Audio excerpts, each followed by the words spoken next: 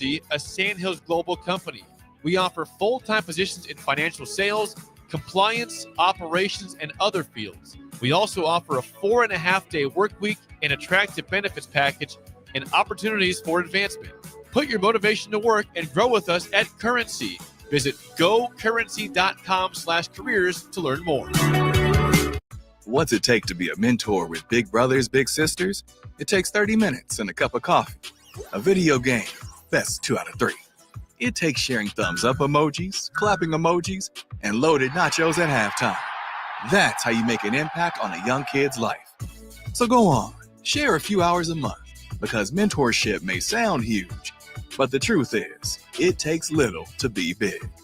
To learn more, volunteer, or donate, go to bebignow.org. Hi, Sean Callahan here for Koppel Chevrolet GMC. This month kicks off Koppel's 50th anniversary sale. We're celebrating 50 years by offering an additional $500 discount to the next 100 customers that buy a new vehicle. This is in addition to the huge savings already in place. You can take an extra $500 off our discounted price, or we can cut you a check on the spot. Celebrate with savings and see why customers have trusted Koppel since 1975. It's our way of saying thank you for all these years. Things that impair you come in many different shapes and sizes. Some are the shape of beer and liquor bottles. Others look like cigarettes but aren't cigarettes at all. These are the things we know impair us, the things our parents warned us about. What we're not always aware of is our new prescription, or the over-the-counter medicine we picked up just for allergies or a bad cold. See, it doesn't just matter how much of a substance you take. If you are impaired, driving is deceptively dangerous. Don't drive impaired. Paid for by the NDOT Highway Safety Office. Empire Netting and Fence delivers top-quality netting and fence solutions. From major sports venues to backyard installs and everything in between, coast to coast. We take on tough jobs with grit, integrity, and a strong commitment to safety. Empire is growing, and we're hiring motivated people ready to grow with us.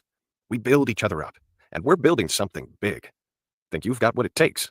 Apply now at empire-fence.com. That's empire-fence.com. This is Lincoln's home for sports talk on the FM dial. Also online at theticketfm.com. On the internet. KNTK FM Firth, 93.7 The Ticket.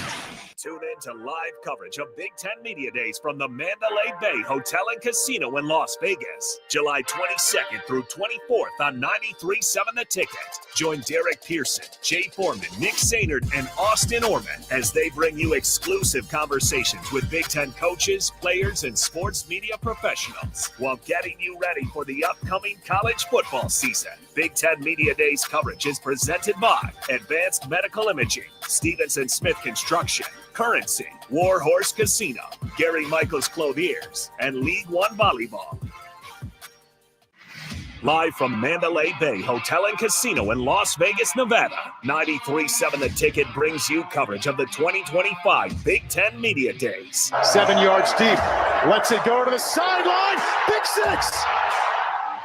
Tommy Hill, the short run to the house. Derek Pearson, Jay Foreman, Nick Sainert, and Austin Orman bring you exclusive interviews and in-depth conversations while getting you ready for the upcoming Big Ten football season. This is a flip to Ja'Cory Barney. He waits for his block, and he steps in for the touchdown. This one in the seam, intercepted. Hartzog with a lane at the 20. Hartzog knocked out of bounds. Deep in Ohio State territory. Mayava, that's intercepted. It is Sierra Wright. Down the sideline into his former house.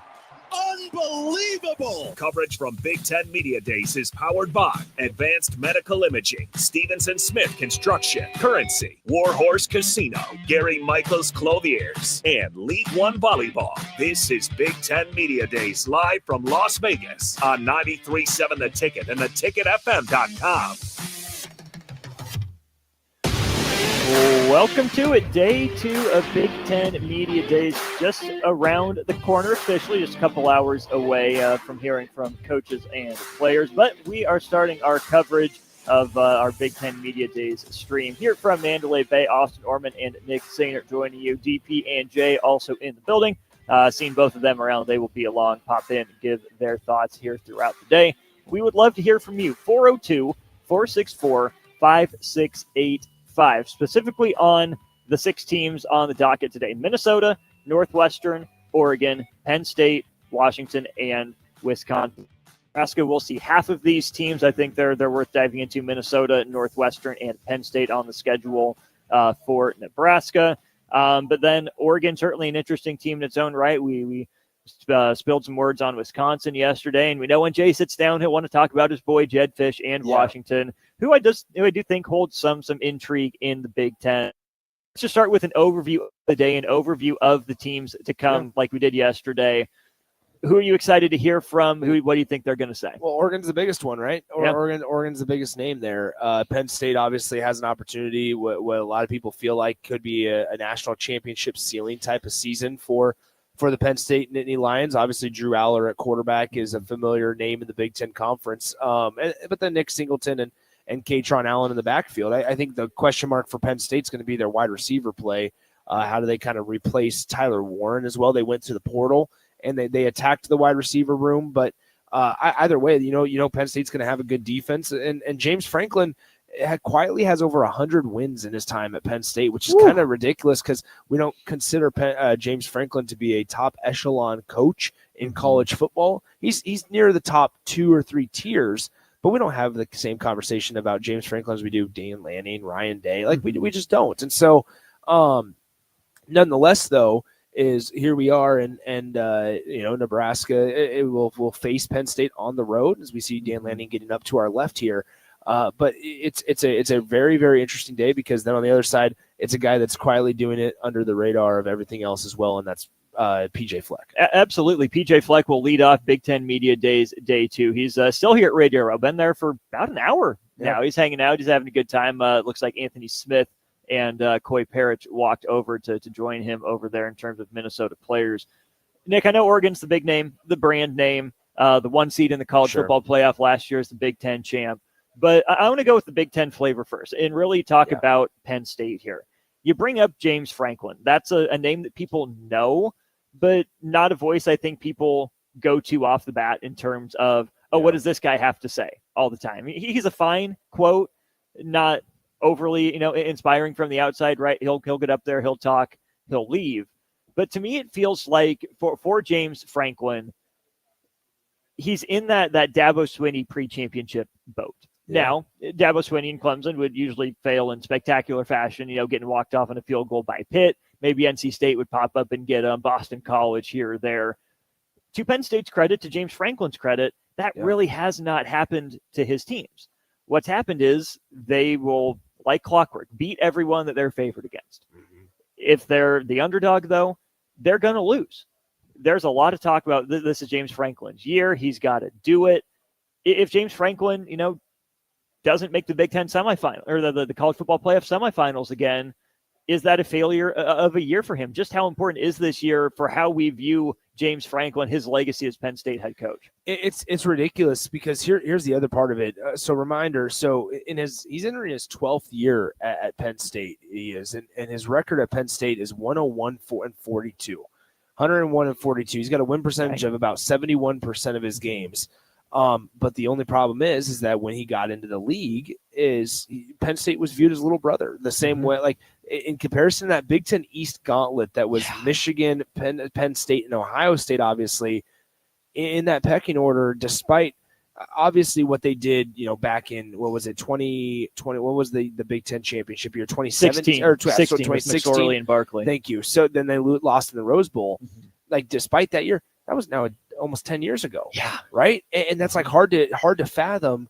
But ever since, like we view Penn State as a little brother, right? Mm-hmm. Last year, now that they've been able to get Ohio State at home in the whiteout games, right? In the impressive environments, but ultimately, when it's all said and done, he's done great, and Penn State's done well and succeeded against inferior competition. They've beaten the teams they're supposed to beat.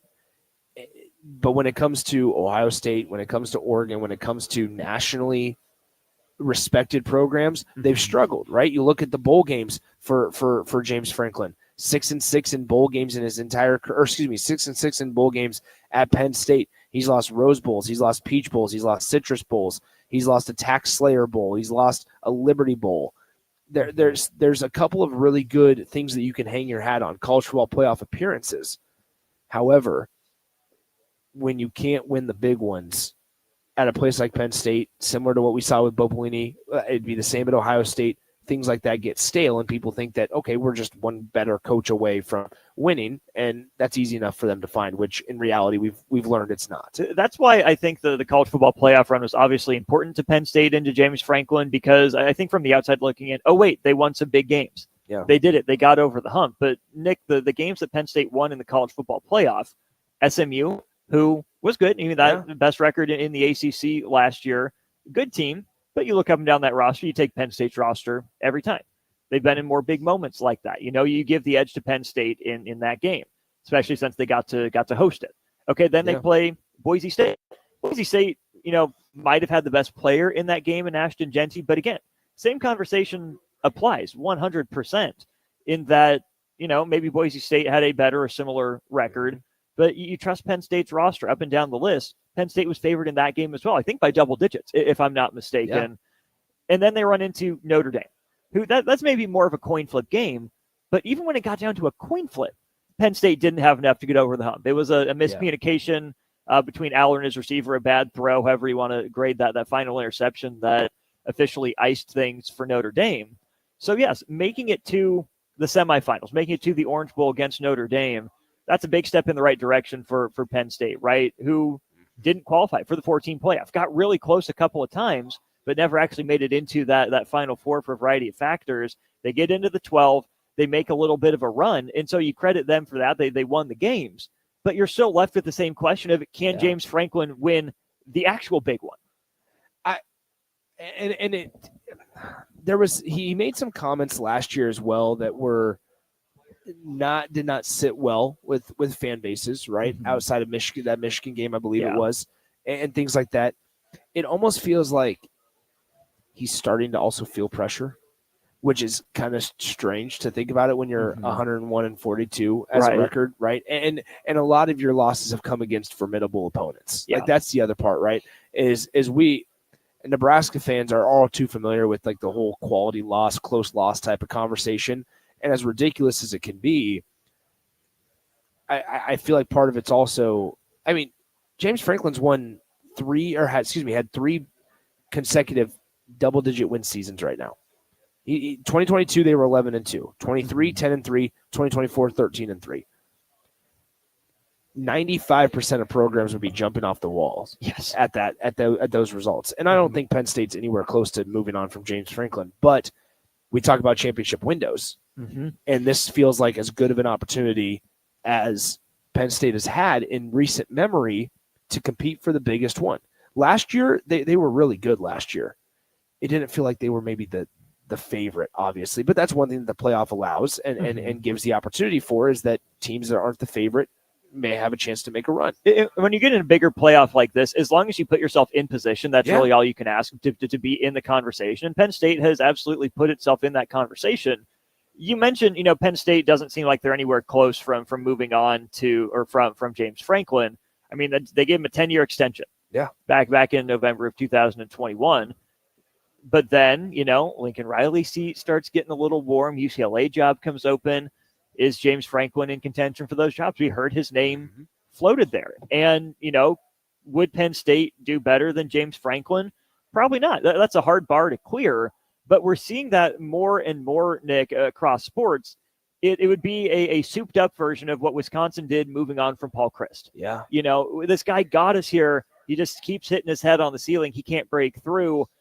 Do we settle with that? Do we stick with it? Do we keep giving him more chances, more opportunities, more resources?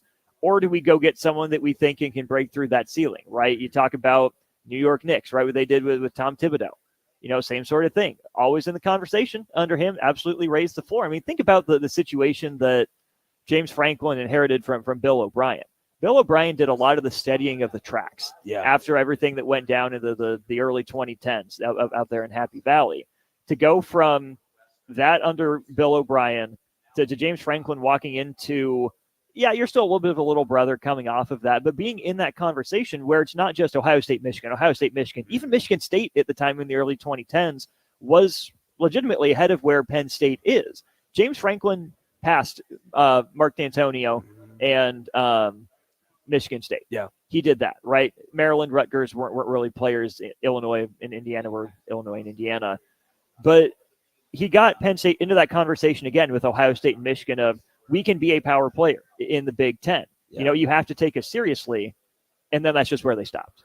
Yeah, you're absolutely right. I think that it's very, very interesting when you look at Penn State. Once again, 13-3 last year. It came off a couple of college football playoff matchups and stuff. But ultimately, when it's all said and done, you have an opportunity to really do something special this year. So I think if you're Penn State, there's certainly an opportunity for some sort of banner hanging type of year this year for Penn State. One that they haven't reached that ceiling yet. No, they haven't. And it's not because of the defense, right? That has been an elite defense for a handful of years now. Going back to that SP Plus from Bill Connolly, they've finished 7th or better in defensive SP Plus for 4 straight years in 6 of the last 8. And they might have just upgraded a defensive coordinator by getting Jim Knowles to come to Happy Valley from Columbus. That's a big deal. How about this, though, on offense? Andy Kotelnicki took Penn State from the number 30 offense to number 9 in 1 year. If Penn State is a top 10 offense and a top 7 or better defense, that's a team that's going to be right there in the conversation again. And that's where I will maybe cut James Franklin a little bit of slack, in that it's harder to win a 12-team playoff than a 14 playoff. Harder to get into the 14 playoff. Yeah. And obviously the losses to Ohio State, to Michigan, are what kept Penn State out of that playoff, that 14 version. But man, now that they're in the 12, it's kind of hard to knock a guy for not winning one in the 12, just because you have to win, another couple games potentially if you're coming from where Penn State did on the bracket. The bigger the tournament, the harder it is to win.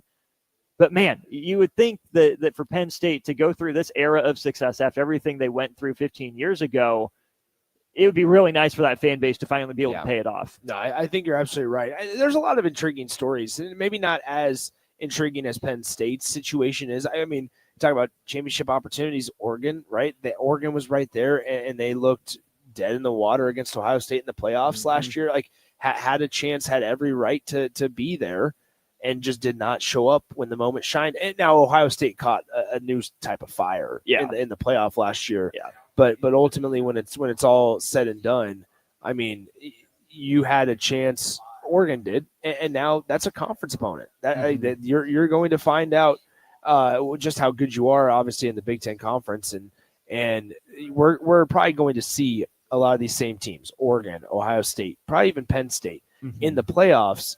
But it's who can catch fire at the right time as well. Absolutely. Are you playing your best ball at the end of the year? Oregon was not. Let's talk a little bit about the Ducks. Dan Lanning's down a couple of spots down from us. Going to be interested to see how he handles the moment, how he handles his second Big Ten media days, especially coming off of a year where they were the 1 seed, went 1 and done in the college football playoff. We'll talk some Ducks. We'll get you set up for more and more of Big Ten media days coming up next here on The Ticket. Great shout out to our 6 sponsors: Currency, Stevenson Smith, Gary Michaels Clothiers, Warhorse Casino, Advanced Medical Imaging, and League One Volleyball. Omaha, DP&J are here. We'll loop them into these conversations.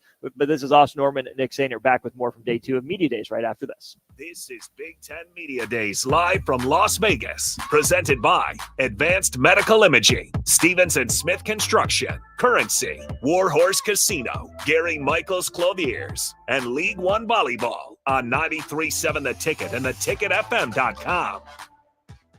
There's a lot on the line in divorce. This is Joe Cordell of Cordell & Cordell, the largest family law firm in the country, with over 35 years of helping clients navigate divorce. But being big doesn't mean less personal or less local. Our attorneys live and work in your community, and as neighbors, they understand the challenges your families face. Divorce is complicated. It affects every part of your life: your home, savings, retirement, and of course, kids. So when you find yourself facing divorce and the unexpected directions that it can take, it's times like this that you need a partner you can count on. If you're a man facing divorce, contact Cordell & Cordell today to connect with a local divorce attorney who understands the challenges you're facing on a personal level. Text GO99 to 323232. GO99 to 323232. GO99 to 323232. 1221 N Street, Lincoln. Texting privacy policy and terms and conditions posted at textingterms.us. Texting enrolls you for recurring automated text marketing messages. Message and data rates may apply. Reply, stop to opt out.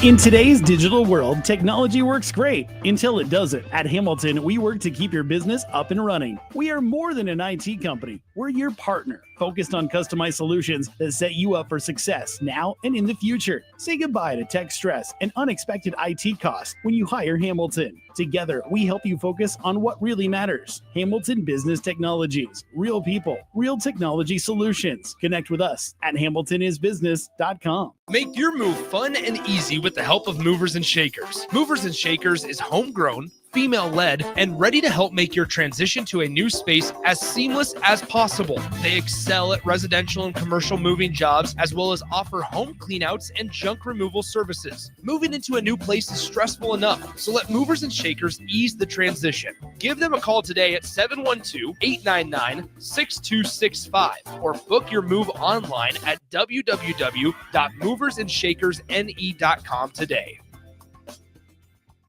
Summertime is here, and you know what that means. Grilling season. You know what's more embarrassing than an overcooked piece of meat? Your dirty, disgusting, and grimy grill. Let the pros at Husker Grill Cleaning get you ready for grilling season. They'll take your grill apart piece by piece, scrub every inch, and reassemble it so it can look and perform its best. Visit their website, huskergrillcleaning.com today to schedule your appointment. Husker Grill Cleaning, serving Lincoln, Omaha, Malcolm, and more. What's it take to be a mentor with big brothers, big sisters? It takes 30 minutes and a cup of coffee. A video game, best 2 out of 3. It takes sharing thumbs up emojis, clapping emojis, and loaded nachos at halftime. That's how you make an impact on a young kid's life. So go on, share a few hours a month, because mentorship may sound huge, but the truth is, it takes little to be big. To learn more, volunteer, or donate, go to BeBigNow.org. Wall to Wall Wine and Spirits is your place in North Lincoln to go for all your needs in wine, spirits, and beer. They also have a large variety of cigars in their walk-in humidor, and they have a top-notch walk-in temperature-controlled high-end wine room. Plus, you can enjoy free samples from their tasting bar. There's only one place to go for all your needs for spirits and cigars. That's Wall to Wall Wine and Spirits on North 27th Street in Lincoln.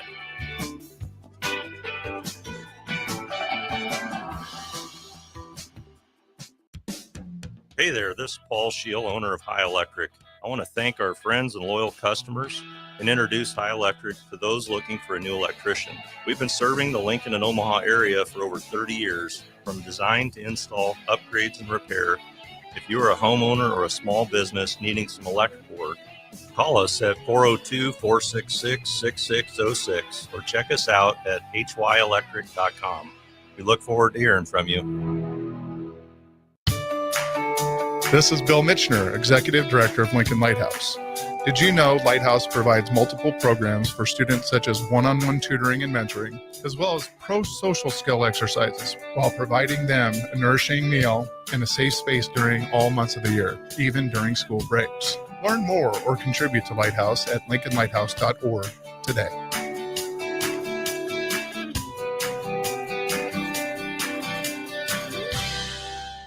Don't miss the 8th Annual Wing Fest on Saturday, July 26th at Haymarket Park from 5 till 8 p.m.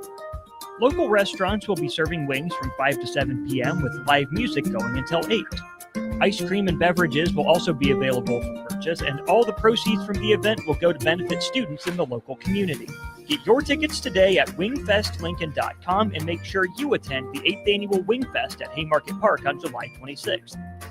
Staying healthy and comfortable starts with the air you breathe. If you're noticing more dust, odors, or allergies, it could be time for duct cleaning from Bryant. Pure Air starts with cleaner air ducts. Pair with enhanced filtration and purifications options, and the difference is amazing. When the air you breathe is clean and fresh, your home smells fresher, and your family is healthier. Time for cleaner air in your home? Call Bryant for a free estimate. Bryant Air Conditioning, Heating, Electrical, and Plumbing. 467-1111. Bryant, whatever it takes. Mike, I've been thinking our house could really use a makeover. How about new siding? I've been thinking the same thing. Have you heard of James Hardy? Yes. Sarah down the street had Roofing Service Company install James Hardy siding on their home, and they love it. Roofing Service Company does have great reviews. They took her through the design process and made everything super easy. Roofing Service Company offers expert design and installation. Couple that with James Hardy's durable products and variety of colors, you and your family will love your exterior remodel. Just visit roofingservicecompany.com. That's roofingservicecompany.com. Welcome back to 93.7 The Ticket's coverage of Big Ten Media Days live from Las Vegas. Presented by Advanced Medical Imaging, Stevens & Smith Construction, Currency, Warhorse Casino, Gary Michaels Clothiers, and League One Volleyball on 93.7 The Ticket and theticketfm.com.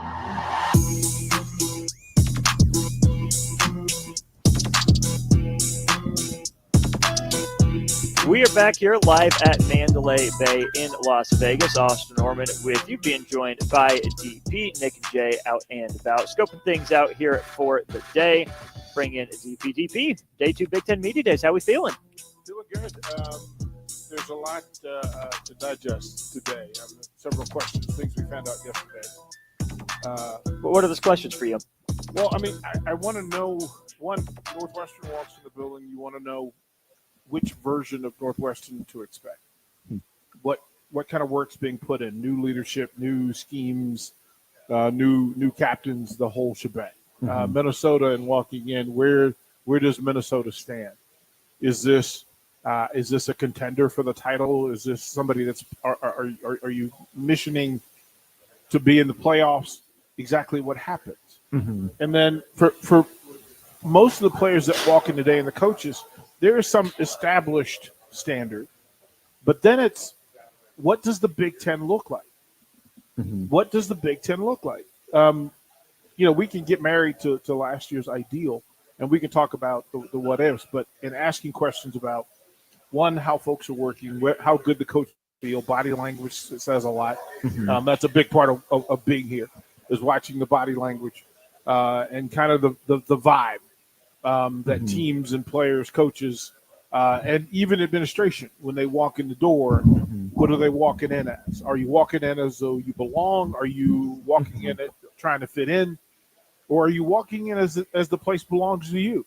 And not everybody can pull that off. Not everybody can walk in here like, y'all are glad to see me. You're lucky to be in our presence. So, yeah, the identity of the Big Ten Conference. This is what this is for. To look at coaches, listen to them.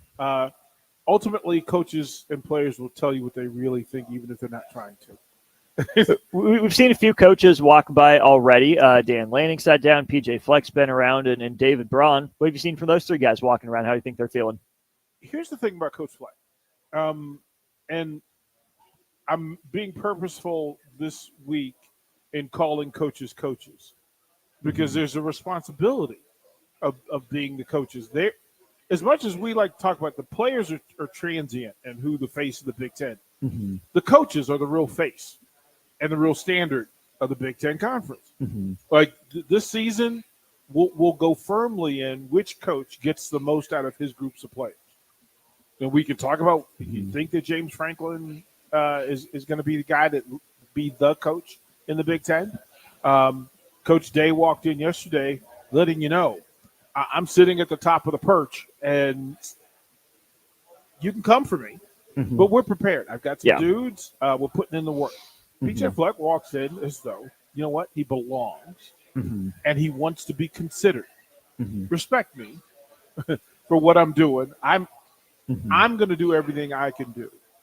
David Braun walks in like, listen, it's a statement to be made. It's a statement to be made. Again, we were talking about Nebraska over the course of yesterday. Northwestern has a similar path and a similar space. Like, listen, y'all better consider us. Look, you're gonna respect us.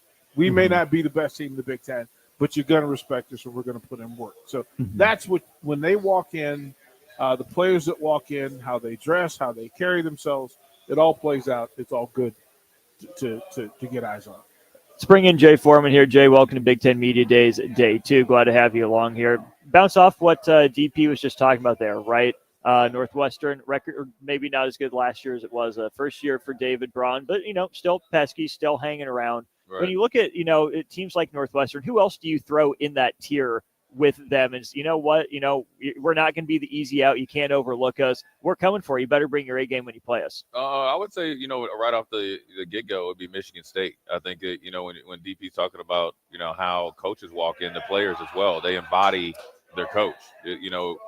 players in general, majority of them, not everybody, they're visual learners because you're playing a visual game. And so if you see a coach that's walking in like Mr. Braun over here, he's in phenomenal shape, haircut high and tight. If you grow up in a military family, you know what that means, and he's representing. And so, Michigan State, I think, with Coach Smith, and it wasn't an easy out last year. I mean, you got to think, and I've been trying to efforting. We got to get Nick to talk to the Washington SID, try to get Jed Fish. I talked to him, catching up with him. Number one, number two, when you're a first-year coach, you're really, as much as everybody's like, oh, you got paid. But you're earning that paycheck more than anything that first year because you're spinning your wheels. You're trying to know who to talk to, when to talk to them, who's going to be your confidant, for the future. Mm-hmm. And so I think that's, and then the second year, you're really trying to make sure who they are because they're not on their best behavior. And so that boils down to the field on the product. And so the players are coming in. You see some with swag. I think we saw the best of the DMV. One of their players had a yellow suit on. Oh, yeah. You see the big defensive tackle, Mr. Smith from the Gophers. He has my goodness. He has the walk in the room. Checkered Gopher color pants, and they go along with the color of Gophers in his dreads.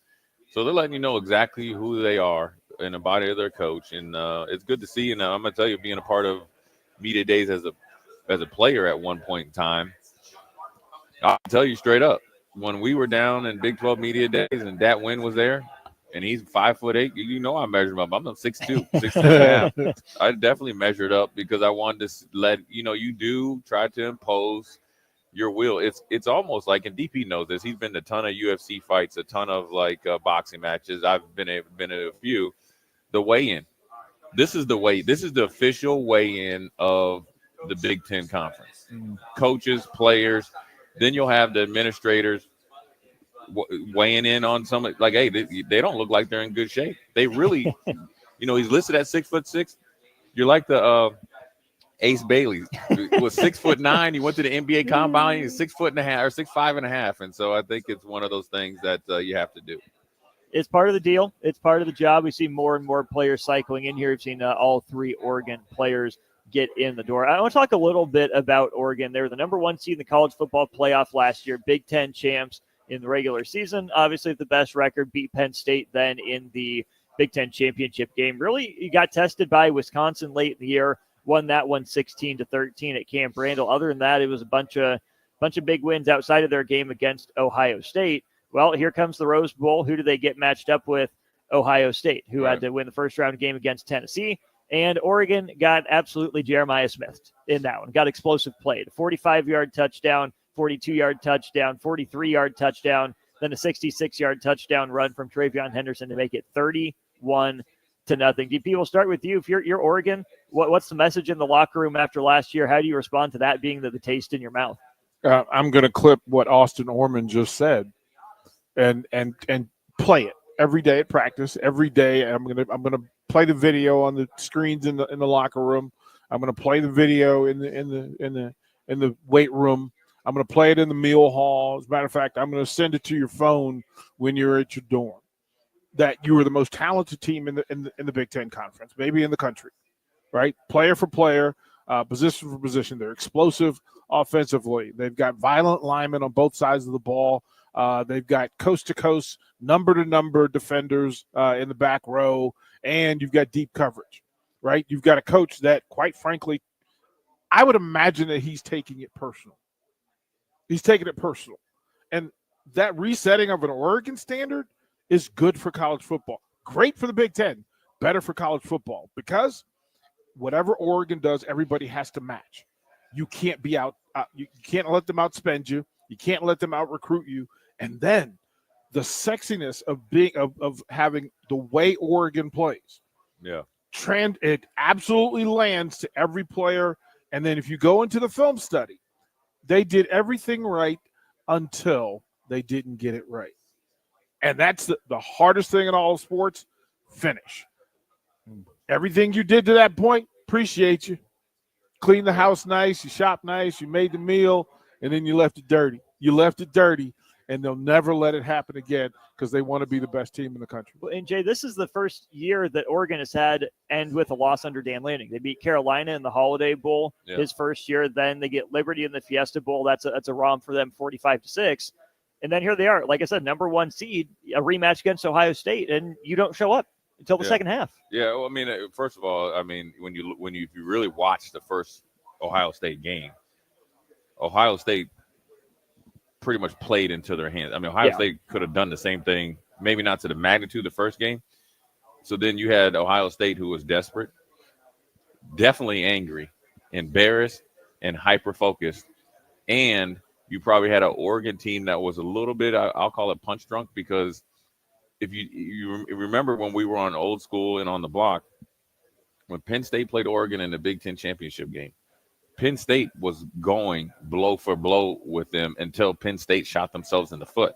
Yeah. So what did that do? That gave Ohio State that much more confidence, and it maybe made Oregon a little bit softer. Then you play a team that's it's all or nothing. Well, then your next game wasn't for a month. Yeah, December 7th to January 1st. When you're playing, when you have a coach, and Ryan Day, that gets a team to refocus and says, you know what, I'm putting all my chips in, your chips in, and I'm betting on us. And they all say, you know what, we're betting on us too. It was an uphill battle. But I think for Dan Lanning, DP was right. I think when you try to reset it, I think that's also good for Oregon. That was good. It wasn't great. And when you say that you're striving for greatness, you have to be willing to do something that normally 99% of the teams in the nation would say, you know what, rinse and repeat. We just got to keep getting a little bit better and we'll get the championship. No, he's like, listen, we're so close, but yet so far. It's actually a really good move. And I think it kind of coincides with the new quarterback as well, a new starting quarterback, and that's not a veteran. That's the interesting part for me, that if you're talking about what the story is of the Big Ten Conference at Big Ten Football Media Days, the story is defending national champion who wasn't the conference champion. You have literally 17 programs, standard programs, top-level programs. And of those 17, only Ohio State says our season ended the right way. Like we would trade, Nebraska fans would trade for Oregon season last year.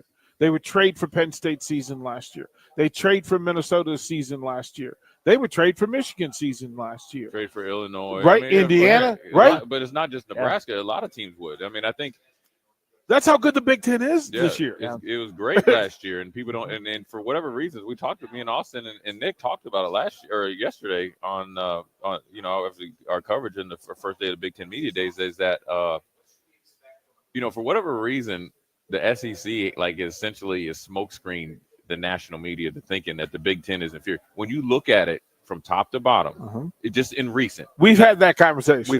But back then they had more of a credible. Back then I was right in saying the SEC was the top. Right. I'm not sure that's the case in 2025. Exactly. And so then when you're looking at Oregon, when you're looking at all these schools that, are looked at, that was a good year. No, there's not. Besides Georgia, and let's say Ole Miss last year, in Texas, none of them wanted to play Oregon. 4 Big Ten teams could have won the national title last year. Exactly. And not been surprised by it. And wouldn't have been no big deal. Right? And maybe 5. Yeah. I don't want to discount Cignetti and what the Hoosiers did. If they had the right 11-1 in the regular season, so it's there. 3 in the in the SEC. But Jay, if you're really a fan of football, you're looking at this going, this Big Ten conference season can be fantastic. I think this year in the Big Ten, you're going to be top heavy, and I think it's going to take the first 4 or 5 weeks before you see how good Ohio State is. Is Michigan back? Where's Oregon at? Right, that's fine. Don't we see them day one though? Don't we see them against Ohio, Texas? Yeah, but that's the one game. The first. Well, month, it's Oregon. It's Oregon last year, right? So it's the first month, because then you'll know where the quarterback is. Right, his first look. He starts off against you getting the ACT as a freshman. So let's see how he recovers, right, and how he plays. But then I think the bigger point is that the rest of the Big Ten is going to replicate the Big 12 last year. It's going to be crazy parity, crazy consistent winning. And a lot of teams in that 9-3 to 7-5 range. 7 to 9 wins, and like a lot of tiebreakers. Yeah, a team with 7 wins is just as good as one with 9, but you might have got a bad break, a walk-off field goal, or a bad call. Do we know who the top six programs are? Or is it simply just who we think it is? Right now, it's guesstimation. Right, because like we just think. Like if we, we're in Vegas, and I know Nick Sainer would tell you what the numbers are, but the top 6 in the Big Ten versus the middle 6, and that the middle 6 are all going to be in bowl discussion, good quality bowl discussion, and revenue streams. Well, I think the biggest thing is that at least for me, and I'm going to ask you, I'm going to pose the question to you guys, is I think I probably came here with a 6 in my mind, right? Let's just say 4 through 7 or 8. And just like yesterday, watching these dudes walking around, I'm questioning everything I was thinking on the flight down here. That's a conviction, Jay Foreman. Come on, stand on business. It's what Jay said. Coach Braun walks in, and I gave Northwestern 2 more wins, 1.5 wins, because if they're following that dude, I feel pretty good about it. Yeah, I saw him. Right? Yeah, I saw him in workout clothes at about 9:30 last night. Then I started thinking that's almost midnight back at home.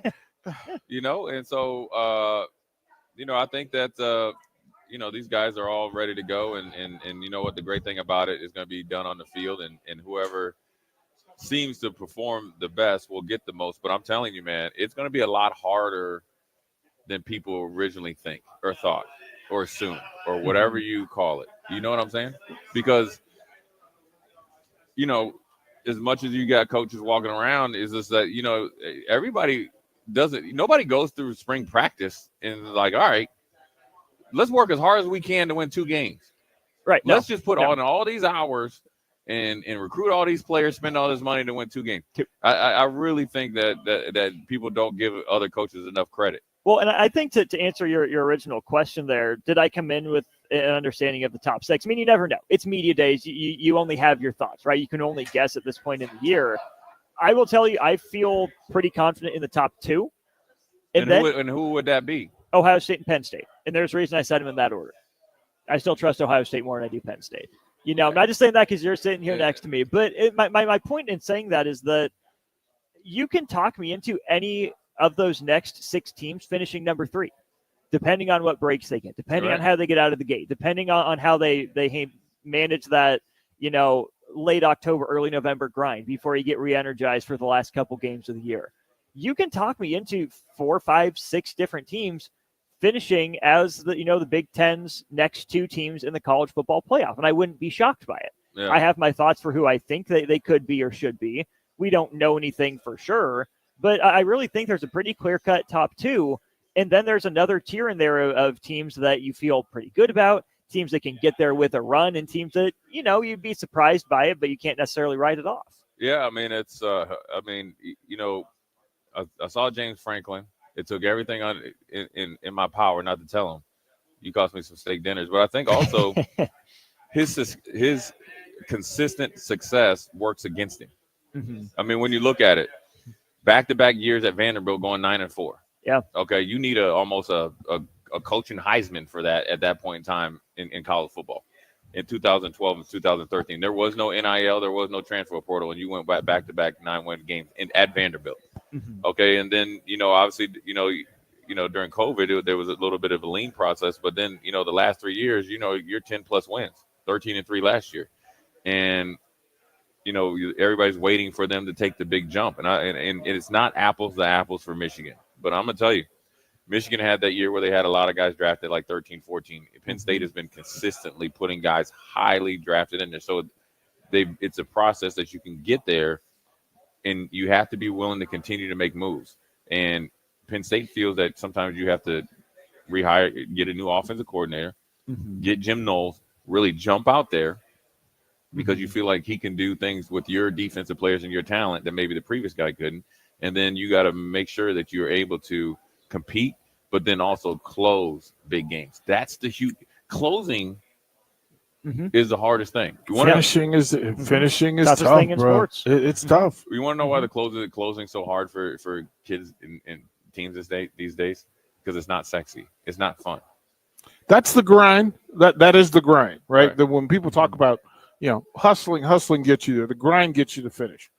Look at this. Bruh, Nick saying it. Yeah, come on, man. Listen to this. Where is he from? Oregon? That's from another PJ planet. brother. From another planet. We had to get. Hey, remember? You ever see that movie Jurassic Park? Yeah, bruh. We got brothers. Yeah. Where are you shopping? Yeah. My goodness gracious. It's guys that really have done really well in the weight room. But anyways, I mean, I think let's go to break here. We'll reconvene. We'll reestablish. We'll reset. We'll wrap up our first hour of day 2 live from Big Ten Media Days after this. Oh man. This Big Ten Media Days live from Las Vegas, presented by Advanced Medical Imaging, Stevenson Smith Construction, Currency, Warhorse Casino, Gary Michaels Clothiers, and League One Volleyball on 93.7 The Ticket and theticketfm.com. Saturday. Eagle Raceway is open for a full season of dirt track racing action every Saturday night. Don't miss the epic battles on the high banks of Eagle Raceway each Saturday between the Nebraska Septic Sprint Cars, Nebraska Lottery Modifieds, Avid Realty Sport Mods, Valentino's Hobby Stocks, and A1 Iron Stock Cars. Let's go racing. Eagle Raceway, just 10 miles east of Lincoln on O Street. Check out the full schedule at eagleraceway.com. What's it take to be a mentor with big brothers, big sisters? It takes 30 minutes and a cup of coffee. A video game, best 2 out of 3. It takes sharing thumbs up emojis, clapping emojis, and loaded nachos at halftime.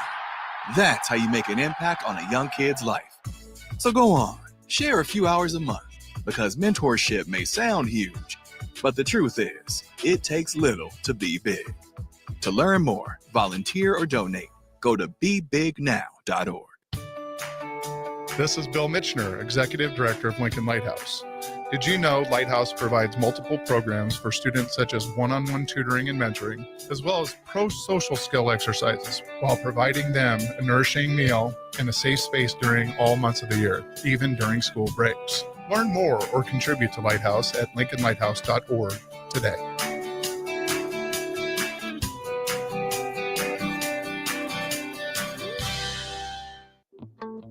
Wall-to-Wall Wine and Spirits is your place in North Lincoln to go for all your needs in wine, spirits, and beer. They also have a large variety of cigars in their walk-in humidor, and they have a top-notch walk-in, temperature-controlled high-end wine room. Plus, you can enjoy free samples from their tasting bar. There's only one place to go for all your needs for spirits and cigars. That's Wall-to-Wall Wine and Spirits on North 27th Street in Lincoln.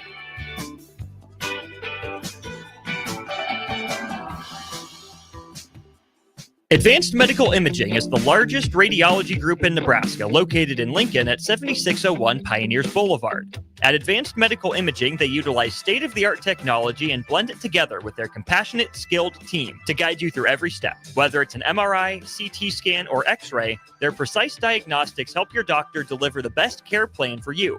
Choose clarity and comfort in your life by choosing Advanced Medical Imaging, located at 7601 Pioneers Boulevard and online at amimaging.com. Tune in every Saturday from 12 to 2 p.m. for the Law of Lift with Dr. Lawrence Chatters. Sit back and enjoy listening to Dr. Chatters discuss real stories involving struggle, inspiration, and real-life experiences with special guests and insights. Remember, the higher the pressure, the greater the lift. It's the Law of Lift with Dr. Lawrence Chatters every Saturday from 12 to 2 p.m. right here on 93.7 The Ticket and theticketfm.com. Yo, happy National Chicken Finger Day, homies. Get you a free chicken finger with your Raising Cane's box combo on $7.27, you heard? Thanks, now. Make it a perfect combo with a copy of my latest album, Is It a Crime? Streaming now. Get one free chicken finger in each box combo. Purchase July 27, 2025. Hey there, this is Paul Scheel, owner of High Electric. I want to thank our friends and loyal customers and introduce High Electric to those looking for a new electrician. We've been serving the Lincoln and Omaha area for over 30 years, from design to install, upgrades, and repair.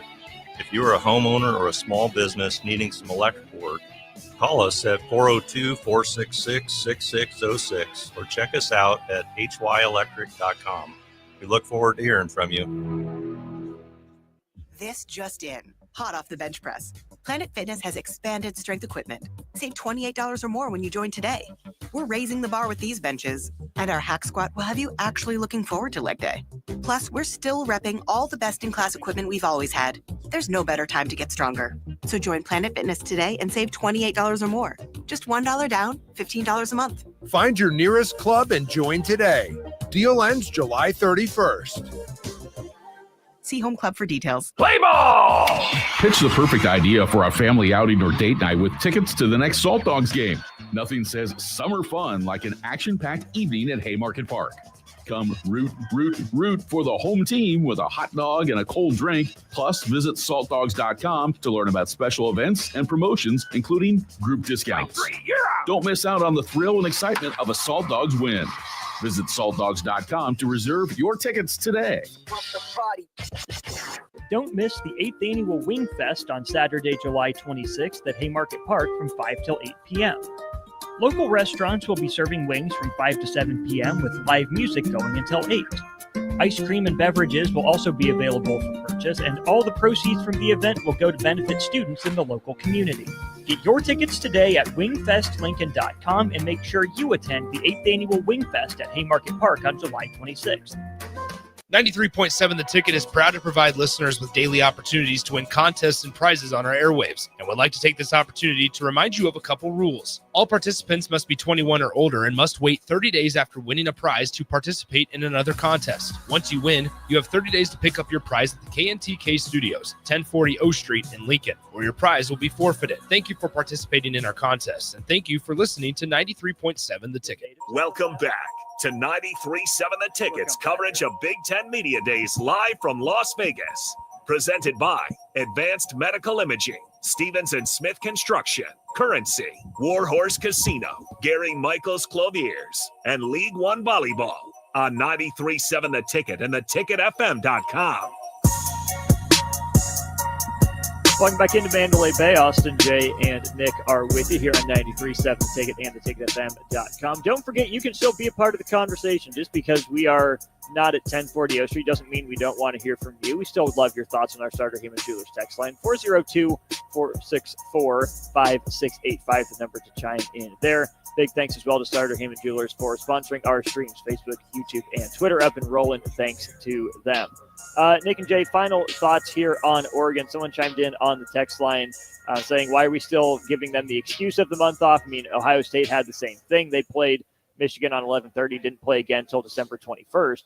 I guess my point was that wasn't everything, but it is a factor, right? And that's a learning curve for Oregon, who I think Jay expects to be in that conversation year in, year out, right? For being the overall number one seed, getting that bye in the first round of the playoff. First time anyone had experienced that, right? You credit Ohio State for handling that better, right? Beating Tennessee, getting the home game. It was a quasi-home game for Oregon, being at the Rose Bowl, even though it wasn't in Eugene. But you know what? Someone had to be number one.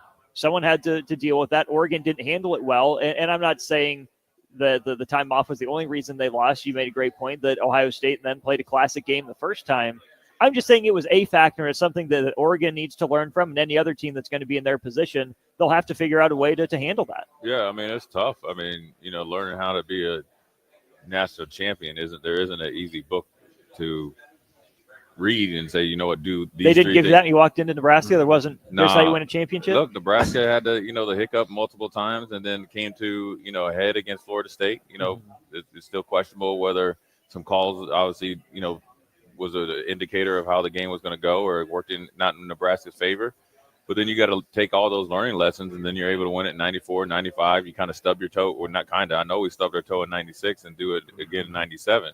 Better to stub your toe than get turf toe, though. You bounce back. That is true. Or trip over your big toe in Norman, Oklahoma. Like that never happened. Oh, yes, it did. Oh, Nick over there always tells me about it. So I think monster. I think it's one of those things, and in this day and age of college football and the college football playoffs, it's just different. Yep. You get a lot of time off. You play a lot more games.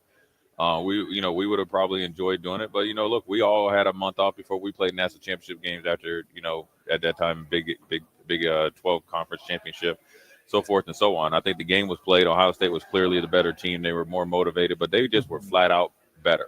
Yeah, they got better after that Oregon game, even with the Michigan loss.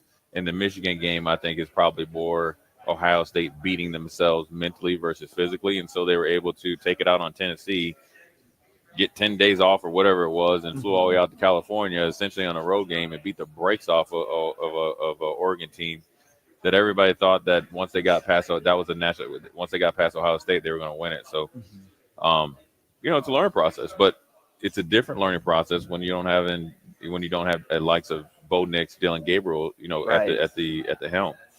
Now it's almost a reshape of your program, considering you don't have that X factor of quarterback. That I always say, quarterbacks that you believe in, that's established, that you trust, or you essentially have made a decision on, allows coaches to sleep a little bit better at night. Competition at quarterback is not good. It is good, but it's not. It's healthy. You just got to know how to manage it. Yeah, know how to handle it. If you're starting the season like we got two guys that we can win, but no, you don't. You ain't got one. Quarterback is a singular position. One of one. One of one. And there is times like when Chris Leak was a quarterback, and then you were working in Tim Tebow, so that happens. But if you don't have a guy you trust by now, or at least coming out of camp, you're in some trouble. I mean, the only other one you can kind of compare that to is Kelly Bryant to Trevor Lawrence, I think, in recent times. Passing of a torch, and you knew. Decent to good guy to here's the one. Right. And that was a little bit political driven because I think Kelly Bryant probably wasn't getting coached as hard when the future number one pick was there, and you essentially hit it out of the park by getting him to commit to Clemson. I think he's the highest rated recruit ever in Clemson history, right? Oh, yeah. I mean, I think he was a perfect 1,000 across the board. That's correct. So, let's go ahead and wrap up this hour on that note. We'll be back for hour 2 of a Big Ten Media Days Day 2. Got a comment here on our Starter Human Jewelers text line from 6169. We'll leave the hour off with that. Again, keep your comments, questions rolling in. Nick, Jay, Austin, DP out here in Las Vegas. Hour 2 of Day 2 of Big Ten Media Days comes your way after this. This is Big Ten Media Days live from Las Vegas, presented by Advanced Medical Imaging, Stevens & Smith Construction, Currency, Warhorse Casino, Gary Michaels Clothiers, and League One Volleyball on 93.7 The Ticket and theticketfm.com. Are you ready for a new opportunity? Check out Sandhills Global. Join a dynamic team where your skills are valued and your career can soar. We offer full-time positions with a 4.5-day work week, competitive pay, excellent benefits, and a positive work environment. From IT and marketing to sales and finance, we're looking for talented individuals just like you. Apply today at sandhills.jobs and take the first step towards an exciting future. That's sandhills.jobs. Don't wait, apply now. Saturday. Eagle Raceway is open for a full season of dirt track racing action every Saturday night. Don't miss the epic battles on the high banks of Eagle Raceway each Saturday between the Nebraska Septic Sprint Cars, Nebraska Lottery Modifieds, Avid Realty Sport Mods, Valentino's Hobby Stocks, and A1 Iron Stock Cars. Let's go racing. Eagle Raceway, just 10 miles east of Lincoln on O Street. Check out the full schedule at eagleraceway.com. Yo, happy National Chicken Finger Day, homies. Get you a free chicken finger with your Raising Cane's box combo on $7.27, you heard? Thanks, now. Make it a perfect combo with a copy of my latest album, Is It a Crime? Streaming now. Get one free chicken finger in each box combo. Purchase July 27, 2025. This just in, hot off the bench press. Planet Fitness has expanded strength equipment. Save $28 or more when you join today. We're raising the bar with these benches, and our hack squat will have you actually looking forward to leg day. Plus, we're still repping all the best-in-class equipment we've always had. There's no better time to get stronger. So join Planet Fitness today and save $28 or more. Just $1 down, $15 a month. Find your nearest club and join today. Deal ends July 31st. See Home Club for details. Schweizo Construction is now hiring for skilled craftsmen, steel erectors, concrete workers, and general laborers.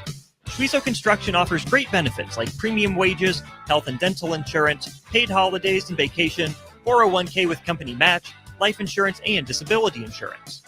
They pride themselves on a legacy of 40 years built on integrity and trust. Joining their team means becoming part of a family that values hard work, dedication, and mutual respect.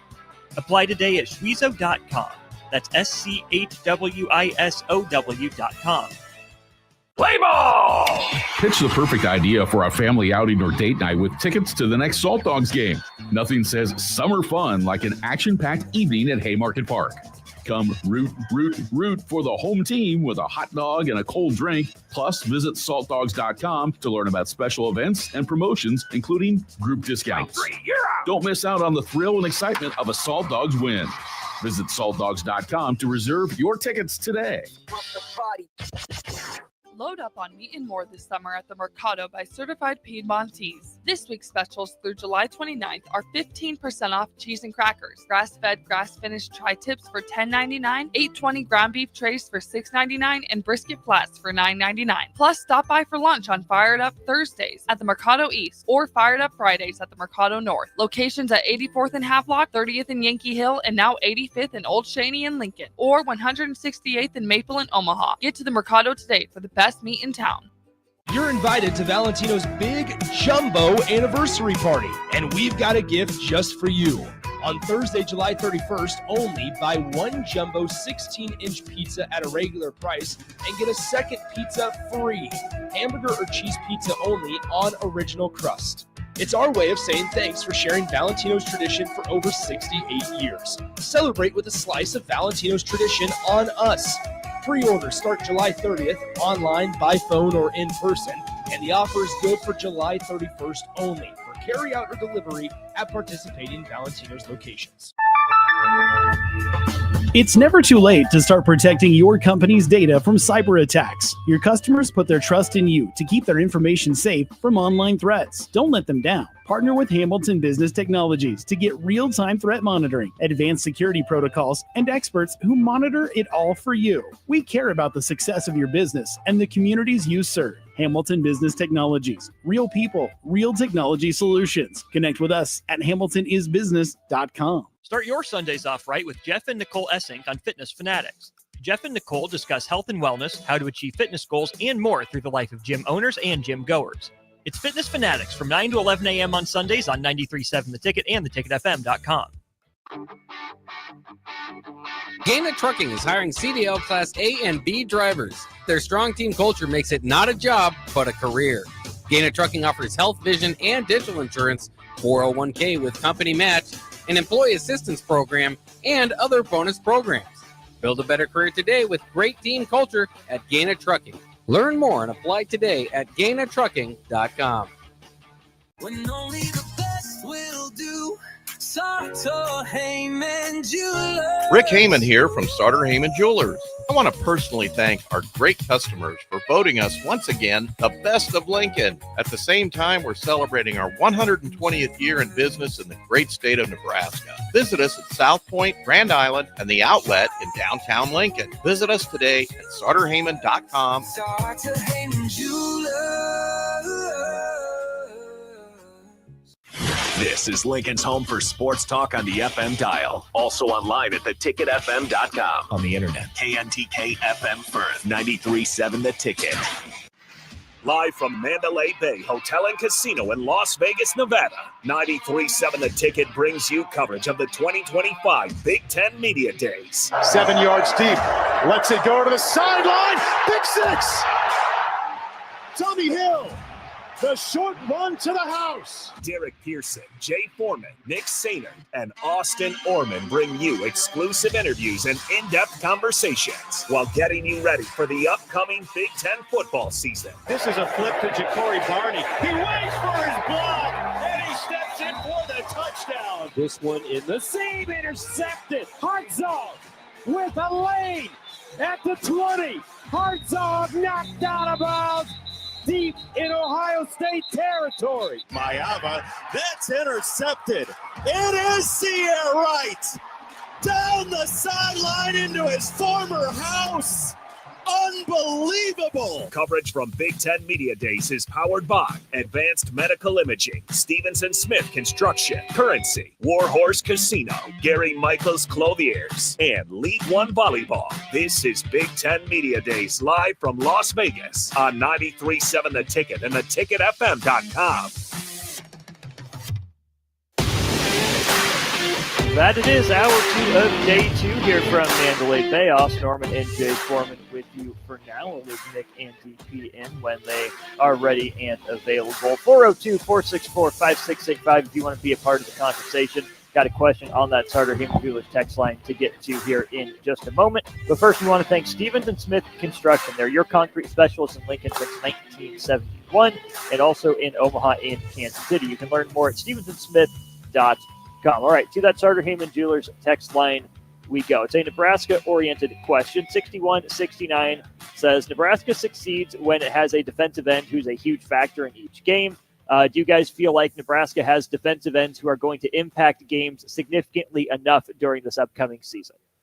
Well, I mean, I think in my opinion, I mean, it's, yet to be determined. I mean, it's hard to say yes because at times pretty good pass rush from guys that are no longer here, Jamari Butler, James Williams, and then towards the end of the season, you start to see, as Matt Rule said yesterday, is MJ Sherman starting to be a really good two-way player, and so I think, like a lot of the team, they have options, viable options, right? There's one thing to have like your only option, right?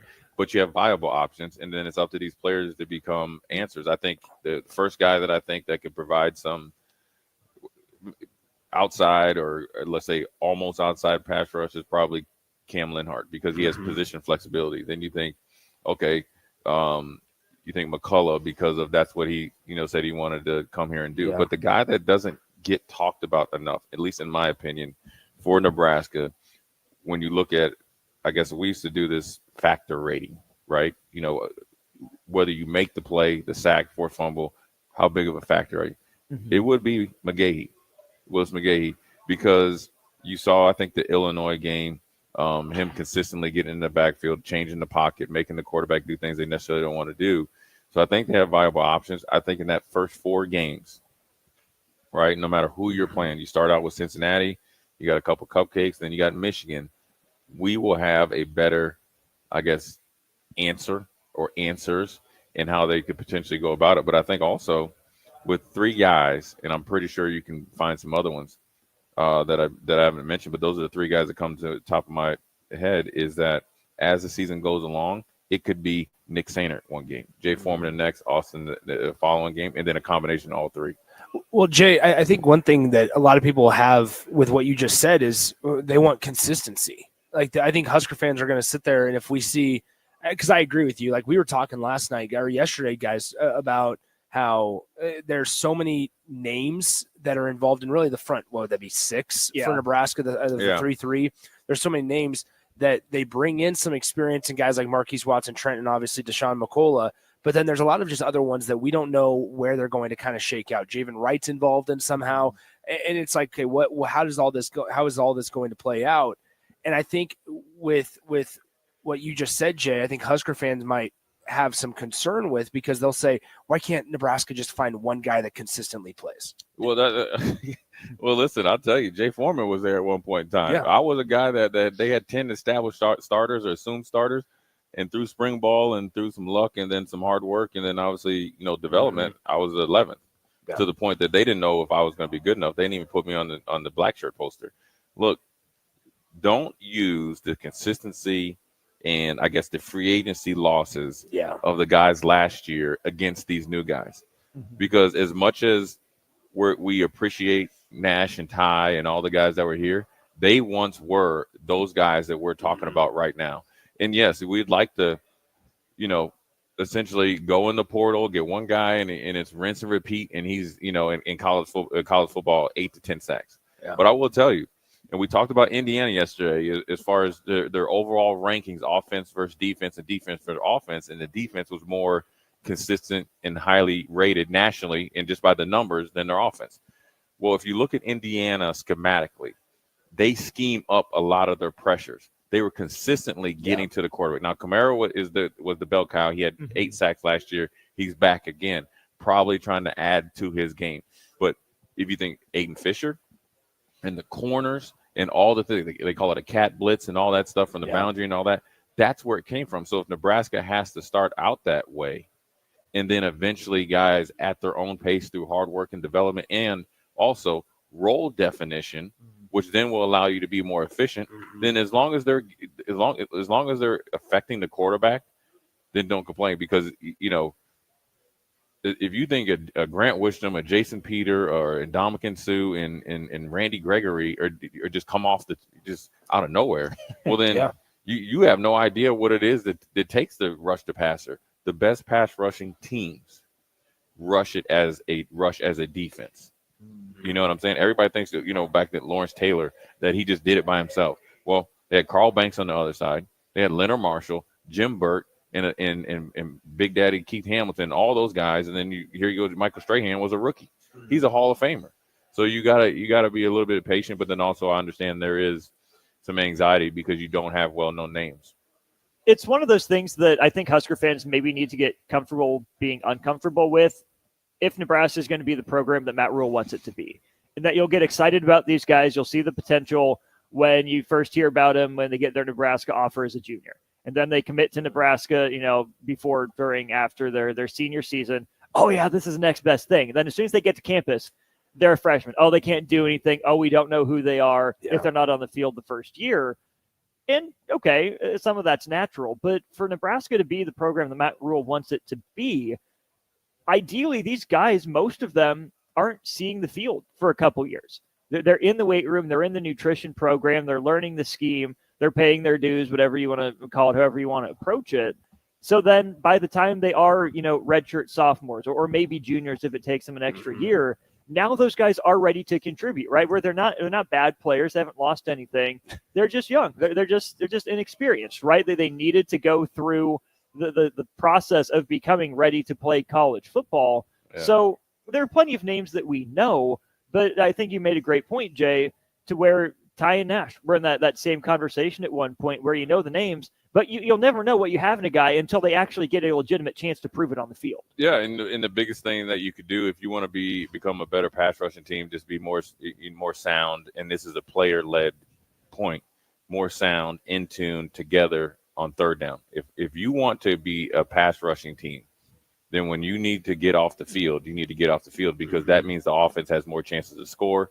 You can essentially dictate what the offense does when you get a two-score game late in the game. It's Air America. You can blitz. You can run different types of schematic schemes up front to get home to the quarterback. And so if you're not doing that, you're not. You could have Lawrence Taylor, Michael Strahan, Grant Wisdom, and Reggie White.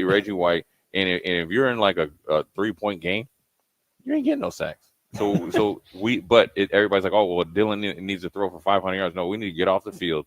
And then the pressure goes on the offense to score more points. Then the pressure comes back on the defense to really close out games. That's how you become a championship type of team. If you think you're just going to go and win games 50-48 in the Big Ten, no, sir. Like I said, I have this water that you can't see, that if you drink this water in my hand right now, you will live forever. And it only costs you $1. And that's how believable that is. Can you guys name the last Nebraska defensive lineman? Hey, hold on. Did you see Nick? I had no clue where you were going with that. Because you missed it yesterday. He busted that one out yesterday. But that's the problem. You weren't on air yesterday. But the thing is, here's the thing. You were almost sold on it. Austin, did you see? No, I was he was not. Close. He was like, leaning over the table, I was starting there, to reach in his pocket. I was sitting there going, where are you going with this? You were contemplating 3-card poker or this water. No, I was not. $20 plus the 6-card plus or the elixir of life. Or this elixir of life. He was reaching for his wallet. We both saw it. We have it on it. That's going to be one of the clips. Go ahead. Nick sold. Mark it down, Bach. How about Jonah Coleman's chain? That, you know what I was saying? Kyle Manung guy last year with the shoes and in the build was my guy last year. Jonah Coleman's my guy this year. So I wasn't lying, guys. Yeah, no, I was not lying. Well, you weren't lying, but to see it in real life. Yeah, Washington. We'll probably have some of their players coming over. Ephesians Price Hawk, Damon Williams Jr., their quarterback, and then obviously Jonah Coleman will probably join us here momentarily as well as they make their ways. I could say this. We'll probably be, maybe you already talked about it. We'll probably have David Braun, head coach of Northwestern football, on sometime between 1 and 2 p.m. Pacific time, so between 3 and 4 p.m. Central time.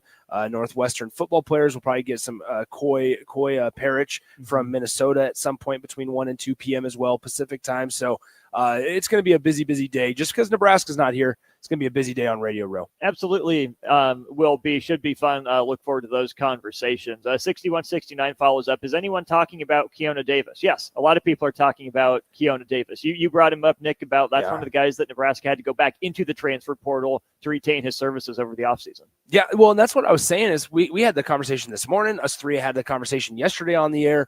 It just regarding, I mean, in all honesty, it's kind of bizarre just to sit here and go, okay, there's a lot of names out there that we feel like could play some decent roles for Nebraska defensively. And it goes back, and I actually agree with what Jay said earlier regarding one game it could be Riley Van Poppel. Well, the next game it could be Keona Davis. Maybe those two are playing different positions as well. There's so much that's going to be decided in fall camp. Jay, as somebody that's experienced it and went through a camp, is there ever such a thing as too much that needs to be figured out in a short amount of time? It is when you don't have viable options. But they have viable options, so that's why it's okay. I saw it up close and personal.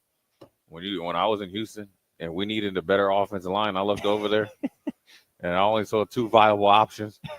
Patted David Carr in the back. So I hope I see you at the end of the season, brother.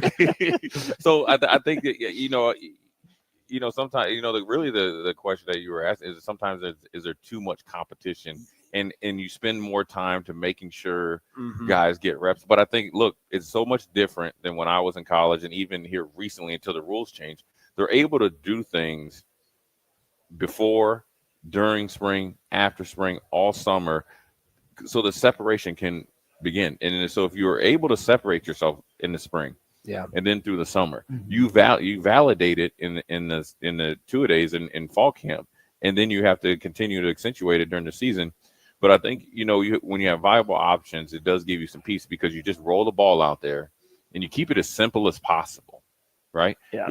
I don't need to confuse Nick and give you something easy. I want to give you both easy, and then I want to make it continuously harder and see who can handle the pressure, because you really want to crank up the pressure in the pressure cooker, because when the games start, there is no coaching from the sideline because you can't. You guys got to figure it out together. So it's a tricky situation to have good, healthy, and competent competition, but then also you have to, especially defensively, you have to build a brick wall or a team and your black shirt defense. Especially for a young defense that loses so much. That's where being able to get Keona Davis on the field for stretches last year was huge. Getting Riley Van Poppel, the 4 games before the red shirt was huge, right? Cam Lenhart playing as a freshman and as a sophomore is going to come up big, because I think ideally what coaches want to do is have those veterans they can lean on to play the bulk of the snaps, and then through practice and film work, figure out where can we find moments in games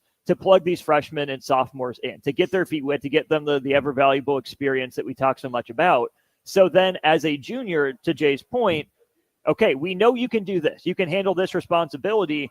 Now it's your turn to go take over, this new bigger role. If you can do it, good. Our developmental, process and track record is working. If not, oh crap, panic mode. We got to get some competition out of the portal. You can't just plug, play, and try to nitpick every little snap every single time where a guy's going to play. At some point, you just got to throw them out there and trust they're a good enough football player to make a play, even if it's not their ideal situation. I mean, one of the interesting things is, Jay, though, that Nebraska, they were pretty active in the pass rush portal piece of it, right? Yeah. Whether it's McCullough, whether it's the ability to tackle from Marquise Watson-Trent, Williams-Nowerney as well. They went back and got Keona Davis. They were pretty active, and I think they identified pass rush or at least being able to get to the quarterback. Some sort of pressure off the edge as a spot on the field that they need to improve at. I wanted to stop you guys right there and pause. Super pause, especially for you. Okay, thank you. Williams Nowerney? That is, we've been here for almost a day and a half. Yeah. Talked about Nebraska, talked about other stuff. We talked about McCullough. We've talked about the law firm. Talked about other guys that, that were on the roster. Keanu Davis, I even call him a transfer portal get because he jumped in the portal, jumped right back out, right? Shavers as well. If they would have, to expand on that, they could have looked at that and said, okay, Keanu, we'll let you walk because we're getting Williams-Nwaneri. Right. But they felt like they needed both. Right? And then also they had a couple guys they got, one from Mississippi State and one from Tennessee. East Tennessee. Mm-hmm. Yep. Jalen George. Right? So that's to replenish, right? Rebuild or try to reload. Let's talk about on Nwaneri what are the expectations are, because he's probably the most physically imposing and gifted guy in the room. Yeah. Without a doubt. I mean, what, 6'7", 260? Yeah, and he's not an ounce of fat. Was the number one player, I think, when he came out, right? Overall? That's correct. Yeah, he was number 5. Edge. Okay, yeah, number 1 edge. Yep. Right? Yep. They changed state laws for him to go to Missouri. But still, and when you're like 1 versus 3, like what's the – It's the same conversation we had with Dylan. Right, so he was the dude, right? And so now Nebraska gets him, and, if he continued to progress, because it's a different type of program and expectations, right? And so it takes a little while to get it going. So if the summer was really good for him, the questions that the unknown texter with a 6169, you don't have to worry about it. Yeah. You don't have to worry about it, because he will be the guy that really answers all the questions. He will go to the forefront. Everybody else will have to catch up, and then everybody else will continue to get better. Your thoughts on Williams-Nwaneri here, quick, Nick? It's fascinating because of all the excitement around him coming out of high school, right? And Nebraska was in on him as a recruit coming out of the state of Missouri as well. And then they were in the final couple of schools. I think the one thing with Williams-Nwaneri, Nebraska fans have to be cautious just because there is also a reason why he didn't play last year, right? Like there was something that unfortunately held Williams-Nwaneri back from being able to play as a true freshman at Missouri, right? And then same thing, the willingness and okay from Elijah Drinkowitz to say, we're okay, we can work without you, right? Like that's what causes, not that sometimes it's just situations, right? Sometimes it's just they need a new change of scenery, whatever the case may be. However, there are also underlying situations to where we will never know the truth of it. Should Husker fans expect Williams-Nwaneri to be a starting edge? I probably would say no, but should we expect him just because Nebraska identified him as a need out of the portal to be an impact player? Right. Yeah. Can he be James Williams? Can he be Kyle Wallen? Can that be his role as a freshman? You could definitely be James Williams. I mean, it's really a lot on him, and you got to think with Jamar Mosey is on the staff, right? And so he knows him better than anybody, really in coaching, because he's coached them all through middle school and high school. He's on the staff. Jamar Mosey's son is on the team. So maybe it was a situation where you didn't feel the same comfortableness when you went on your recruiting trip, and things can change. Exactly. And here's the thing about that position. You can rush the passer in high school a certain way versus in college against grown men as a freshman, no matter how big you are coming out. And if you don't have a coach that's willing to kind of push you and then also, I guess, drag you, but nurture you along through your hardest football season ever, and you have to catch up technique-wise. That's how he just plays the 4 games in redshirt, has a 1 tackle for loss, a sack, and 2 other regular tackles, and you're like, okay, well, maybe he was a bust. Very rarely, except for if you're the young man from South Carolina, that you come in and you're like the best pass rusher in the nation. So I think with him is you need somebody that's young enough to understand what he could possibly be going through. He needs a great support system, which I think made Nebraska more appealing than anywhere else. And then also I think the expectations have to be realistic, but I think he can exceed expectations as well. And as you mentioned earlier, to make this thing go full circle here, as you mentioned earlier, if everybody contributes and everybody steps up, that takes pressure off of Williams-Nwaneri, and then he doesn't have to be what we want him to be as a 5-star right away. Yeah, I think sometimes when you're a 5-star, and eventually you want him to be the 5-star recruit or whatever he was coming out his junior and senior year. Now, obviously, we'd like it to be a sophomore year, but that's where you really want to see, okay, we saw improvement from last year to this year. Big one from year 2 to year 3, and if he's there 4 years, you want to make it the best. And so, I think he's a guy that doesn't get talked about enough.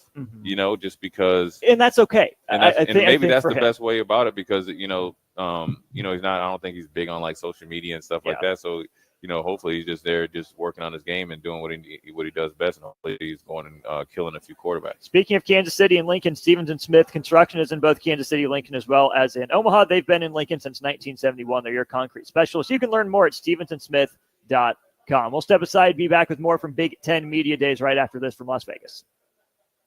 This is Big Ten Media Days live from Las Vegas, presented by Advanced Medical Imaging, Stevens and Smith Construction, Currency, Warhorse Casino, Gary Michaels Clothiers, and League One Volleyball on 93.7 The Ticket and theticketfm.com. This is James Harrell with NP Dodge Real Estate. When I became a licensed realtor, I wanted a brokerage that would help me grow in my new career. I found that in Lincoln First Realty. When Lincoln First was acquired by NP Dodge, the training and support I received only got better. I love knowing I have the power of the NP Dodge brand behind me. I would recommend NP Dodge to new agents looking to jumpstart their real estate career and to current agents who want to take their business to the next level. Expand your career with NP Dodge. Call Eric at 402-434-2222. It's never too late to start protecting your company's data from cyber attacks. Your customers put their trust in you to keep their information safe from online threats. Don't let them down. Partner with Hamilton Business Technologies to get real-time threat monitoring, advanced security protocols, and experts who monitor it all for you. We care about the success of your business and the communities you serve. Hamilton Business Technologies. Real people, real technology solutions. Connect with us at hamiltonisbusiness.com. Take control of your health with the DASH scan at Advanced Medical Imaging. The DASH scan is a full-body MRI designed for advanced health screening. This dynamic approach provides exceptionally sharp images across multiple organ systems, helping to detect potential concerns early. With minimal radiation and no invasive procedures, the DASH scan offers a safe, comprehensive look at your health. Plus, results are delivered faster than ever, giving both patients and physicians confidence in screening and diagnosis. Your health is too important to wait. Schedule your DASH scan today at Advanced Medical Imaging. Visit amimaging.com or call 402-484-6677 to learn more. The 2026 Love Omaha volleyball season is coming, and memberships are on sale now. Catch your favorite stars, Lexi Rodriguez, Jordan Larson, and more with a guaranteed 8 home matches right here in Nebraska. Season memberships start at just $112. That's unbeatable value for world-class volleyball. Don't miss a moment of the action. Go to lovb.com/season and grab yours today. That's lovb.com/season. Rico here with HIS Auto Care at 70th and Van Dorn, letting you know HIS is a great place to bring your vehicle for service. With superior service bumper to bumper, we'll treat your vehicle like it's your mother's. Doesn't get any better than that. So call 402-488-8934 and HIS Auto will make you glad you did. 5% off, mention this ad, and for sure your mother will be proud you called. 402-488-8934, HIS Auto Care, 70th and Van Dorn. God bless you. Welcome back to 93.7 The Ticket's coverage of Big Ten Media Days live from Las Vegas.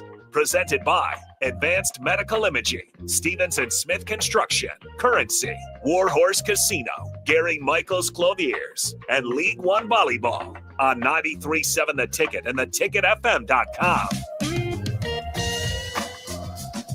Welcome back in, third floor of the Mandalay Bay Convention Center. Here, Austin Norman, Jay Foreman, and Nick Sainer with you. Blessed to have our first guest of the day with us here on the program from Washington University. We're welcoming in defensive back Ephesians Price. Ephesians, thanks for taking the time, man. How you doing? Good. How you guys doing? Great. Longer trip for us than it was for you. We're from Lincoln. You're up in Washington. Nice short flight for you guys. Yeah, pretty smooth flight. Yep. Now, all right, so Ephesians, I got to start with this one, man. How's the offseason been going for you guys? Because obviously from us in Nebraska, we're watching kind of from afar. You guys are part of the Big Ten Conference, have been now going in for your second year. Kind of just talk about what it was like in year one under Coach Fish. Everybody's kind of new into the building. You followed him from Arizona as well. Kind of talk about that adjustment for you and some of the other guys in the room, some of your teammates with Coach Jed Fish in year one. Year one, I feel like we're just building something to be great in the next year. I feel like we getting things rolling better, clicking with the team better, just building that bond to come together and be great. Ephesians, I want to ask you about the transition, to go on along with that from Arizona to Washington. Do you see some things that you saw click in Arizona start to click this offseason at the University of Washington? Yeah, I just feel like hanging out more as a team, going over to our teammates' houses, and just building that bond and the relationship to get closer to the guys.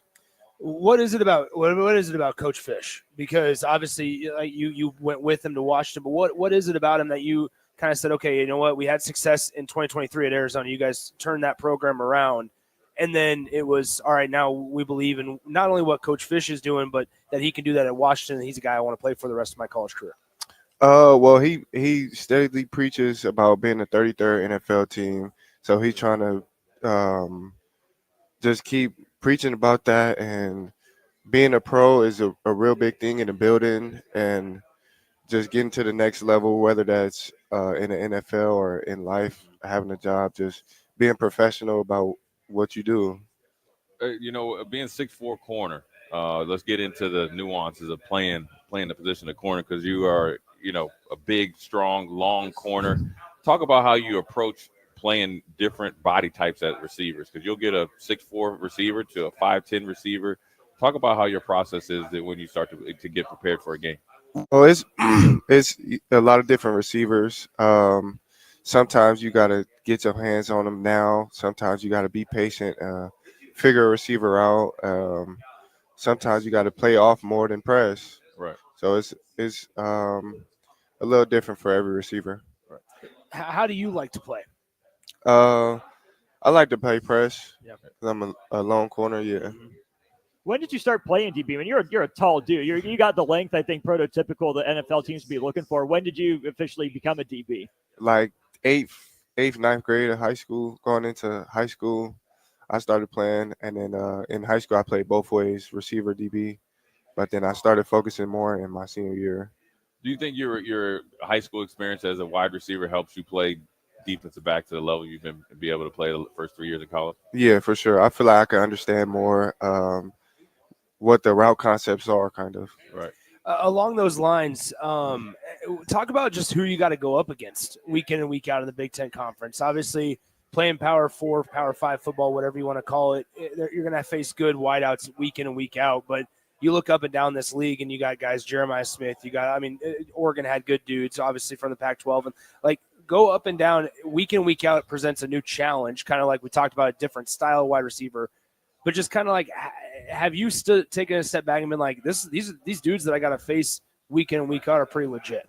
Yeah, for sure. I just feel like I try to take it 1 week at a time, just focusing on that opponent that week, and just dominate.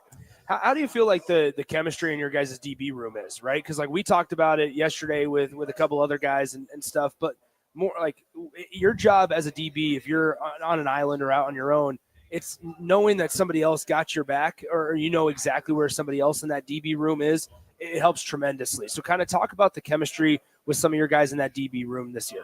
I feel like we just keep building chemistry each and every day, just by pushing each other through the workouts and off the field, just hanging out with each other, even if that's just playing a game. I feel like it's great, because on the field it's going to be even better. You know where the guys are going to be in each and every coverage or anything like that. With the new defensive coordinator and Coach Walters, sometimes the transition can be harder. Do you think, since you've had Coach Richardson for, I think, your whole college career, right? Since my sophomore year, does that make that transition that much easier when you have a new defensive coordinator? You have a familiar face that knows how to coach you, advocate for you, but then also help him be a better coordinator? Yeah, I feel like it just only helped me because he know my strengths, my weaknesses, so he can, tell or kind of roll the coverage which ways and different things like that. What have you liked about what Coach Walters has brought to Washington? I like his energy. I like what he likes to run. I like everything. Well, last one before we get you out of here. Once again, we're talking to Ephesians Pricesock, defensive back for the Washington Huskies. As you kind of reminisce on your college career going into your senior season, kind of just how would you categorize it all, going from Arizona, coming out of the state of California, out of high school, playing wide receiver in high school, then obviously DB, and just kind of categorize and summarize how you look back and reflect on your college career.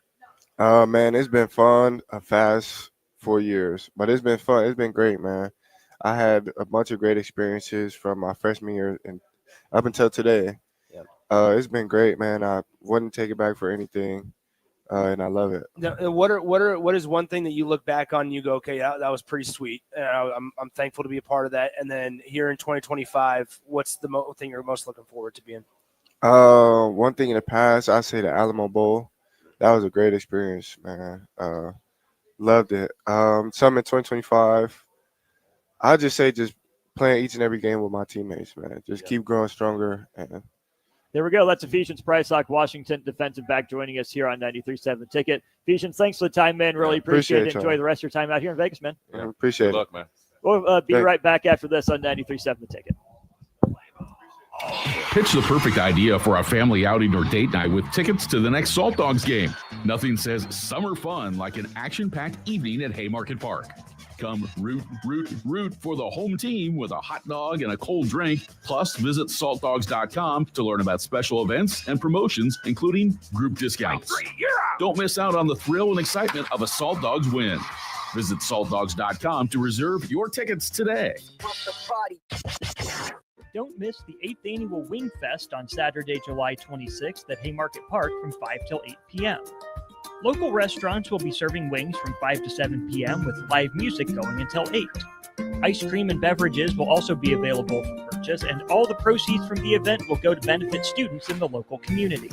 Get your tickets today at wingfestlincoln.com and make sure you attend the 8th Annual Wing Fest at Haymarket Park on July 26th. You're invited to Valentino's big jumbo anniversary party, and we've got a gift just for you. On Thursday, July 31st, only buy one jumbo 16-inch pizza at a regular price and get a second pizza free. Hamburger or cheese pizza only on original crust. It's our way of saying thanks for sharing Valentino's tradition for over 68 years. Celebrate with a slice of Valentino's tradition on us. Pre-orders start July 30th, online, by phone, or in person, and the offer is good for July 31st only for carry-out or delivery at participating Valentino's locations. Ticket listeners know a dream team when they see one. At Applied Connective, we've been in the game for 20 years and have developed a team of world-class leaders in all things IT. From cybersecurity and Microsoft products to physical security, audio-video, infrastructure, business phone systems, and anything in between, we'll help you leverage technology to become your most secure, efficient, and profitable. Head to our website to check out real reviews and testimonials and sign up for a free tech consultation. We can show you where you might be vulnerable, inefficient, or overspending. It's a game changer, and it's totally free. Claim yours right now at appliedconnective.com. Midwest Bank is now hiring in Lincoln. They have multiple banking positions open and are looking for dynamic individuals passionate about helping others and building relationships. With a family-friendly culture, competitive benefits, and unique perks, Midwest Bank is a great place to start a new career. Apply today at midwest.bank. Midwest Bank is an equal opportunity employer, member FDIC.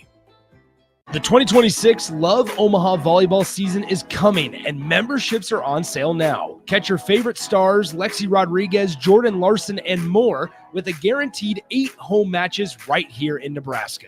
Season memberships start at just $112. That's unbeatable value for world-class volleyball. Don't miss a moment of the action. Go to lovb.com/season and grab yours today. That's lovb.com/season. There's a lot on the line in divorce. This is Joe Cordell of Cordell & Cordell, the largest family law firm in the country, with over 35 years of helping clients navigate divorce. But being big doesn't mean less personal or less local. Our attorneys live and work in your community, and as neighbors, they understand the challenges your families face. Divorce is complicated. It affects every part of your life, your home, savings, retirement, and of course, kids. So when you find yourself facing divorce and the unexpected directions that it can take, it's times like this that you need a partner you can count on. If you're a man facing divorce, contact Cordell & Cordell today to connect with a local divorce attorney who understands the challenges you're facing on a personal level. Text GO99 to 323232. GO99 to 323232. GO99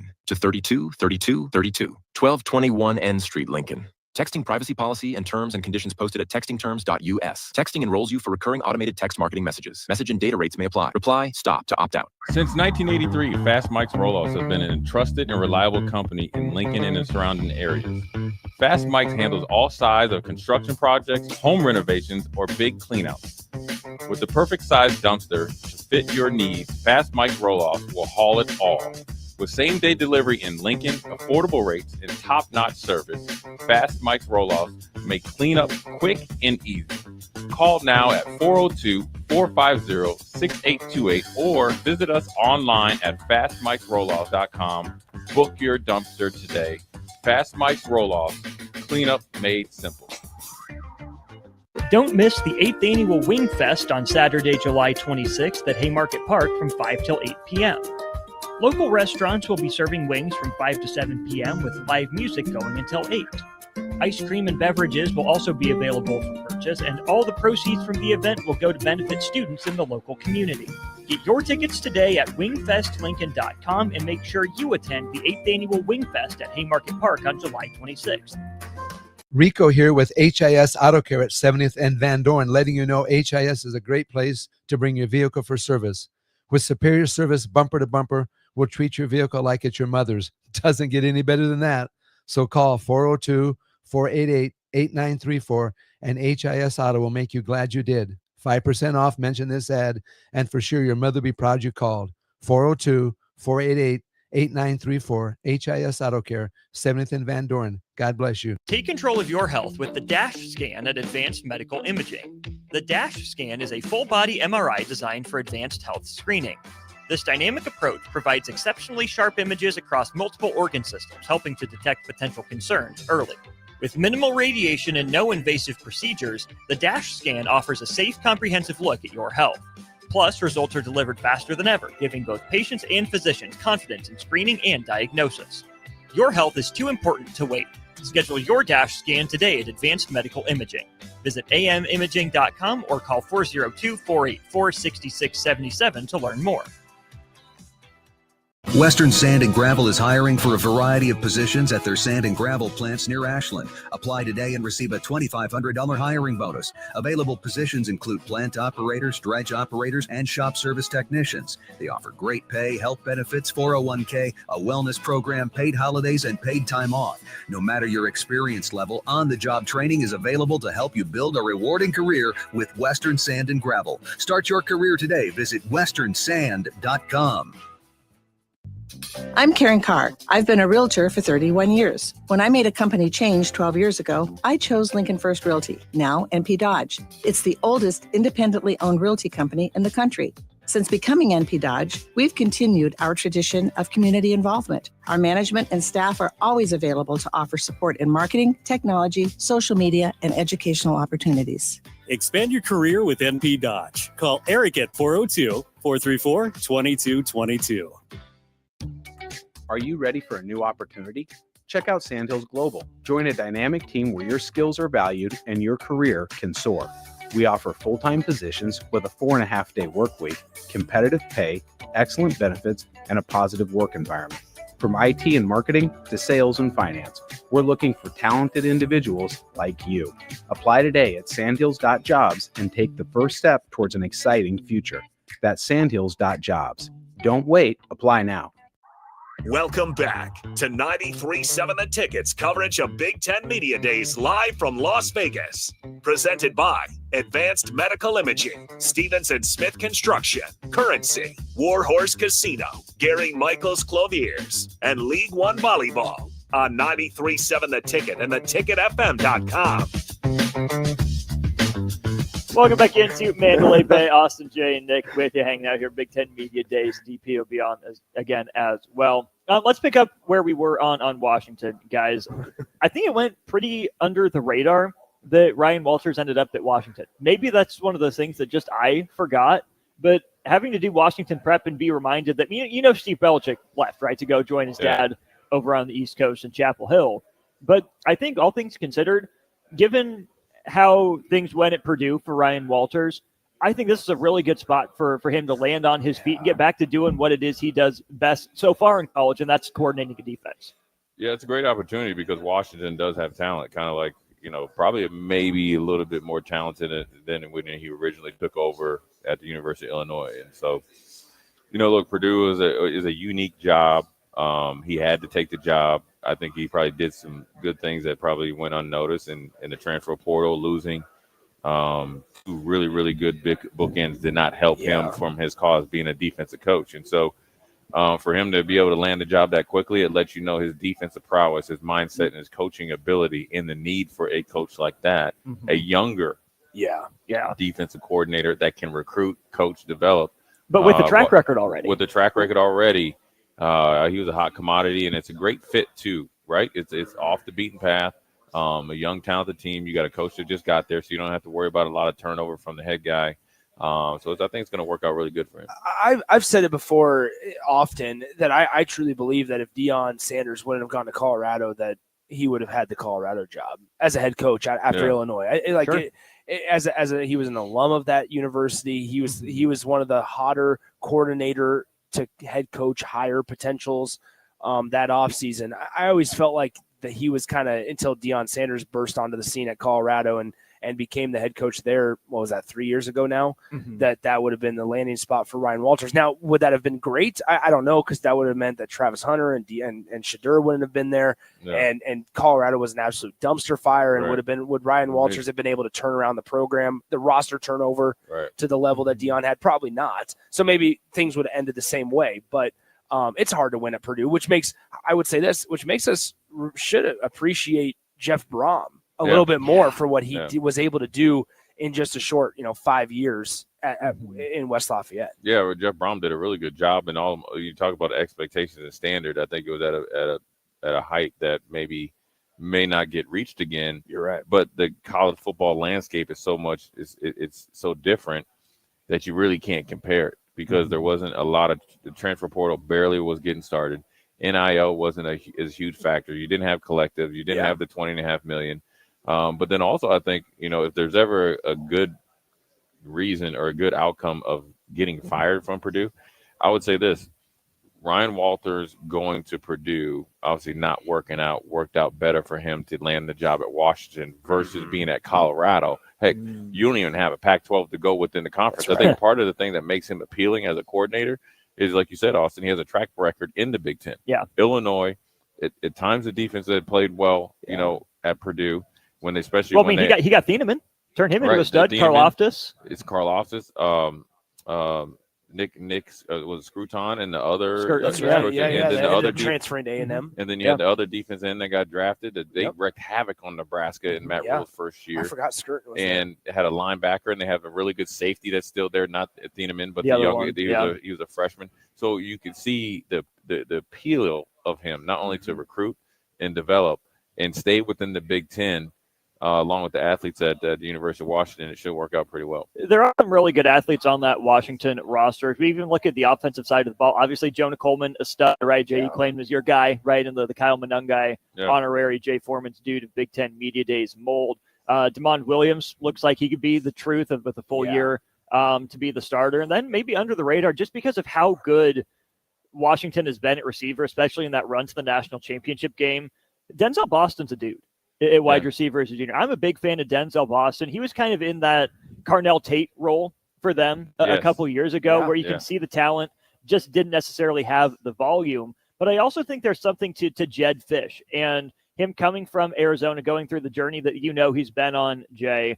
The type of talent he brought with him from Arizona, right? You know that some coaches bring their dudes, they bring some. Yeah.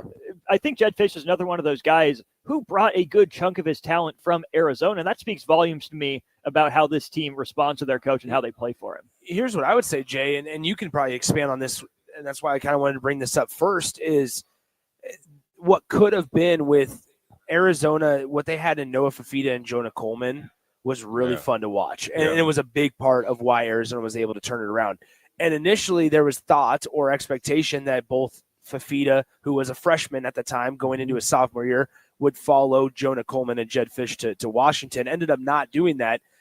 And now they get Damon Williams Jr., who's going to be a really good quarterback. He had 8 touchdowns and 1 pick in half the year in filling in for Will Rogers last year. The Will Rogers transfer portal edition, it felt like, okay, what was the best that we could get in an experienced quarterback for a staff that was just starting out? Yeah, at a short time. Yes, exactly. And so like I when we bring up Jed Fish and like quarterback and the offensive stuff, I actually have a lot of confidence in his ability to identify quarterbacks because he did it with Fafita. Yep. And so far he's done it with Damon Williams. I kind of give him a pass so much for Will Rogers just because that's a first-year head coach and staff trying to find an experienced quarterback to plug and play for 1 year. Yeah, and the thing is, I think that you're not only identifying quarterbacks, you're identifying running backs and developing them, and then also receivers. You got to think, you know, when you look at Boston and you look at Damon Williams, they fit exactly what he did at Arizona with those two, right? With McMillan and Fafita, it's a rinse and repeat. But then also, I think the best guys identify quarterbacks because they know the qualities that they need besides all the measurables that makes it work in their system. Yeah. And I think one of the things with Will Rogers, I think, is they probably thought he was a little bit more athletically gifted. They probably thought that he would have been able to really catch on with their system, with their skill position guys, and maybe put up some more stats to make them more dangerous from the passing standpoint. But when Washington, I felt like really started to play well, they were turning around and handing it to Jonah Coleman. That's when you start to see them be consistent. And if we're able to get Coach Fesh on, he'd tell you a couple one-score games. You go for it on fours, right? The option play to the boundary, which I was on there. I was like, yeah, Coach Fitz, I don't know if that was the right dude to run it. The play was good. I don't know if Will Rogers at that point in time was it right there. And he talked about it.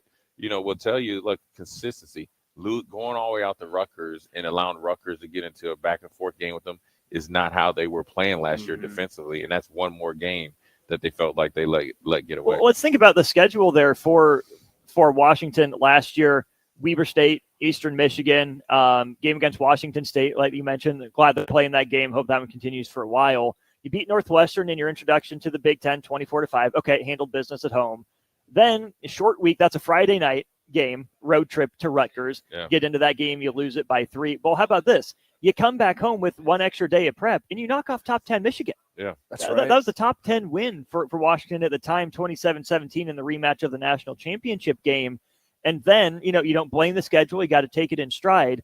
But you go to Iowa, get the doors blown off you a week after that emotional high against Michigan. You have a bye week, and you're on the road again in the Midwest at Indiana, who is really surging at that point in the schedule. So that was a 2-game losing streak that dropped Washington to 4-4. Then how do you respond? You beat USC. You're familiar with them, right? You're in the same conference as them in the Pac-12. You get them right before they turn it on at the end of the year. Okay, long road trip then to Penn State. Really good. Penn State had the advantage. You turn around back home against UCLA, another team you beat them and get bowl eligible. So I think that those 2 road games after the Michigan win, it just doesn't seem like that worked out the best for Washington, or maybe that was just their moment and they didn't handle it the best. Yeah, probably a little bit of both. I mean, the travel for a team up there in the Pacific Northwest is way more harder than, Nebraska, centrally located. And the timing of those games, I think it's even before that, that Michigan game, Austin. I think it's that Friday night game, which is hard to play at Rutgers. So that means you're probably leaving Wednesday. And who knows, if you leave Thursday, then you're really behind the 8 ball, play Friday night, a sleepy game to where you got to think. Was that 3-hour time change? Yeah, it's 3-hour time change. But Rutgers won the game. Washington had like 8 turnovers. They would drive it all the way down there and hand the ball. So then you had to deal with that, fly all the way back home, beat top 10 Michigan. Then you got to go to sleepy Iowa and had another turn. Let me pause you. They only had 1 fumble and they didn't lose it. They just hit their head against the brick wall and they got down like inside the 35 or the 30. Bend but don't break. It wasn't turnovers. It was lack of third down efficiency. So when you think about it, for them, like I was saying, then you go to Iowa, then you go to Indiana. That essentially their 2 biggest games last year.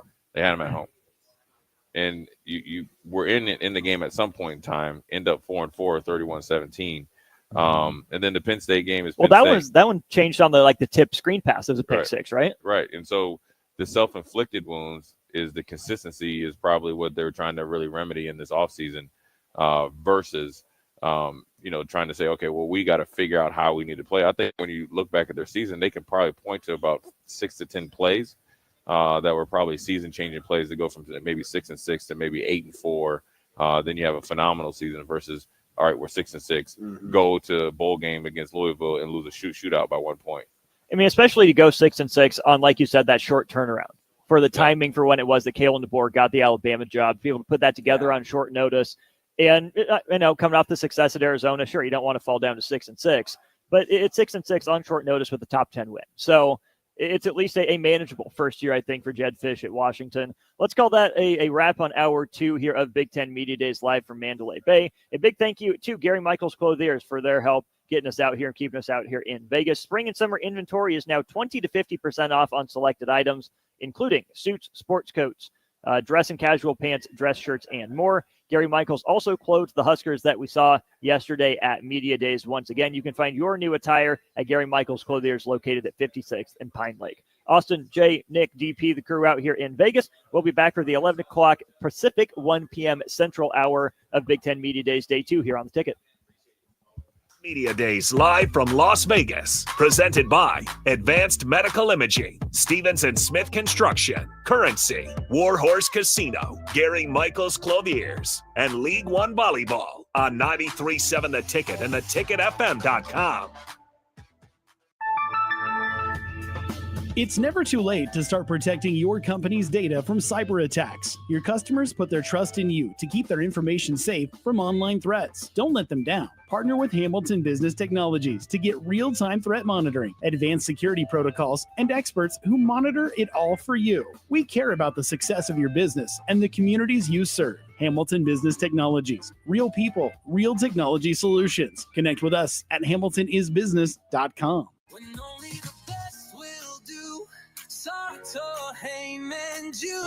Rick Heyman here from Sartor Heyman Jewelers. I want to personally thank our great customers for voting us once again the best of Lincoln. At the same time, we're celebrating our 120th year in business in the great state of Nebraska. Visit us at South Point, Grand Island, and the Outlet in downtown Lincoln. Visit us today at SartorHeyman.com. Sartor Heyman Jewelers.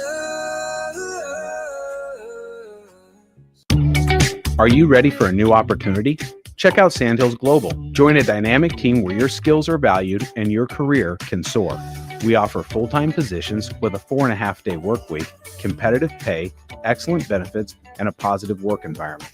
From IT and marketing to sales and finance, we're looking for talented individuals like you. Apply today at sandhills.jobs and take the first step towards an exciting future. That's sandhills.jobs. Don't wait. Apply now. We interrupt this commercial break for an important story. There once was a man from Nebraska who went searching for food in Alaska. When his stomach was rumbling while laying in bed, he could think of only one option, Führer's cheese spread. So he left at once and drove day and night to return back home for cheese spread delight. Now his stomach is full and the voice in his head tells him no more vacations without Führer's cheese spread. Find yours today at most local grocers. With UBT, you've got total control over your money. Like Doug, who runs his game day tailgate like a well-oiled machine. I got burgers, brats, chicken, dogs, plus all the fixins. And with the UBT Go app, I can track my food spending from anywhere. Pro move. They don't call me Grill Sergeant for nothing. No matter your goals, UBT helps you feel good about reaching them. Union Bank and Trust. Member FDIC.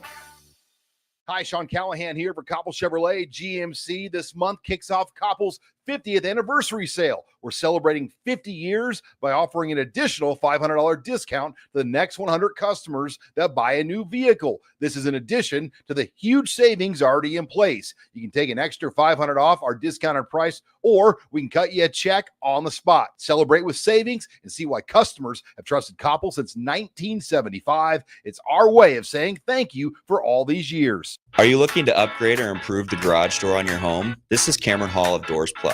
At Doors Plus, we guarantee to offer a wide selection of options from 5 leading garage door manufacturers as we deliver a free estimate, exact measurements, and rapid installation with a 3 to 5 week time frame. When you choose Doors Plus for your residential garage door needs, you'll work with our experienced technicians and be ensured that your new door seamlessly complements your home. Give us a call at 402-590-5800 or visit us online at doorsplusllc.com. Doors Plus, garage doors, and more. Start your Sundays off right with Jeff and Nicole Essink on Fitness Fanatics. Jeff and Nicole discuss health and wellness, how to achieve fitness goals, and more through the life of gym owners and gym goers. It's Fitness Fanatics from 9 to 11 a.m. on Sundays on 93.7 The Ticket and theticketfm.com. Are you looking for an exciting new way to put your skills to work? Explore new career options in the fintech industry at Currency, a Sandhills global company. We offer full-time positions in financial sales, compliance, operations, and other fields. We also offer a 4.5-day work week, an attractive benefits package, and opportunities for advancement. Put your motivation to work and grow with us at Currency. Visit gocurrency.com/careers to learn more. There's a lot on the line in divorce. This is Joe Cordell of Cordell & Cordell, the largest family law firm in the country, with over 35 years of helping clients navigate divorce. But being big doesn't mean less personal or less local. Our attorneys live and work in your community, and as neighbors, they understand the challenges your families face. Divorce is complicated. It affects every part of your life, your home, savings, retirement, and of course, kids. So when you find yourself facing divorce and the unexpected directions that it can take, it's times like this that you need a partner you can count on. If you're a man facing divorce, contact Cordell & Cordell today to connect with a local divorce attorney who understands the challenges you're facing on a personal level. Text GO99 to 323232. GO99 to 323232. GO99 to 323232. 1221 N Street, Lincoln. Texting privacy policy and terms and conditions posted at textingterms.us. Texting enrolls you for recurring automated text marketing messages. Message and data rates may apply. Reply, stop to opt out. I'm Karen Carr. I've been a realtor for 31 years. When I made a company change 12 years ago, I chose Lincoln First Realty, now NP Dodge. It's the oldest independently owned realty company in the country. Since becoming NP Dodge, we've continued our tradition of community involvement. Our management and staff are always available to offer support in marketing, technology, social media, and educational opportunities. Expand your career with NP Dodge. Call Eric at 402-434-2222. The 2026 Love Omaha volleyball season is coming, and memberships are on sale now. Catch your favorite stars, Lexi Rodriguez, Jordan Larson, and more with a guaranteed 8 home matches right here in Nebraska. Season memberships start at just $112. That's unbeatable value for world-class volleyball. Don't miss a moment of the action. Go to lovb.com/season and grab yours today. That's lovb.com/season. This is Lincoln's home for sports talk on the FM dial. Also online at theticketfm.com. On the internet. KNTK FM Firth, 93.7 The Ticket. Live from Mandalay Bay Hotel and Casino in Las Vegas, Nevada, 93.7 The Ticket brings you coverage of the 2025 Big Ten Media Days. 7 yards deep. Lets it go to the sideline. Big six. Tommy Hill.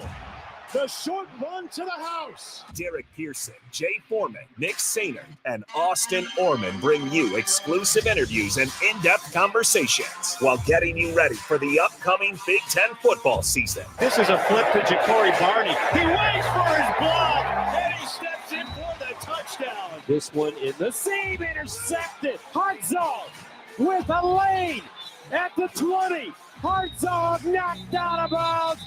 Deep in Ohio State territory. Mayava, that's intercepted. It is Sierra Wright.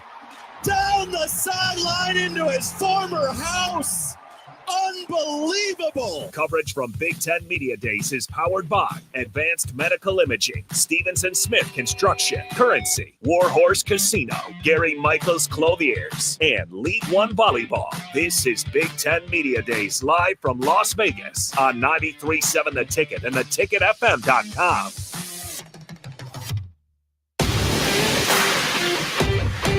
Hour number 3 of coverage here from day 2 of Big Ten Media Days. Austin, Jay, and Nick, the ones on air with you right now. Big thanks to Warhorse Casino helping sponsor this trip. Download the Warhorse Casino app today and keep it handy every visit. Consider it your lucky charm. That's Warhorse Casino in Southwest Lincoln. We just got done talking about Washington, guys. We touched on Oregon a little bit earlier. Let's maybe zoom out a little bigger picture. Not surprised as much that we didn't hear it yesterday with no West Coast teams going. Get the 2 of them today, and then the 2 Southern California schools tomorrow. Maybe I missed it, but I don't recall hearing many questions, if any, asked of the coaches about having to make the trips out west. And I don't even think Tony Petitti got asked that much about it. Probably mentioned it a little bit, but overall, 1 year into this partnership, just for football specifically, seems like it went off without a hitch. All four of the new additions held their own, showed their own sort of promise. I think year one overall was a pretty rousing success for the Big Ten in adding those four schools from the West Coast. I think think about what we talked about last segment with Washington, Jay, where it was the conversation of when they play a Friday night game out at Rutgers, Washington, they show up on Wednesday, but then it's business as usual. So I think it's less of a big deal now than what we expected it to be. I mean, it probably affects teams more than others. It's no different if Nebraska goes out west. I mean, that's the competitive advantage of playing when you have essentially a coast to coast, conference like the Big Ten is expanded to. But I think the fits more than anything as far as style of play, administration, coaches was actually probably knocked out of the park, and that's where I think you haven't seen much complaining. Obviously, it's strategic. It's probably something that Tony Petitti and the scheduling probably they'll adjust it. But that's what leadership does. You see things, it does work, doesn't work. Let's change it a little bit so everybody's at a good competitive advantage. Now, there are pieces to it to where they could probably change some things for the betterment of the entire conference and the betterment of some specific schools. Like Nebraska this year is going to have, obviously, a Thursday night game, which isn't necessarily their fault or the Big Ten's fault, but Nebraska's going to have a Thursday night game in week one. Then they're going to have 2 Friday night games in conference play. And Matt Rule said that yesterday. He goes, am I a fan of that? No, I'm not, but the schedule is the schedule. And I feel like a lot of coaches are probably – they say that they approach it with that mindset and stuff. But at the end of the day, Jay, how much does it factor Nebraska? Like the excuse can be like, it doesn't matter, right? Or the answer can be, it doesn't matter, right? Play your schedule. But like, so first week they'll play on Thursday, then they'll have an extended weekend and week period to get ready for game 2 against Akron. And then it's like a normal schedule. So you don't get to your normal what we expect Saturday to Saturday to be until the end of week 2. I mean, sure, you want to be in a rhythm. I mean, your athletic body clock will be, set. But there's 12 games. And we talked about this, whether it's me and Austin or you or all three of us, said, listen, if I could guarantee you whatever goals that you have up on the board, I can guarantee you if you give me 48 hours this year of your true physical intentions and all that stuff you need to be successful. Everybody raised their hand and said, yeah, let's do it. Well, I said, well, you know what? Austin corrected me, actually. Your new nickname is Correctamundo. Corrected me and said it's 2 days, right? Okay, well, there's 2 days. Jay tried to say that 48 hours was like 4 days. I forgot. Okay, I was tired. And I tried to slide it in under the radar, and then you're the one that blew it out of proportion. I said, that's 2 days, Jay. And I was ready to move on. Jay threw something out of proportion? He didn't. No, he didn't. Well, anyways. I said you did. I did not.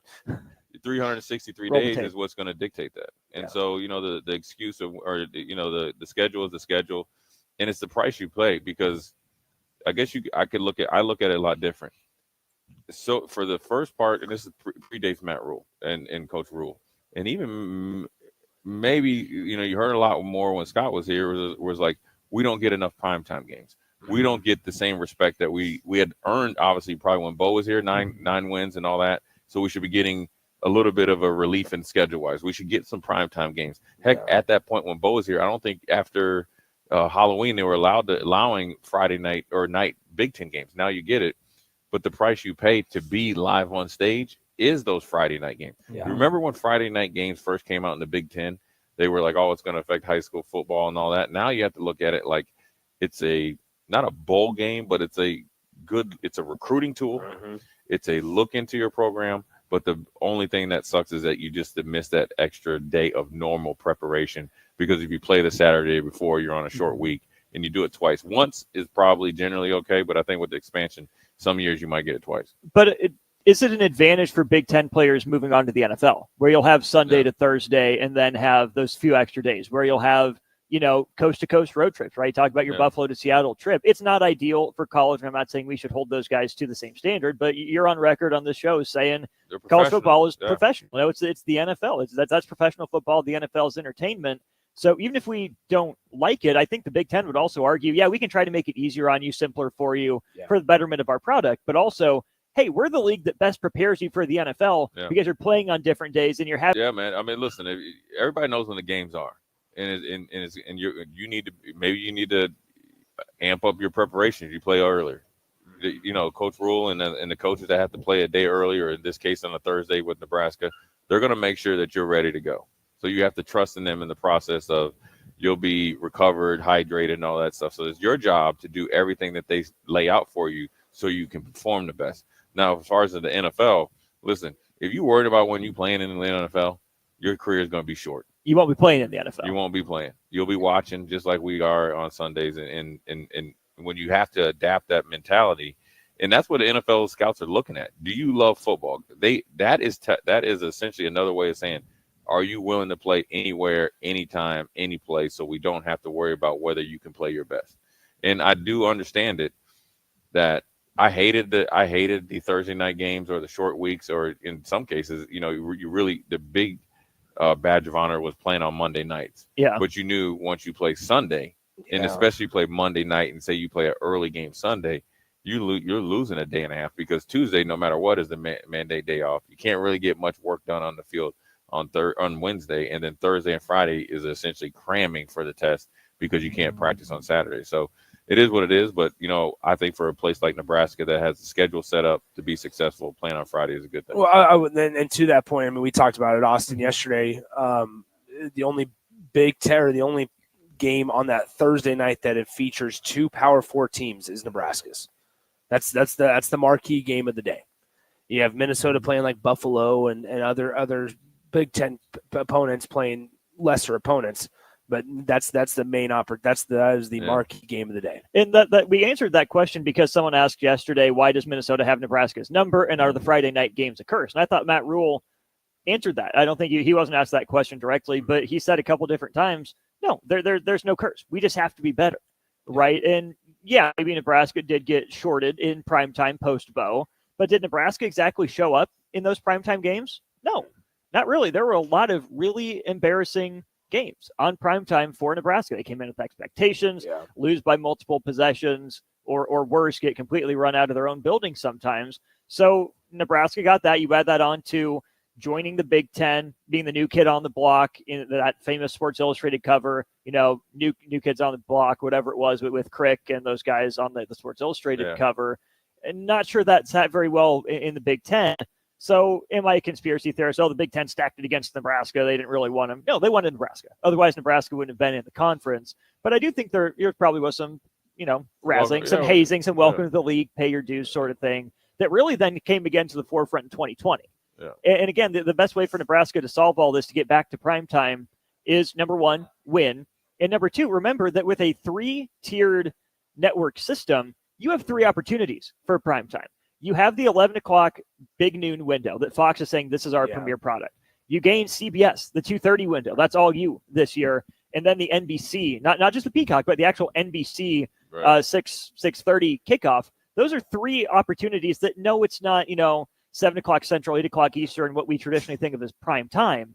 But I think we might have to adjust our definition of primetime games, because when you are the focus of the game from the network that specifically chose this window, that still means something. Yeah, I mean, that's important right now, because obviously from when I played to now, it seems like 80 million more networks. And so, a big thing is guys want to play early, and they want to play, highly focused and highly, hyped up games. And, you can't – I think it needs to go back to the point of when you're trying to be a champion. It's not easy.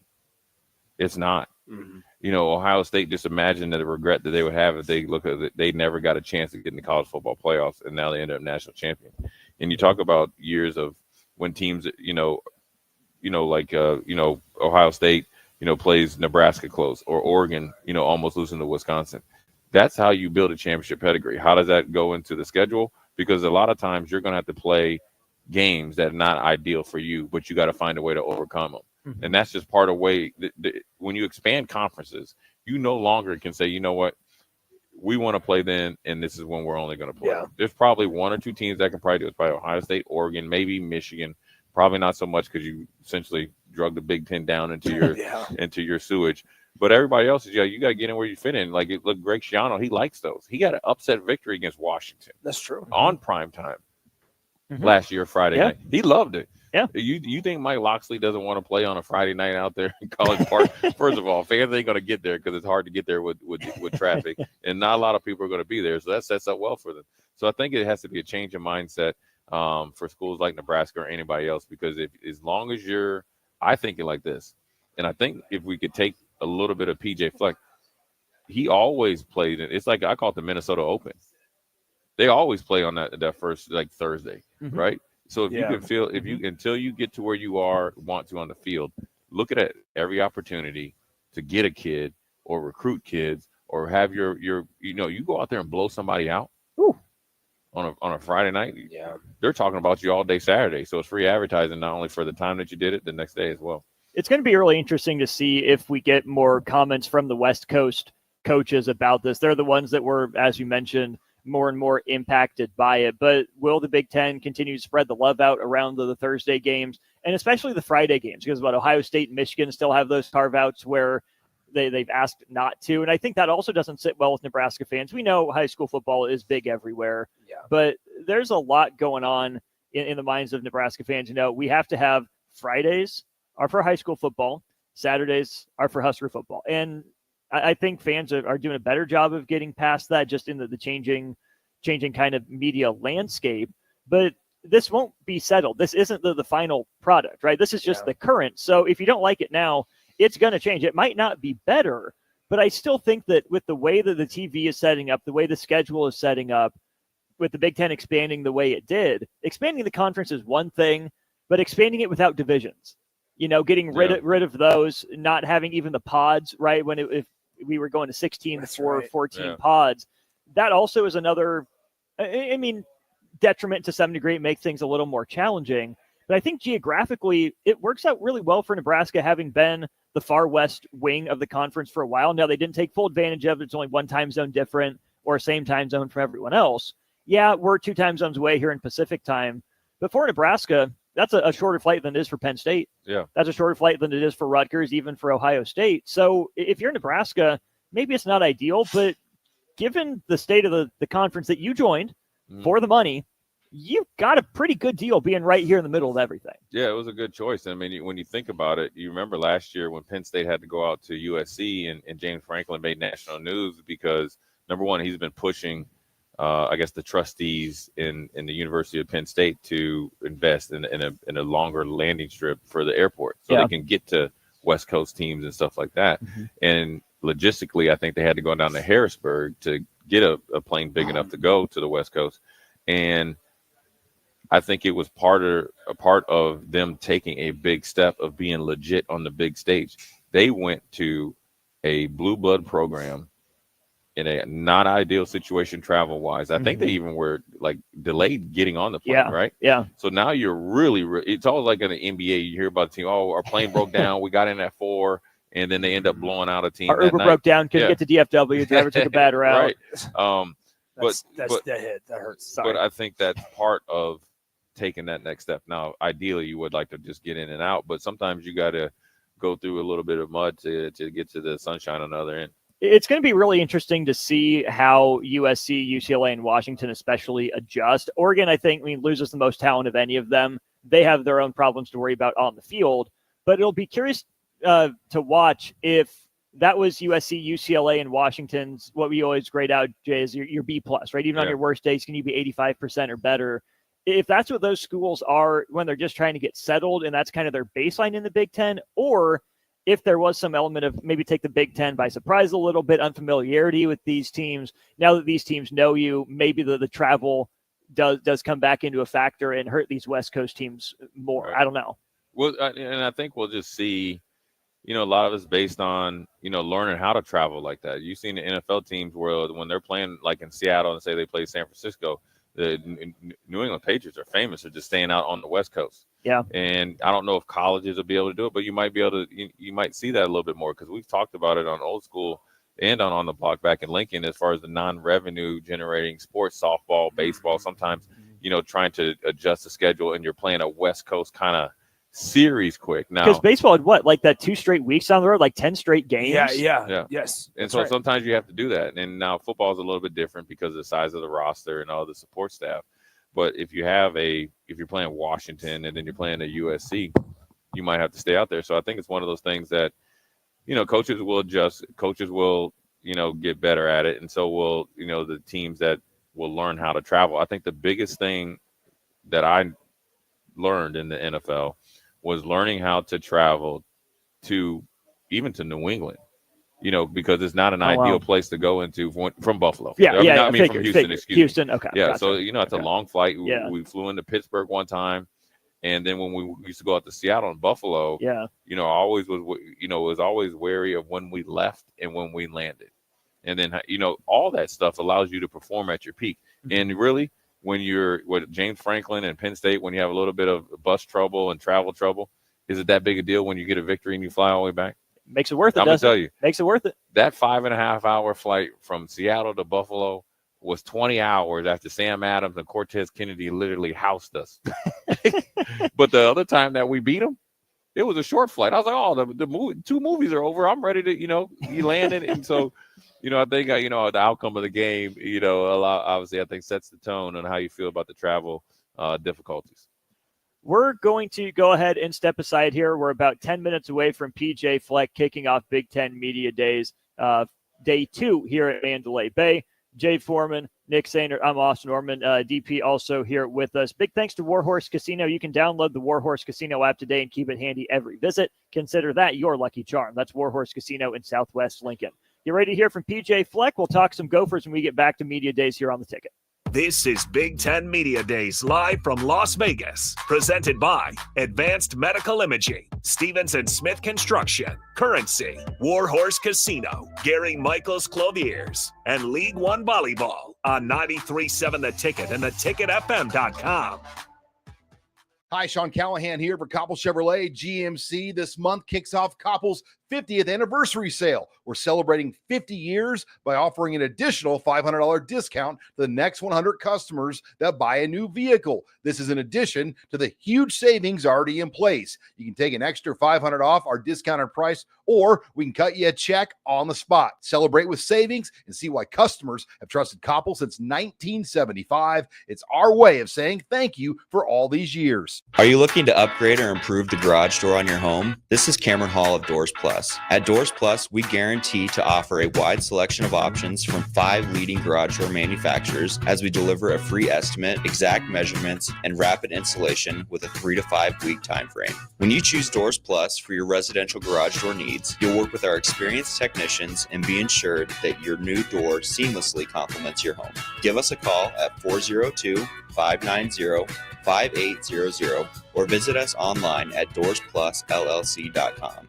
Doors Plus, garage doors, and more. Rico here with HIS Auto Care at 70th and Van Dorn, letting you know HIS is a great place to bring your vehicle for service. With superior service bumper to bumper, we'll treat your vehicle like it's your mother's. It doesn't get any better than that. So call 402-488-8934 and HIS Auto will make you glad you did. 5% off, mention this ad, and for sure your mother will be proud you called. 402-488-8934, HIS Auto Care, 70th and Van Dorn. God bless you. I'm Karen Carr. I've been a realtor for 31 years. When I made a company change 12 years ago, I chose Lincoln First Realty, now NP Dodge. It's the oldest independently owned realty company in the country. Since becoming NP Dodge, we've continued our tradition of community involvement. Our management and staff are always available to offer support in marketing, technology, social media, and educational opportunities. Expand your career with NP Dodge. Call Eric at 402-434-2222. This just in. Hot off the bench press. Planet Fitness has expanded strength equipment. Save $28 or more when you join today. We're raising the bar with these benches. And our hack squat will have you actually looking forward to leg day. Plus, we're still repping all the best-in-class equipment we've always had. There's no better time to get stronger. So join Planet Fitness today and save $28 or more. Just $1 down, $15 a month. Find your nearest club and join today. Deal ends July 31st. See Home Club for details.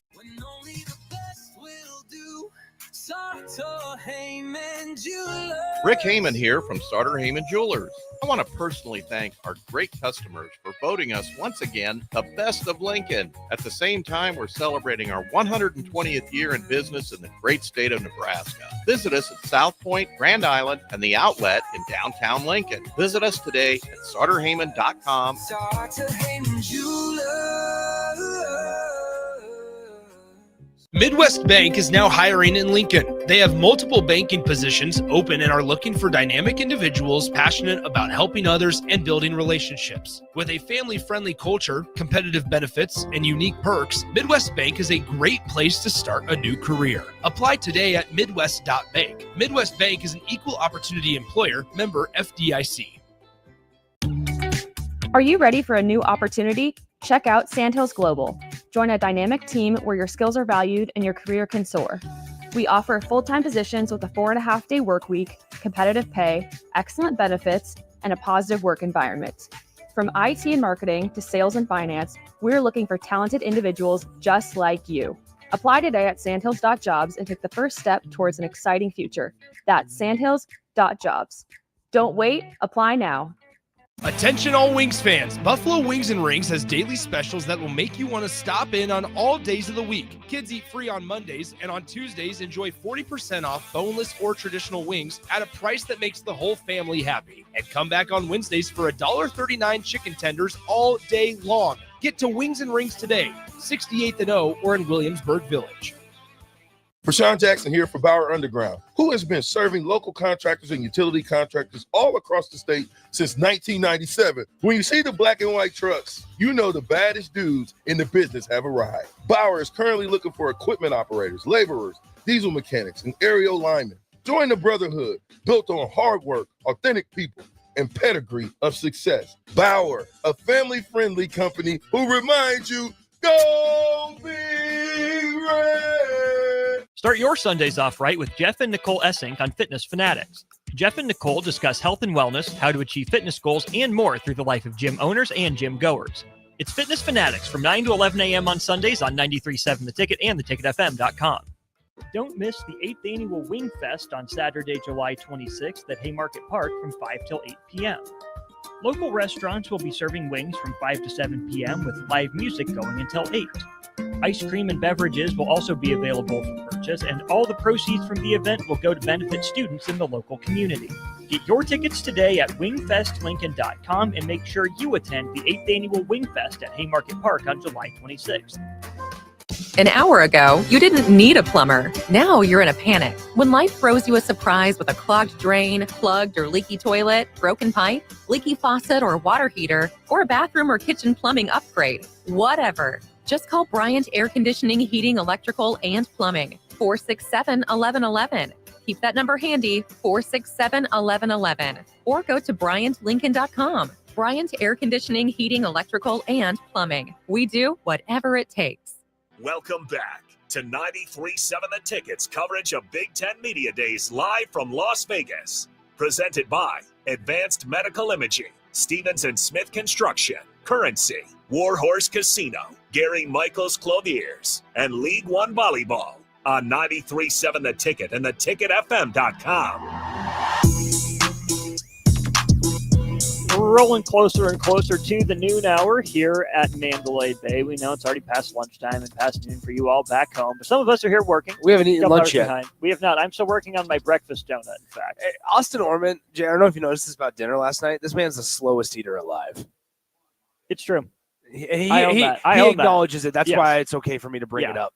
I don't. But Austin ordered 3 taquitos at dinner last night, man, and a bowl of rice. And he was gone. It took him 20 minutes after we were done eating to finish. I'm a conversationalist. We weren't even talking. I'm a conversationalist. I was enjoying the company. That's what I was doing. I wasn't. But I feel like I've just always Especially the guy sitting across from us, Austin. Well, you know what? We appreciate him picking up the tab from time to time. You know, we'll keep him around. We make sacrifices. He might feel differently, but no, I don't know why I'm a slow eater. Just always been that way. That's okay. I just enjoy it. You know, I'm savoring. But savoring Big Ten Media Days out here in Vegas. Big thanks to everyone who's making it possible for us to be out here, including Advanced Medical Imaging. They are the largest radiology group in Nebraska, located in Lincoln at 7601 Pioneers Boulevard. AMI uses state-of-the-art technology, and they blend it together with a compassionate, skilled team. You can learn more at amimaging.com or tune into Old School pretty much every day as Jay Foreman sings the praises of AMI and the great staff down there. Yeah, and also they do a great job of supporting Inside the Huddle as well. Sundays at 8 a.m. in the morning. You hear that, Nick? Here's what we're gonna do. Nick, do you hear that? I do. Here's Okay. what we're gonna do going forward. With we're gonna carry opening statements from all the coaches. So PJ Fleck gonna kick us off at about 11:30 here. Bach back in the studio will communicate with us of when we're ready to send it. That way you guys can hear the opening statements of the every single Big Ten coach that's talking here. We're gonna react in live time to things that are being said. So. PJ Fleck starts us off at 11:30, though. That he does. Let's talk a little bit about Minnesota coming into this year. The first thing that stood out to me when I, look up and down Minnesota's roster, of the bunch that they have, not as big a roster as Nebraska's, but still plenty good size, is that essentially 1 out of every 5 or maybe 1 out of every 4 players on that roster is from the state of Minnesota. Not a state you typically think of as producing a whole lot of talent, present company accepted, obviously. But PJ Fleck has made it work with in-state recruiting where he can, right? I mean, it's the offensive linemen, the skill guys here and there. Certainly on the defense, a lot of Minnesota and Great Lakes regions guys there. Jay, what do you think has worked so well for PJ Fleck at Minnesota so far in being able to really construct a roster around kids from the land of 10,000 lakes? Well, I think over the years, as we've seen in Nebraska, I think the talent pool has grown. I think the exposure has grown. And then obviously PJ Fleck has came in and made it a point to keep not only, the skill position guys or try to keep the skill position guys there in Minnesota, but more importantly across the defensive line and offensive line. And they've done a really good job of developing as well. And that coincides with, that magical year. You have that magical year with the Gophers and a coach that is very, well out front and believes in it and pitching his, row the boat and all that stuff. And you get the support. You're going to get guys that'll stay around because nobody, really wants to leave home. And when you can get the same thing, just right there in the confines of, Minneapolis. And what people don't really give, I guess, the University of Minnesota much credit for is, after football, the alumni, but then, you have Dinkytown, you have Minneapolis, you have St. Paul. There's a lot to do. Obviously, it's extremely cold at some, at times during the year.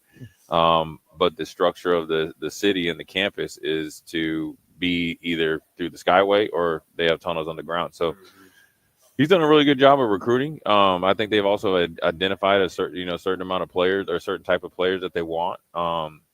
And, he's from the couple kids I know that have been recruited by him, very thorough. He's aggressive and, he really makes kids feel like they're wanted. So, he has a brand that he does and or a brand that he brings, but then more importantly, he has a clear idea of what he wants.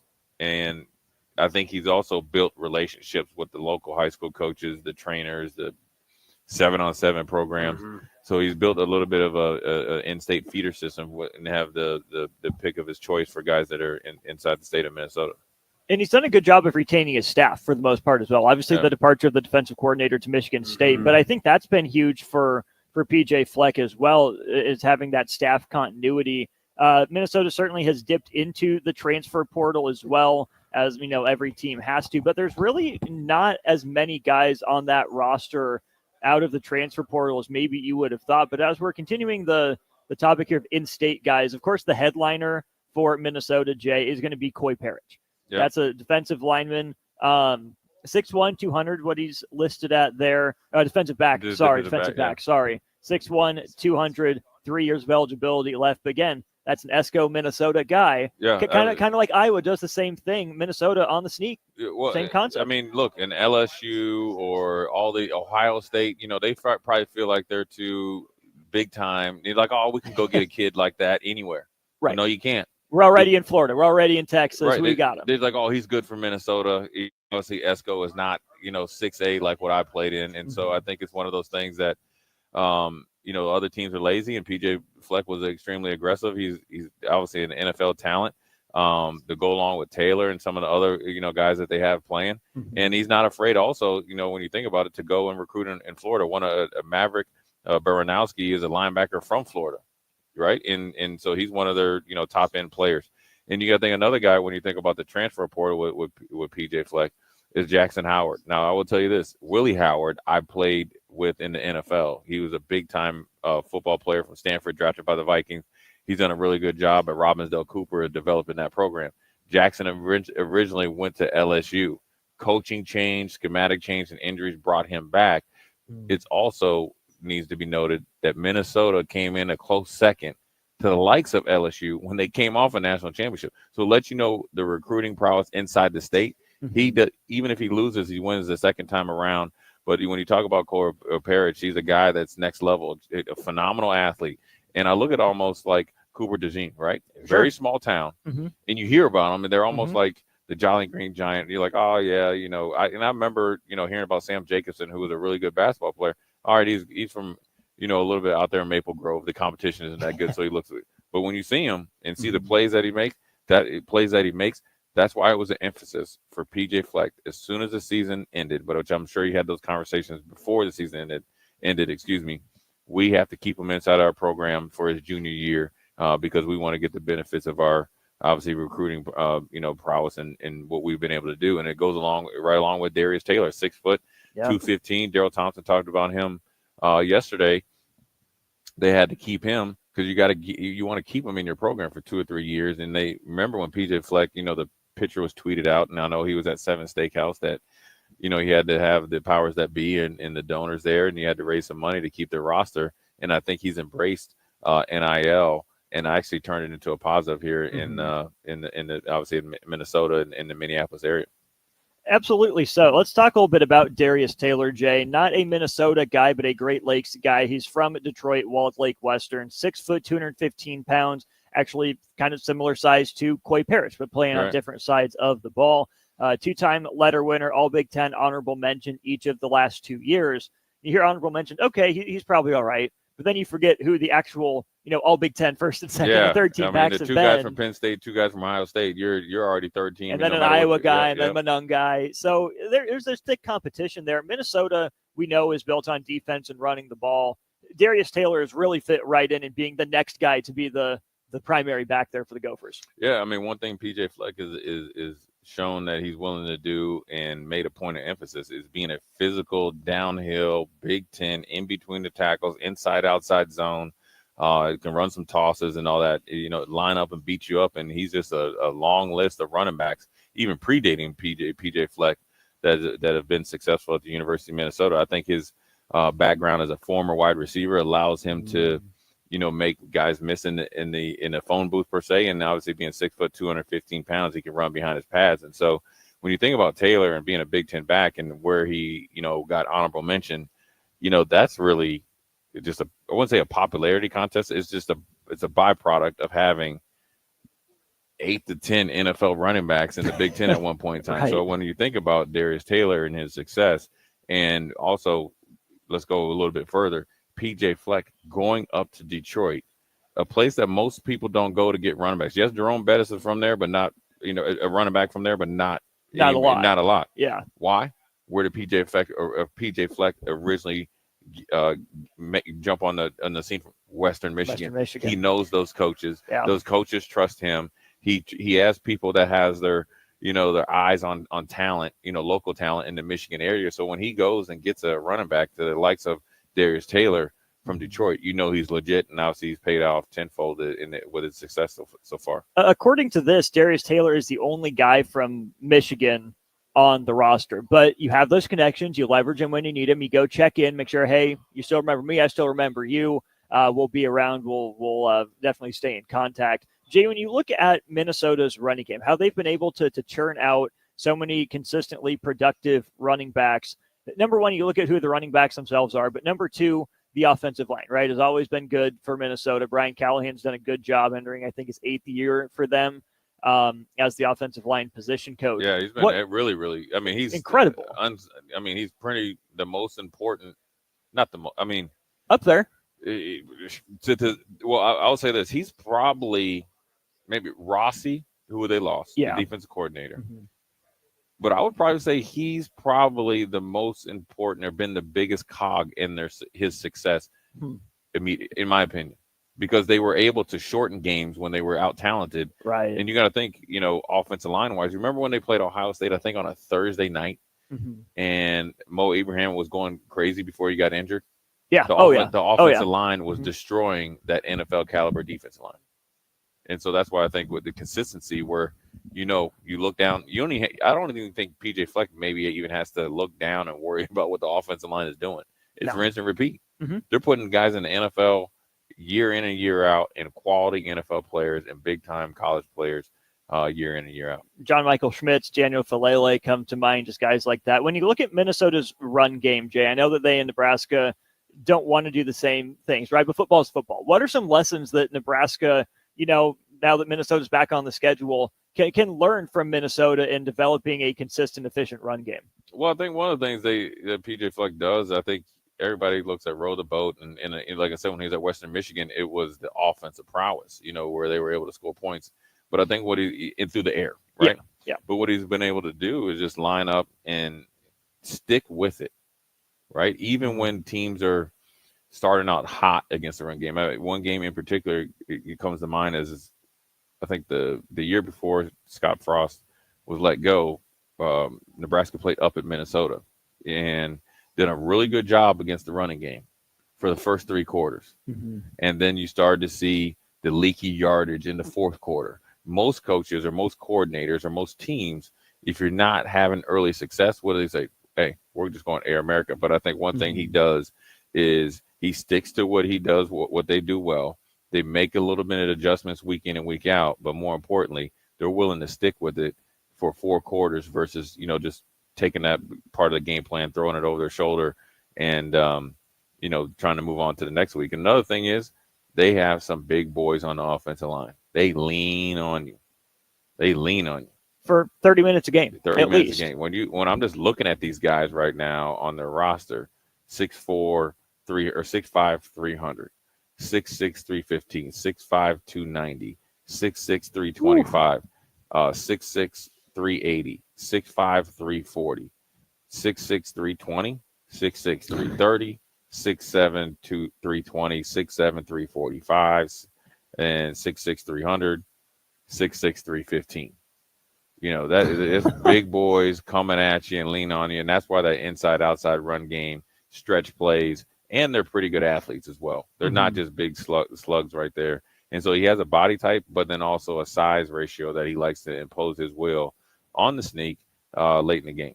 And Nebraska's had a little bit of success recruiting up in Minnesota, even since you were there. I mean, Bryce Benhart ended up starting a lot of games for Nebraska out of the state of Minnesota. Right tackle, obviously, Emmett Johnson on the roster now. Nebraska did, of course, lose Malachi Coleman up there to Minnesota over the offseason. Let's wrap up the segment with that, Jay. Do you have any predictions, any thoughts on what this year is going to hold for Malachi Coleman up there in the Twin Cities? I think he's going to, one thing I think he's going to do is get a chance to play. I think athletically, you don't have to, that's not even a question. Height, weight, size, speed, ratio. He definitely knocks it out of the park, obviously, with his recruiting prowess coming out of Lincoln East High School. I think PJ Fleck, knows how to go into the portal and get guys. I think they got an FCS receiver that's been very, very productive to give him a boost. But I think Malachi Coleman, by the middle of the season will start making some noise just because you can't, it's like having a Kevin Durant at 6'11" that can shoot, from 3, get the mid-range, rebound, play defense. You can't coach height and you can't coach speed, and Malachi Coleman has both. So it's up to him. Stay healthy and then obviously get a hold on the program, and then once his time comes to take advantage of it. But I think he'll get a shot. I don't think he transfers to Minnesota without a legit chance to play in or earn playing time and be developed at the same time. Absolutely, and I think that was a big part of that decision. Let's go ahead and take a break. We are approaching noon. We are still awaiting the opening statement from PJ Fleck to be able to have that in our possession to play for you. We'll hear what PJ Fleck had to say coming up. Other Big Ten coaches on tap today as well, including David Braun, Dan Lanning, James Franklin, Jed Fish, and Luke Fickell. Jay, Nick, DP, Austin, this is Big Ten Media Days Day 2 coverage live from Las Vegas on 93.7 The Ticket. This is Big Ten Media Days live from Las Vegas, presented by Advanced Medical Imaging, Stevens & Smith Construction, Currency, Warhorse Casino, Gary Michaels Clothiers, and League One Volleyball on 93.7 The Ticket and theticketfm.com. Saturday. Eagle Raceway is open for a full season of dirt track racing action every Saturday night. Don't miss the epic battles on the high banks of Eagle Raceway each Saturday between the Nebraska Septic Sprint Cars, Nebraska Lottery Modifieds, Avid Realty Sport Mods, Valentino's Hobby Stocks, and A1 Iron Stock Cars. Let's go racing. Eagle Raceway, just 10 miles east of Lincoln on O Street. Check out the full schedule at eagleraceway.com. Play ball! Ready for summer fun and ballpark vibes? Bring your pack to Haymarket Park for a thrilling season of Lincoln Salt Dogs baseball and unleash the fun. From May through August, the Lincoln Salt Dogs will be playing and the park will be popping with all the food, drinks, and fun you need for the perfect night out. Grab your friends, family, and coworkers and make plans now. Visit saltdogs.com to secure your tickets. Come on out to the park and unleash the fun. Start your Sundays off right with Jeff and Nicole Essink on Fitness Fanatics. Jeff and Nicole discuss health and wellness, how to achieve fitness goals, and more through the life of gym owners and gym goers. It's Fitness Fanatics from 9 to 11 a.m. on Sundays on 93.7 The Ticket and theticketfm.com. Hi, it's Charlie Stone and Andy Goodyear of Honda of Lincoln with more exciting news for area car buyers. Charlie, it's just announced that Honda of Lincoln has won 3 of the Lincoln Journal-Star's Lincoln Choice Awards.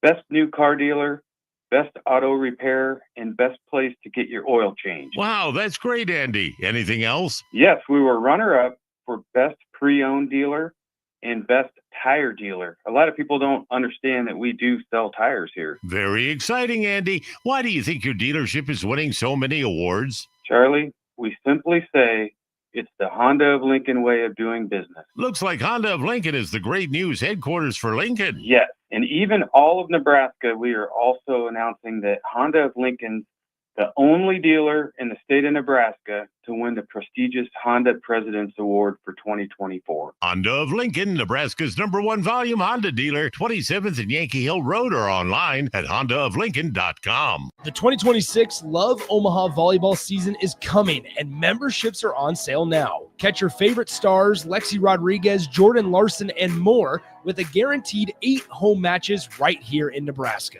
Season memberships start at just $112. That's unbeatable value for world-class volleyball. Don't miss a moment of the action. Go to lovb.com/season and grab yours today. That's lovb.com/season. Gaina Trucking is hiring CDL Class A and B drivers. Their strong team culture makes it not a job, but a career. Gaina Trucking offers health, vision, and dental insurance, 401k with company match, an employee assistance program, and other bonus programs. Build a better career today with great team culture at Gaina Trucking. Learn more and apply today at gainatrucking.com. Western Sand and Gravel is hiring for a variety of positions at their sand and gravel plants near Ashland. Apply today and receive a $2,500 hiring bonus. Available positions include plant operators, dredge operators, and shop service technicians. They offer great pay, health benefits, 401k, a wellness program, paid holidays, and paid time off.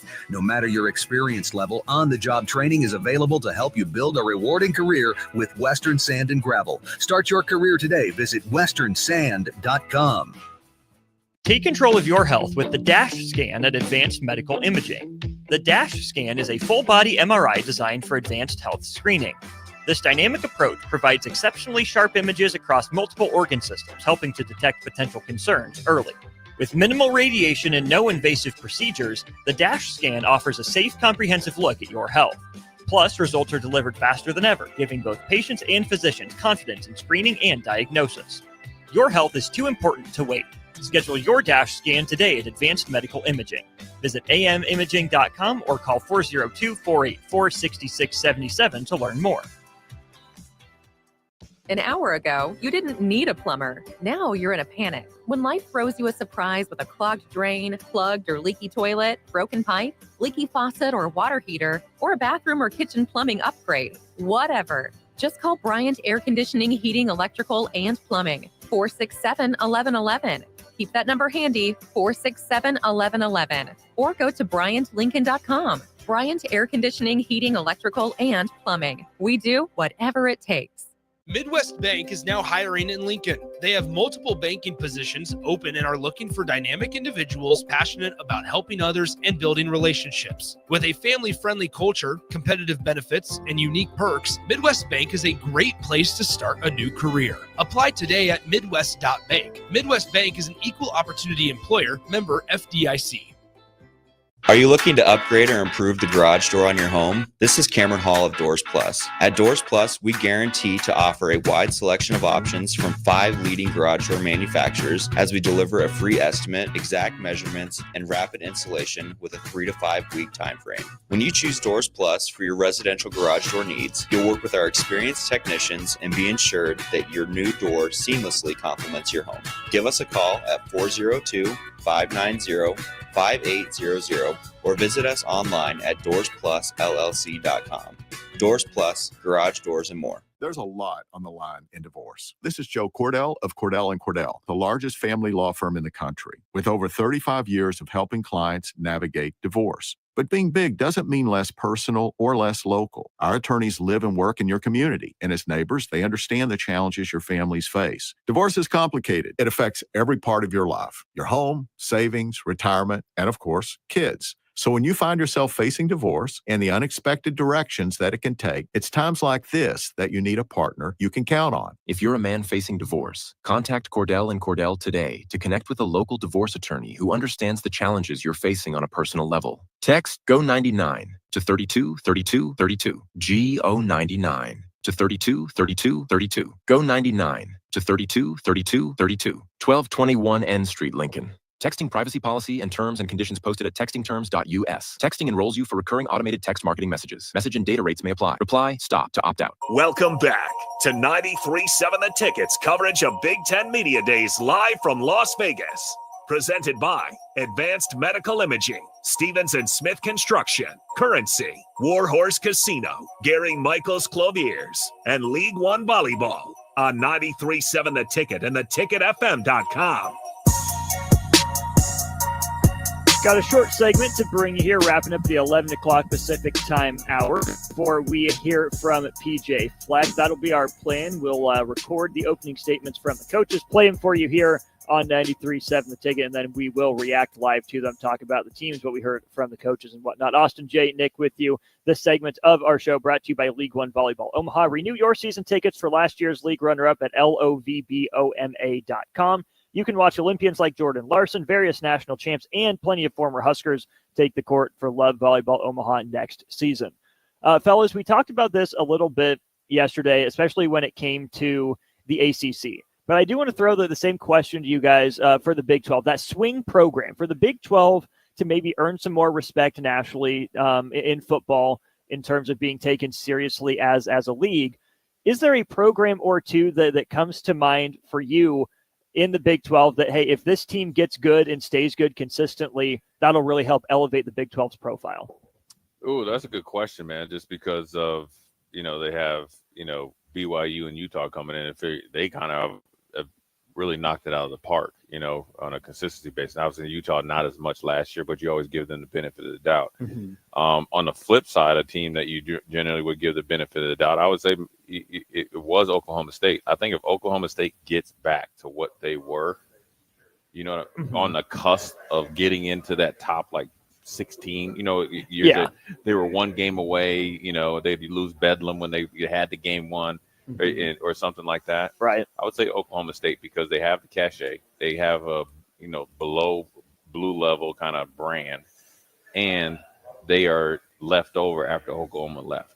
Right. And so I think if Oklahoma State can get back to where they're at, I would say that. Now, when you talk about really leveling up, I would say Texas Tech. They already did the offseason thing, right? They're not known for being a football powerhouse, but they have spent money like it. Right. So, yes, you've had Patrick Mahomes, you've had Crabtree and all that, but those were it was kind of like when Deion Sanders was at Jackson State. That's good. You guys just stay down there. Okay, but cool. if they can get consistent and get back up there, they'll be right along the lines with Baylor and David Aranda, where you're like, okay, these guys got to be taken seriously. Isn't it interesting how we've changed our narrative around Dave Aranda this offseason too? Just massive.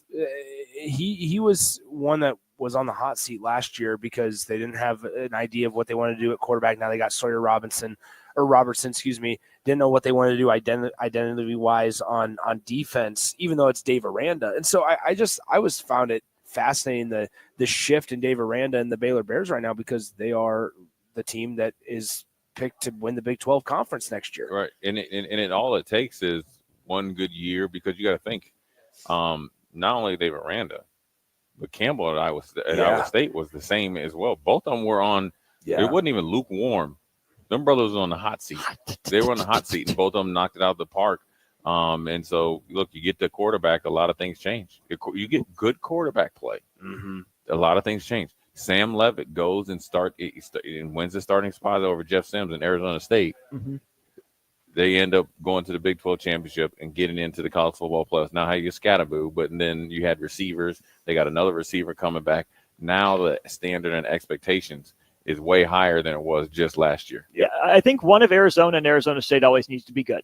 Yeah. Plenty of access to talent. One of BYU or Utah, they'll probably go back and forth from time to time, like you were saying. But to me, it's TCU.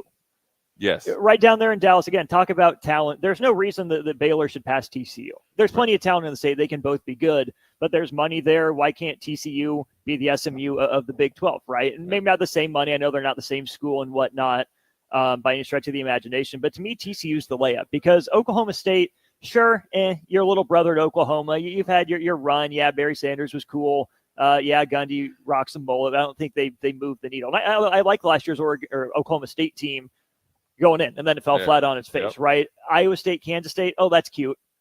Okay, cool. You guys are, who You're you the are. overachievers. Kansas, right. You're a basketball school. Right. I don't think any of those programs move the needle like having a strong presence in Texas would for the Big 12. One of those Dallas three, too. Dallas especially, because we know that the Big 12 is centered around Kansas City, right? That's a lot of their base of operations. Right. But as soon as you add the Big 12 South, Right. back in the late 90s, that balance of power started shifting south and south and south and south, to where now you have Arizona and you have Arizona State and you have that little western wing as well, and BYU and Utah, which, sure, that's not exactly south, but it has more of a southern feel than a northern feel. So if the balance of power in the Big 12 is going to creep south, one of those teams in each of those states has to be good every single year. Yeah, I like that point, Austin. And I think also a sneaky little factor is, I think the pressure is amped up on TCU because of the success of SMU last year. Yeah. And That you iron talk skill's up for grabs, baby. Right. And they're just in close proximity. Mhm. If they can do it, why can't we do it? And also, let's not forget, if you ask the same question about the ACC, they need SMU to do that, because they need that kind of media presence and brand awareness by SMU. So the Big 12 needs, you're 100% right for TCU to get back to where they were at times, before. And they've done it. With Gary Patterson, they went out to the Rose Bowl against a bigger, stronger, supposedly faster Wisconsin team and beat the brakes off them. Yeah. I mean, they worked them over out there in the Rose Bowl, so they can do it.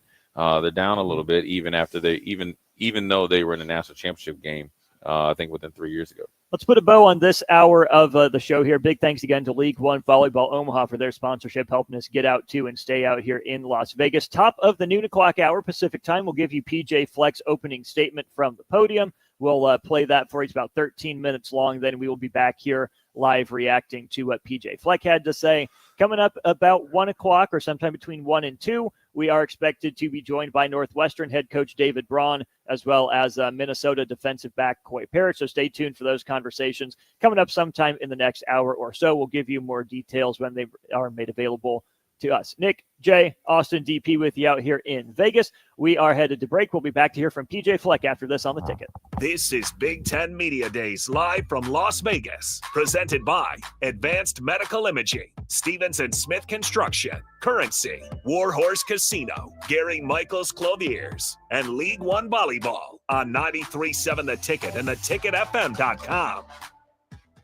Attention all Wings fans, Buffalo Wings and Rings has daily specials that will make you want to stop in on all days of the week. Kids eat free on Mondays, and on Tuesdays enjoy 40% off boneless or traditional wings at a price that makes the whole family happy. And come back on Wednesdays for $1.39 chicken tenders all day long. Get to Wings and Rings today, 68th and O or in Williamsburg Village.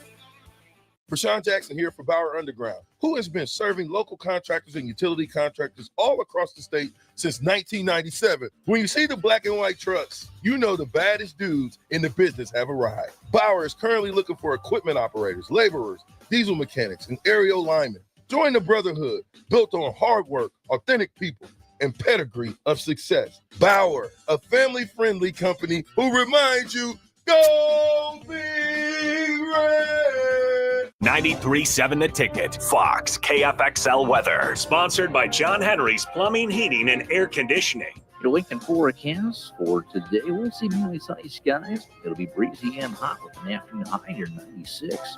Tonight, showers and thunderstorms likely over that low around 71. And tomorrow, a chance of showers and storms. Otherwise, mainly cloudy with a high around 85. I'm meteorologist Kyle Flecker for 93.7 The Ticket and theticketfm.com. MHC isn't new, just a new name. Moe's Moving is now Moe's Home and Commercial. Whether moving across town or across the state, MHC Moving has you covered, specializing in home, apartment, assisted, and independent living moves. MHC can also handle your commercial moves as well. There's never fees on trucks, stairs, elevators, long carry, and last-minute booking, and no trip or fuel charges. Also no upcharge on weekends, and they do offer payment plans through PayPal. Call MHC Moving today at 402-853-7167 or go to mhcmoving.com. Gaina Trucking is hiring CDL Class A and B drivers.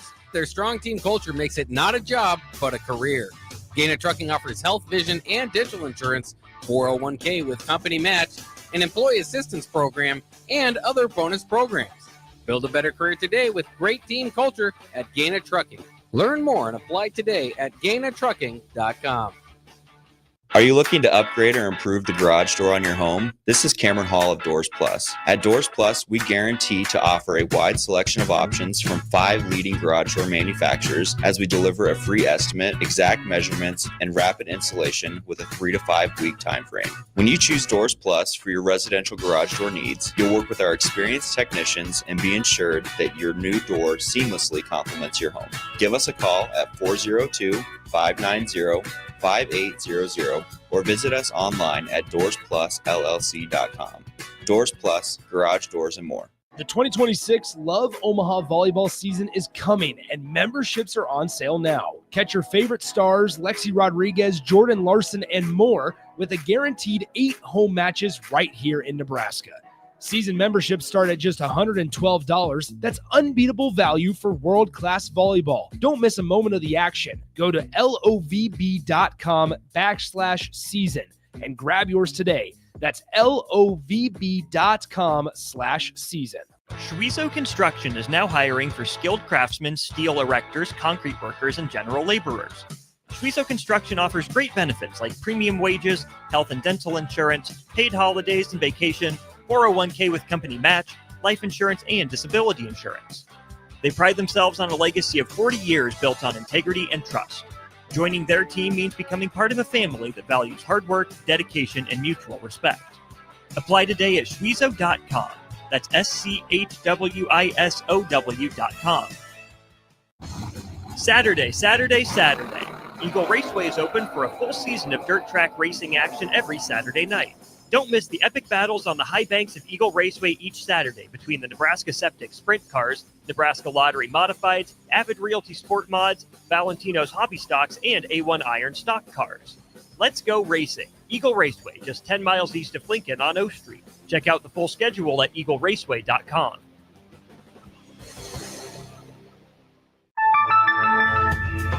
It's never too late to start protecting your company's data from cyber attacks. Your customers put their trust in you to keep their information safe from online threats. Don't let them down. Partner with Hamilton Business Technologies to get real-time threat monitoring, advanced security protocols, and experts who monitor it all for you. We care about the success of your business and the communities you serve. Hamilton Business Technologies. Real people, real technology solutions. Connect with us at hamiltonisbusiness.com. Start your Sundays off right with Jeff and Nicole Essink on Fitness Fanatics.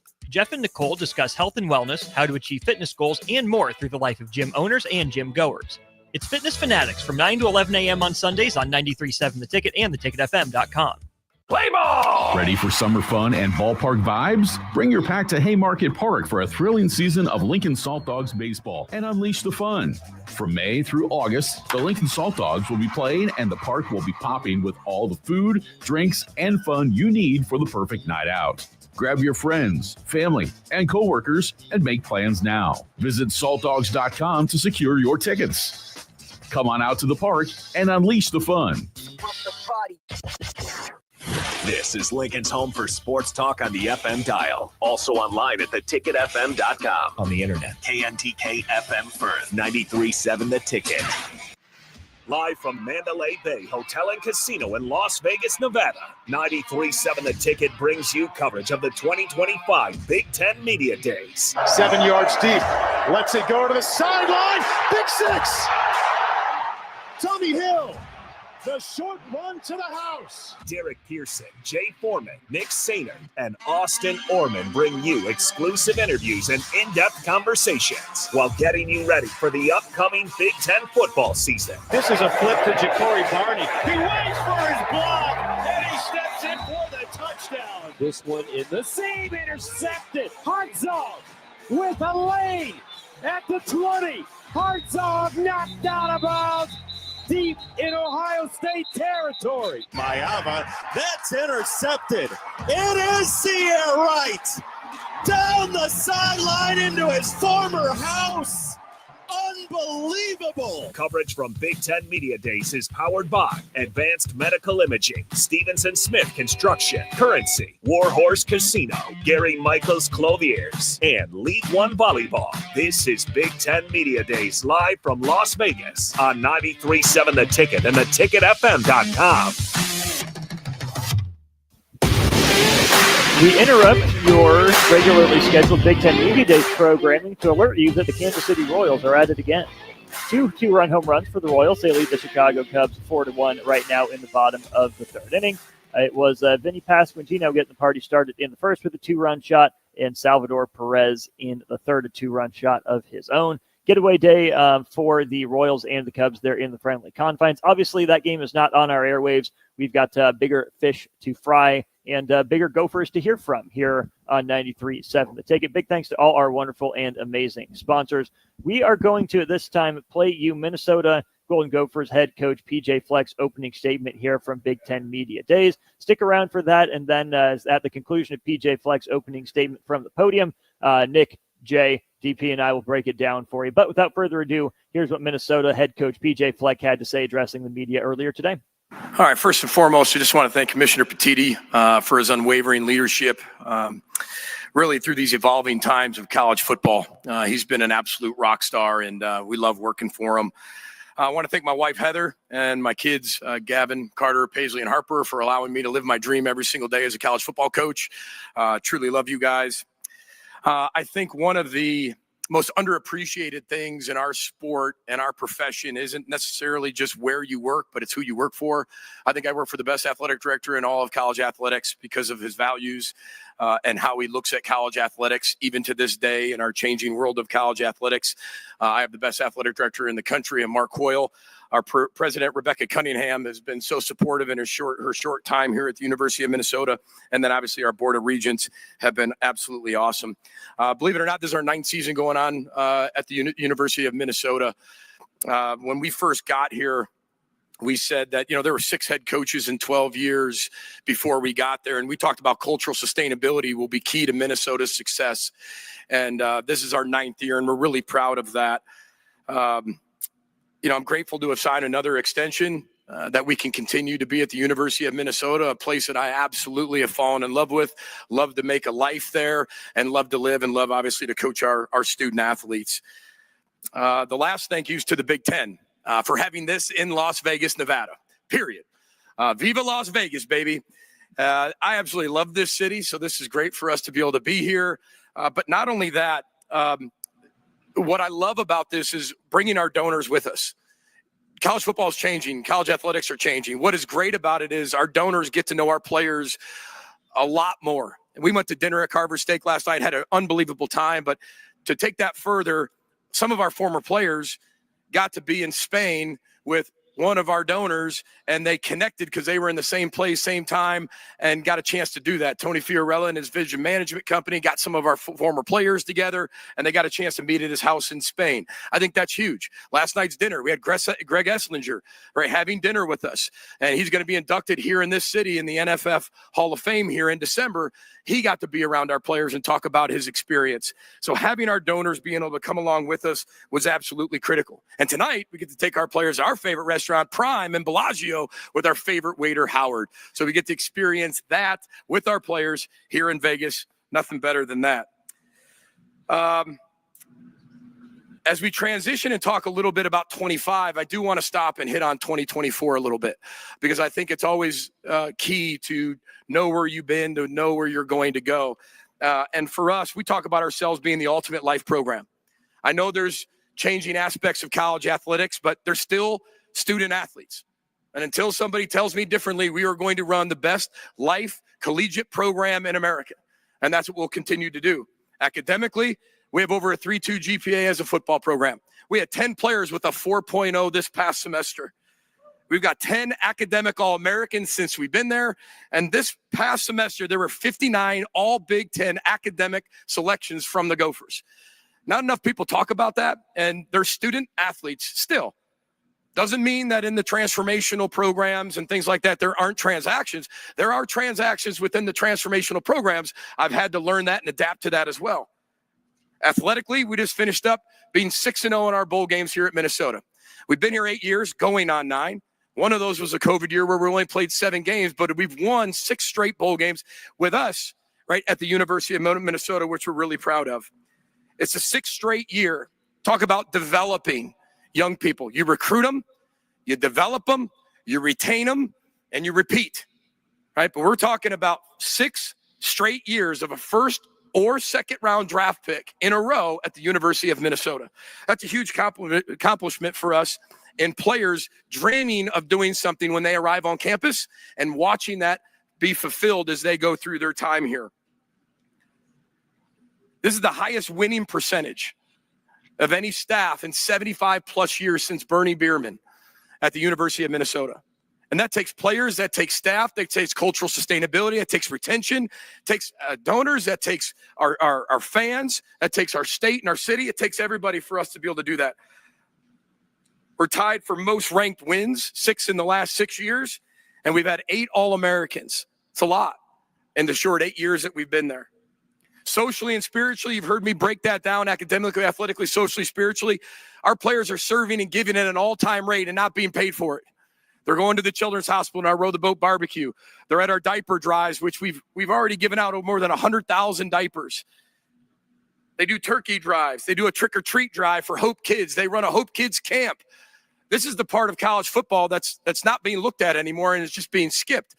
This is still an educational program. We have to continue to educate our young people about life, not just money.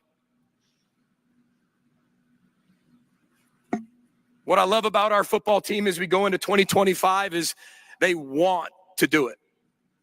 They don't have to do it. They're not just doing it because they're getting paid. They want to do it, and they want to be the best team they can be. One word to describe this football team in 2025 are multipliers. It's the best way to describe this football team. This is a very, very talented football team, but they're multipliers, right? A times B times C times D. They're a team. That's what a team has. They legitimately want other people to be successful, and they make sure those people are successful, whether they're at the same position, they're competing with them or not. Groups just add A plus B plus B plus C plus D. They just add it. Right? Just like you're adding out of the portal, adding to your team. Can you connect that team? This team's done an unbelievable job of amplifying the talents we have around each other and multiplying those talents.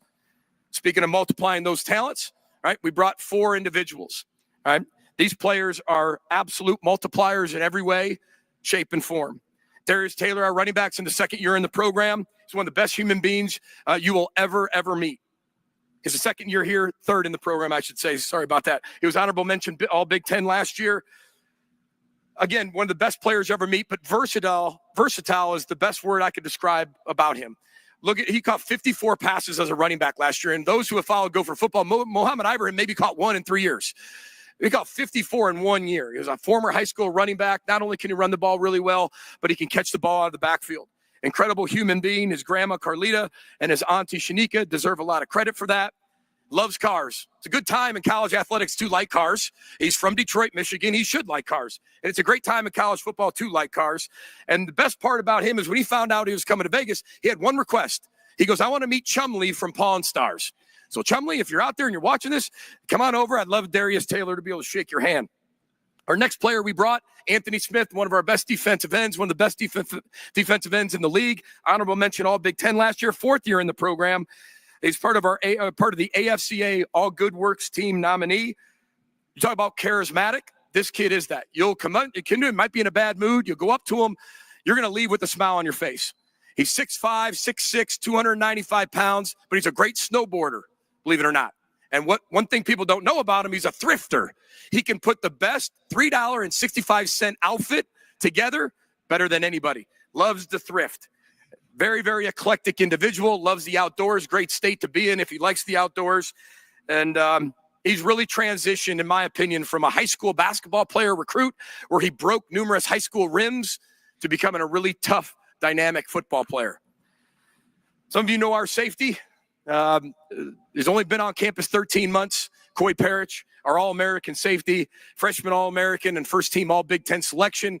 I think that's really impressive when you think about he got there in June. And then by December, he was all of that. But it doesn't surprise you if you watch this kid play basketball, run track, play football. He loves to play. He's a throwback. He's like a lot of us that grew up. You came home when the lights went on, but you played all day. That's what he loves to do. You know, it's interesting. When he was at the high school All-American game, I was getting calls from coaches because I'd be like, hey, how's Coy doing? How's Coy doing? And they'd be like, you know what? He's all right. He's getting beat by this guy. He got beat by this guy. He got beat by this guy. And then bang, you get to the game. He's the MVP of the game. He blocks a punt for a touchdown. He has an interception, and all he does is dominate. He can't wait to play. His mom, Danielle, dad, George, deserve a lot of credit for the young man that they raised, and we're lucky that we have him. He's a direct example of the recruiting success we are having at the University of Minnesota. And we said that was going to take cultural sustainability. We have kids that we're recruiting now that went to camp when they were 6 to 7 years old, that now they're in high school. The in-state recruiting is better than ever. But it was going to take, whether it was me or another coach in Minnesota with 6 coaches in 12 years, it was going to take cultural sustainability for somebody to be there for a long time. And we're honored to be there and represent Minnesota every single day. Last thing about Coy, number 3, he's going to play offense, defense, and special teams. I think that's very clear, and everybody understands that. That's three different spots: offense, defense, special teams. Number 3, and him and Drake Lindsay, our quarterback, are best friends. And how good of friends they are is Drake Lindsay changed his number from 3 to 5 to make sure Coy had his number. So talk about a selfless teammate. Speaking of Drake, we brought Drake along as well, our quarterback from Fayetteville, Arkansas, who was a redshirt freshman for us last year. Played a very, very small amount, but really studied Max Brosmer constantly. Really just was his right-hand man. Learned how to lead the entire football team at a very young age. And you know how hard it is to find, right, a freshman quarterback that you can have for those 4 years. We feel like we have a really good quarterback in Drake Lindsay. It's interesting with the Minnesota ties. His grandfather played for Bud Grant with the Vikings. I know his dad, JD, his mom, Amy, and his stepmom, Brooke, are very, very proud of him. But we're really thankful for the relationship him and Max had as he transitions into our quarterback. And he's the ultimate connector. He brought a bunch of players down to Pensacola, Florida in May to really work on the pass game and do all those things. So he's an ultimate multiplier. Last thing I want to hit on is this, is I always give you guys 3 things that we kind of talk about with our program going into the year. There's 3 things we've hit on since January. It's be delusional, get to, and give more. The be delusional part, for the media, I got to explain that. It means no cap on the jar, right? No limitations, right? Dreaming big. With the college football playoff of where it is, as Indiana showed last year, anybody can get there. And if we're delusional enough to know we can do that, we can get there. And when you're somewhere long enough, the standards are one thing, but then you continue to raise the expectations, and that's what we want to continue to do. But we want to do that off the field as well. We want to be delusional as husbands, as fathers, right? As brothers, as sons, as members of our community. Take the cap off the jar, limitless. The second thing is get to. There's two things that connect the locker room more than anything. It's empathy and gratitude. If you do not have those two things, you do not have a connected locker room. And our players are incredibly grateful, right? And they have empathy. They can walk a mile in somebody else's shoes. They're willing to do that for each other. So the get to piece is really, really critical. And the last part is give more. We were 8-5 last year. But the great thing about Minnesota now is when you're 8-5, you're like, yeah, all right. That's our 6th straight in a row bowl game with our program being there in technically 7 years. That's tremendous. But we got to continue to raise the expectations. We were 3-4 in one possession games last year. So people always say, well, how do you improve that? You got to win situational football. You got to be better in 2 minutes. You got to be better in 4 minutes. And that's what we've been focusing on since January. That if we can give a little bit more and we can flip those just like we did in 2019, 6-1 in one possession games, that's how you win 11 games in the Big Ten. There are 9 conference games. It is a hard league. You have got to be able to find ways to win those one possession games. And we're a missed field goal, an onside kick offsides, right? And a 4th and 3 away from having that flip to 6-1 and being in the college football playoff. And that's what our players know, and that's what they believe. We're very, very excited for the 2025 season. And I'm not sure if I have any time left, but if I have any time left, I'll answer any questions you have. If not, I'll see you at the podium. Row the boat, Sky Yama, and go Gophers. Coach, we'll do one question. That's quite an end to the PJ Fleck press conference. A lot there from the head coach of the Minnesota Golden Gophers. Nick, we'll start with you. You were chuckling about it. What made you laugh from PJ Fleck there? Well, he's just got this. I dare I say infectious energy. Like now, granted that makes me sound like a fan, but that's not what I'm getting at. What I'm saying is that I understand that when he points out all those things, there are things that frankly, Nebraska's lacked. Guys, what has Nebraska been selling their program on and having to, at least in the early years of Matt Rule? It's been on what we want it to be, what we're working it towards being. Think about what PJ Fleck just said there is 6-0 in bowl games. The last 8-5 last year, right? For a place like Minnesota, we're not talking Ohio State here to where that'd be a disappointing season below expectations. We're talking about a place like Minnesota that, as he mentioned, had a lot of coach turnover, and they just signed an extension, and they're going to be there for a very long time. And now they've had the results to back it up. Yeah, he's definitely here to stay. And obviously, we asked Joe Thompson yesterday if he feels more comfortable. And I think the support, both, internally and externally, is something that was a little bit slower than maybe PJ liked. But then eventually, he proved him wrong because the consistency that he's had over the 8 years that he's been there, both as a person and coach, and then I would say as a staff, you cannot deny. And then, one of the things he said, look, he's really built this team on local talent. Mm-hmm. He's seen guys, he talks about Smith, their defensive end, as a former basketball recruit. He actually, implores them to be who they are off the field, which allows them to be excellent players on the field. And, just to hear him talk, he believes in his players. He believes in, his process, as he likes to call it, and really tries to go in and day out, tries to highlight his players and his program. I think they get 15 minutes to use 13 of it, majority of it, both on his program and players of the past, which I think was huge. And how I think his first part of his statement was very, very probably more telling than the last.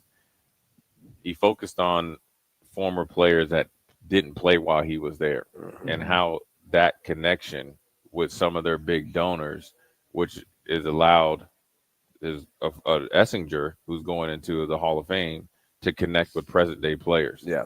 Which it goes tenfold. He's reaching out to a guy that has a place over in Italy, which is kind of they're out there. A former player gets to go hang out, which then it connects them to the present day players by essentially a former player, connecting with a donor. Yeah. Then you down here in Vegas, of all places, he brings in another former player to have dinner with them and implore them to stay to be a Gopher, and that's how you're able to keep guys like Koa and Darius Taylor and all these guys. And you retain them, you develop them, and then you send them out to the NFL. And I think that's a great point as we mirror what's going on our text line listening to PJ Fleck. Yeah. Minnesota has grown to love him. I'm sure there's an acclimation period, but PJ Fleck is ingrained in Minnesota. That's just their brand. That's who they are. It's who he is now. You heard him say he wants to be there the rest of his life, the house and everything with the extension, which is good for him. But here's some comments from Nebraska fans on PJ Fleck. If he was Nebraska's coach, I would donate my eardrums to medical research. Listening to PJ Fleck is like a painful visit to the dentist office to me. And he is a psychopath. Those are the comments that Nebraska fans are giving. And Nebraska fans won't change their mind on PJ Fleck, right? We said this when he first got there, kind of took the Big Ten by storm with how he was talking, his energy. Yeah. You either love to love him or you love to hate him, right? There's not really a middle ground on PJ Fleck. What impresses me about him is how it doesn't seem like the shtick has gotten old, because I think it's genuine. Because you can tell his players are into him, his process, and not only is it his process, but it's not just a cult of personality, I'm PJ Fleck, look at me sort of thing. There's some similarities between him and Signetti, being a salesman for that program, but you can tell inside those walls how much those guys care for the well-being of their players. Yeah, I mean, look, you have to sell your program. I mean, when you're at there's more programs that need guys like Signetti, Dion, obviously PJ Fleck to sell their program versus rinse and repeat, and you're at Alabama, Ohio State, so forth and so on. And so he's embraced it, and there is no doubt now. When you highlight you've been there 6 years or been there 8 years, and it's essentially 7 because 1 year was a COVID year, and you won not only made bowl games but went 6-0. You're talking about building a winner tradition, and then obviously putting guys into the next level. He's exceeded expectations. That's the part, is he made that comment about how many guys they've put in the NFL consistently in the first and second rounds. 6 years in a row. Yeah. I mean, think about that. And you got guys on the roster that are going to do the same thing right now. That's 6 years in a row winning a bowl game. That's 6 years in a row with a first or second round draft pick. And the other thing that I think stood out to me about PJ Fleck, to wrap up this segment, was in Minnesota's mind, they're 3 plays away from the college football playoff, from having the Indiana year, right? The onside kick, the missed field goal, and I forget the other one that he mentioned. But think about that. And that was a year for Minnesota where they're like, man, right there, we're on the doorstep, we're close. Yeah. Being close for Minnesota is 8-5 and still winning a bowl game, compared to, think about the conversation we've had with Nebraska being close, 6-7 one-score games. Minnesota still found a way to gut out an above 500 record, not just 500, and legitimately tell themselves, yeah, we clean up 1, 2, 3 plays. Yeah, it's 3 games. It's 3 different days. Something popped up to get us. But even on days where Minnesota might not have been playing at 100% as a team, or Brosmer didn't have it or whatever, they still found ways as a team to do enough damage to get into a bowl game. I mean, you got to think they probably feel like they got blown out by Iowa. Yeah. They gave away the first game against North Carolina. So you say that's what you do if with the 5th, that's 1. And then you think the Michigan game, they all but had that game as well, end up losing by 3. And then you say, okay, at Rutgers. At the end of the season, you would say there's without a doubt that's Minnesota winning that game because their quarterback started to extend or started to play well, and then obviously Taylor as well. Then you there's some things inside that game. So when he's talking about college football players, I mean, we're not even addressing the 1-point loss to Penn State. Yeah. Right. When Penn State had everything to play for because they were going for seedings and getting into the Big Ten championship, it's not fool's gold. No. And I remember, I think when they play, I forget who they played in the bowl game in Vegas, or I think they were in Vegas. And the stat came up 4 years in a row. Minnesota had, I think they were in Vegas. 4 years in a row, they had a top 10 defense up at into that point with Rossi, I think. Maybe that was in Phoenix against West Virginia. No, what is it? What is the last bowl? It's not Virginia Tech. They played. Was it Bowling Green? Syracuse Pinstripe Bowl. Yeah, I think it was. Where is that located? No, it's New York. The one Nebraska was just in. It was one of the games I remember. I couldn't believe that Minnesota had been that dominant for 4 years in a row defensively. And you're talking about putting guys at the next level. It was defense and offense. And so when he thinks in their mind they're close. And they might be in a dangerous spot where nobody's giving them a shot. It seems like they're a little bit more loaded this year. Maybe quarterback is where they're a little bit, obviously there's not a true answer. I think my man threw 4 passes last year. So no matter what PJ Fleck says, he has to learn on the job. But everywhere else, I think they feel like they have studs, and they bring back a lot of offensive, defensive prowess. But even think about that with Drake Lindsay, the way that Minnesota goes about quarterbacks, saying he's probably on the Tanner Morgan plan, right? Yeah. Now, probably more physically talented than Tanner Morgan off the rip, but get him in the program, keep him there, develop him. It took Tanner Morgan some time. We saw him as a young guy, was not the guy he was when he led them to that magical 11-2 Yeah, season. injuries too. Injuries as well. So to add context to that defensive comment, Minnesota has had a top 5 defense in 2024, 2023. In 2022, they were 9th. In 2019, they were 10th.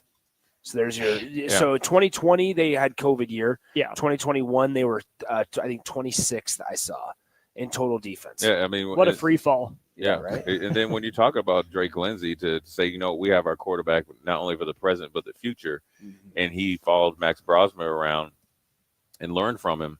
It goes back to our interview with Daryl Thompson yesterday. He had said that he wished that they would have let Max go and take the reins off him earlier in the season. Well, then you look at it, maybe that North Carolina game.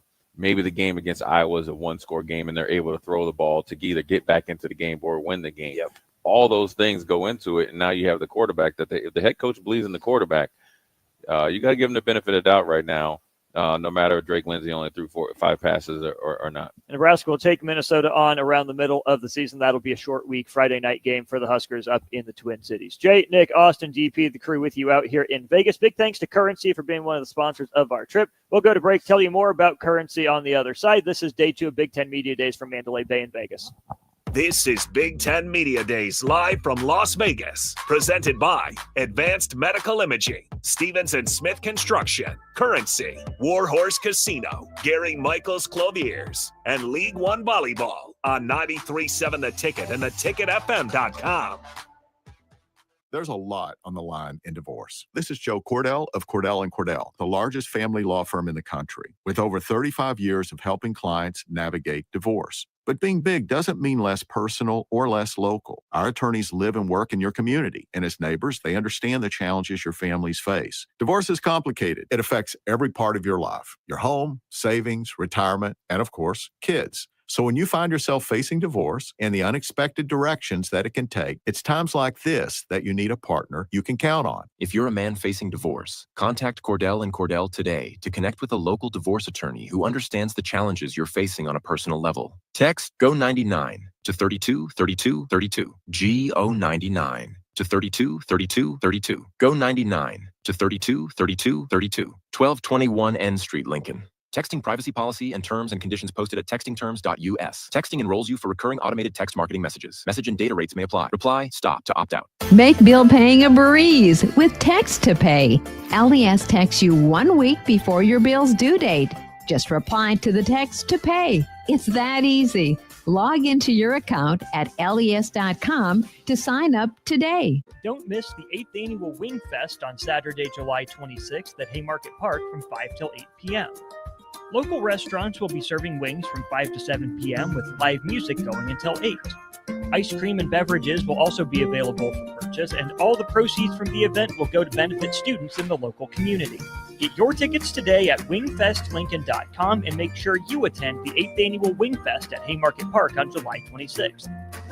Load up on meat and more this summer at the Mercado by Certified Piedmontese. This week's specials through July 29th are 15% off cheese and crackers, grass-fed, grass-finished tri-tips for $10.99, 820 ground beef trays for $6.99, and brisket flats for $9.99. Plus, stop by for lunch on Fired Up Thursdays at the Mercado East or Fired Up Fridays at the Mercado North. Locations at 84th and Havelock, 30th and Yankee Hill, and now 85th and Old Cheney and Lincoln, or 168th and Maple and Omaha. Get to the Mercado today for the best meat in town.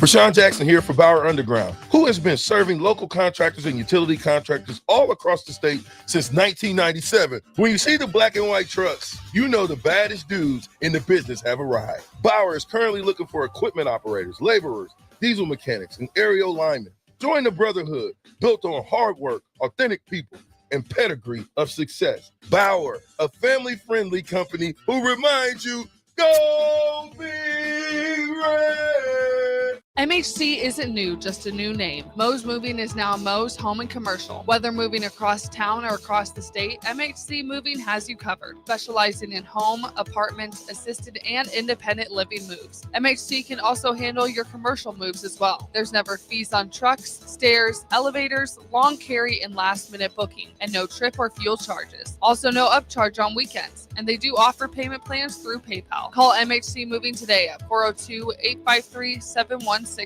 or go to mhcmoving.com. Gaina Trucking is hiring CDL Class A and B drivers. Their strong team culture makes it not a job, but a career. Gaina Trucking offers health, vision, and dental insurance, 401k with company match, an employee assistance program, and other bonus programs. Build a better career today with great team culture at Gaina Trucking. Learn more and apply today at GainaTrucking.com. Play ball! Ready for summer fun and ballpark vibes? Bring your pack to Haymarket Park for a thrilling season of Lincoln Salt Dogs baseball and unleash the fun. From May through August, the Lincoln Salt Dogs will be playing and the park will be popping with all the food, drinks, and fun you need for the perfect night out. Grab your friends, family, and coworkers and make plans now. Visit saltdogs.com to secure your tickets. Come on out to the park and unleash the fun. Schweizo Construction is now hiring for skilled craftsmen, steel erectors, concrete workers, and general laborers. Schweizo Construction offers great benefits like premium wages, health and dental insurance, paid holidays and vacation, 401k with company match, life insurance, and disability insurance. They pride themselves on a legacy of 40 years built on integrity and trust. Joining their team means becoming part of a family that values hard work, dedication, and mutual respect. Apply today at schweizo.com. That's SCHWISOW.com. 93.7 The Ticket, Fox, KFXL weather. Sponsored by John Henry's Plumbing, Heating, and Air Conditioning. Your Lincoln forecast for today, we'll see mainly sunny skies. It'll be breezy and hot with an afternoon high near 96. Tonight, showers and thunderstorms likely over that low around 71. And tomorrow, a chance of showers and storms. Otherwise, mainly cloudy with a high around 85. I'm meteorologist Kyle Thacker for 93.7 The Ticket and theticketfm.com. Saturday. Eagle Raceway is open for a full season of dirt track racing action every Saturday night. Don't miss the epic battles on the high banks of Eagle Raceway each Saturday between the Nebraska Septic Sprint Cars, Nebraska Lottery Modifieds, Avid Realty Sport Mods, Valentino's Hobby Stocks, and A1 Iron Stock Cars. Let's go racing. Eagle Raceway, just 10 miles east of Lincoln on O Street. Check out the full schedule at eagleraceway.com. The 2026 Love Omaha volleyball season is coming, and memberships are on sale now. Catch your favorite stars, Lexi Rodriguez, Jordan Larson, and more with a guaranteed 8 home matches right here in Nebraska. Season memberships start at just $112. That's unbeatable value for world-class volleyball. Don't miss a moment of the action. Go to lovb.com/season and grab yours today. That's lovb.com/season. Attention all Wings fans. Buffalo Wings and Rings has daily specials that will make you want to stop in on all days of the week. Kids eat free on Mondays, and on Tuesdays, enjoy 40% off boneless or traditional wings at a price that makes the whole family happy. And come back on Wednesdays for $1.39 chicken tenders all day long. Get to Wings and Rings today, 68th and O, or in Williamsburg Village. Welcome back to 93.7 The Ticket's coverage of Big Ten Media Days live from Las Vegas. Presented by Advanced Medical Imaging, Stevenson Smith Construction, Currency, Warhorse Casino, Gary Michaels Clothiers, and League One Volleyball on 93.7 The Ticket and theticketfm.com. Welcome back into Mandalay Bay. Austin Norman GP hanging out with you here. We have more coaches locked and loaded. Their opening statements. Big thanks to the crew back home. Bach, Ellie holding down the board right now. Harrison, Tristan, Rudy, all of them pitching in. Jeffrey getting clips up for us. Seriously, thank you guys for helping make this a success back there. Let's hear from Oregon head coach Dan Lanning. He just stepped off the podium, just walked by, but we got that one locked, loaded, and ready to go. So here is Dan Lanning entering his 4th year head coach of the Oregon Ducks. It's a pleasure to be here with you guys today. Certainly want to let you guys know we appreciate the job you guys do here. I know sitting around in this room all day can be a challenge, especially in Vegas. You guys seem to be handling it well, though. I don't see too many closed eyes. Really thrilled to be representing the University of Oregon. It's a dream come true for me. Going into my fourth season to get that opportunity and wake up forever grateful for that chance. Want to continue to thank the leadership that we have at the University of Oregon and President Schultz, Rob Mullins. They do an unbelievable job in our program. Also thrilled at the leadership we have here in the Big Ten, and Tony Petitti and his staff do an unbelievable job representing us. Getting to do this in the conference that we get to do it in against the caliber of teams that we get to play against is a real thrill for our team. Something that we really pride ourselves in and are thrilled that we get that opportunity. Coming in a year ago, it was uncharted waters for us. It was, okay, what's the Big Ten going to be like? And it's been super fulfilling, getting the opportunity to win the Big Ten in our first year, play some unbelievable teams, has created a really special experience. Along with me today, I have some unbelievable players. We could have brought several guys from our team. Really proud of where our team's at right now, but want to take some time to acknowledge those guys that came along with me. Kenyon Sadiq, our tight end, has had an unbelievable offseason. He's been an integral part to our team. He's done a lot of special things, and I think many of you realize that he's a really special talent, But beyond that, he got the opportunity this offseason to travel to Africa and help build courts for kids.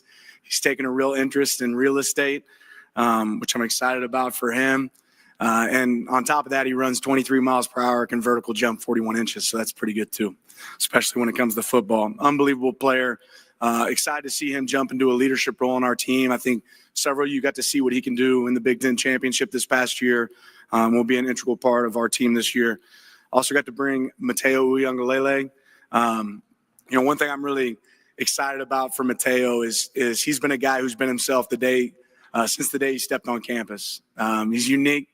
Our guys were joking with him about how he dressed on the airplane yesterday. He looked super comfortable, had his hair in this cool thing, had a neat backpack. I think he's wearing a coat that he got at a thrift store today, and he looks fantastic. But he's been uniquely him. And beyond being uniquely him, he was a terror for quarterbacks this past season.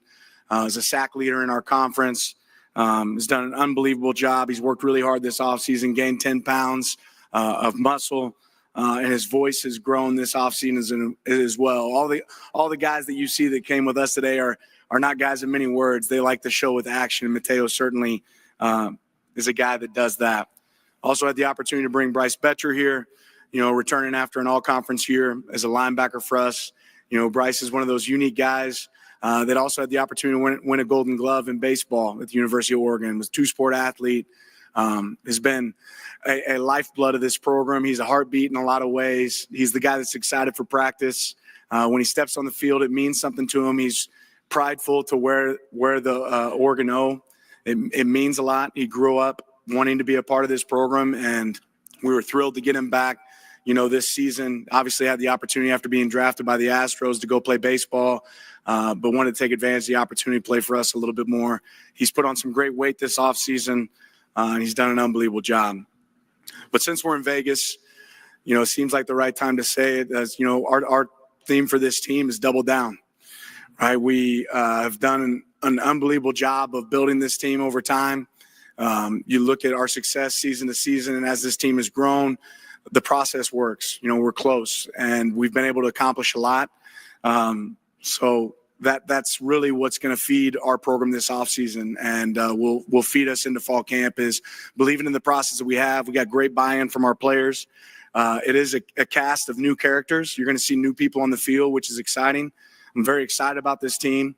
Going into the offseason, we felt like we had to take an opportunity to really develop leadership. We did that through a leadership retreat. We've done that through focusing on our DNA traits that have always been a big piece of our program, and continue to see our team grow in that area, whether it's connection, whether it's growth. When you see our team play, you're going to see a team that plays with toughness. I know a year ago we got asked the question, are we tough enough to be in the Big Ten? I think that we were able to answer those questions on the field last year. I do want to take the time to recognize the efforts of some of our support staff, back in Oregon, our strength staff, Coach Love and his crew, our nutrition staff with Brenna, sports performance, with Ben McKay, Chief, our trainer. these guys have done an unbelievable job this summer of putting our team in position to be better. Our players have worked really hard. They've put on over 1,300 pounds this offseason. Our overall peak power numbers have gone up over 21%. Our freshmen, the average gain for our freshmen is over 17 pounds. So those are some exciting things that you look for wins in the offseason. Those are some great wins for our team. Just as proud as I am of what we've done, training in the offseason, I'm really proud of what we've been able to do off the field. Over 600 hours of community service in the last 6 months. Again, we partnered with Sleep in Heavenly Peace, built over 150 beds for kids in the community that don't have beds. We're able to support 300 foster and at-risk youth this offseason, as well as many other contributions to our community and outside. And for our players, to develop that education off the field, our player personnel staff has done an unbelievable job. Usman Kamara, Carl Holmes, in creating opportunities, whether it's through our Discover You program, as well as completing a 4-week training session with Radical Health to really attack mental health. Done an unbelievable job there. Currently partnered with real estate opportunities with Bones Investment Group has been a great opportunity for our guys to learn and look for opportunities to grow outside of football, not just after your playing career, but during your playing career. I'm really excited about those opportunities that have been created for our guys. And heading into year 4, I feel like we've got a really strong foundation. Kind of said that about our team. Our guys have embraced the work, the experience on our staff. I continue to be impressed with the staff that we have going into year 3 now with the same offensive and defensive coordinator. We've got several of our staff members back, even though they've been given opportunities to be other places. They've chose to be here, and that's credit to the success of our team. But that's also a piece of the success to our team is the continuity that we've been able to have, and grateful for Rob and our support here to be able to make that happen. I'm also really excited about some of the future stars we have on our team. There's guys that are unbelievable players, but they're also going to be unbelievable humans, and that's something that we're excited about. Several of our coaches are going to make outstanding head coaches in the future. I want to make sure that I always give the opportunity to say that, because these guys do a great job. They make it work. They make my job easier, and certainly makes it a lot of fun for us. But we do have a brand new team and brand new challenges. And what happened last year has nothing to do with the future. So building that, starting from scratch, getting the opportunity to head back to the kitchen, figure out what we're going to be able to throw in for our recipe and create a great meal is something we're super excited about. I have confidence in this group more than anything because I've seen the work, right? And not everybody always gets to see the work. We've been a little bit under the radar this offseason, but these guys have worked extremely hard. They put their best foot forward, and that's part of what makes this so much fun for me. Everybody says, what's your favorite part of coaching? It's the new challenges that we're going to see that we don't know about yet. Obviously, college football changes every day, but I don't think the game's ever been more exciting. I think the support of our sport is unbelievable, and a lot of that's with the leadership. I think a lot of us can get frustrated with the rules, but sometimes we have to see if they work. So continue to be patient and see how things play out, but continue to adapt on the same front. We continue to grow as a team, but I think it's really important for our team that we remind them you got to enjoy the journey, right? And there's a journey ahead of us that we're really excited to take. This season's got some unique challenges, some fun road games, some great opportunities at home in Autzen, and the best stadium experience in college football, something that I'm super excited to have.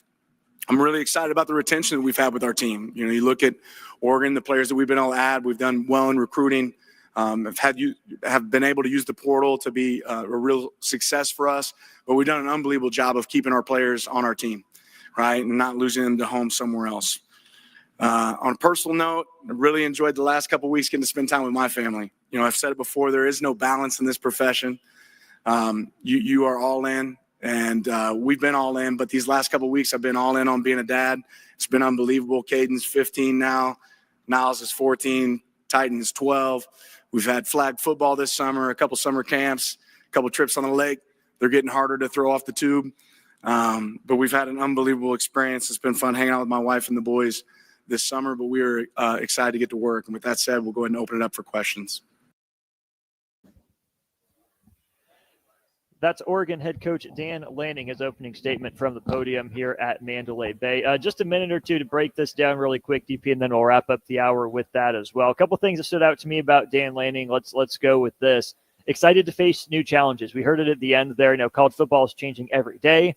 Can only imagine as a head coach what goes on behind the scenes, especially for a guy to big money program, a program that has sustained success really in Oregon under Dan Lanning. That's where sometimes it's nice to have that old grizzled veteran at the helm, right? Can take on these challenges, won't be backing down from anything, will, be that steady hand of leadership. But also there's something to be said for maybe some youthful exuberance, right? In a guy like Dan Lanning, a character like that, who, hasn't been through the grind before, but also doesn't know a different way. It says, okay, this is just what I got to do. This is what I got myself into being the head coach at a Big Ten program.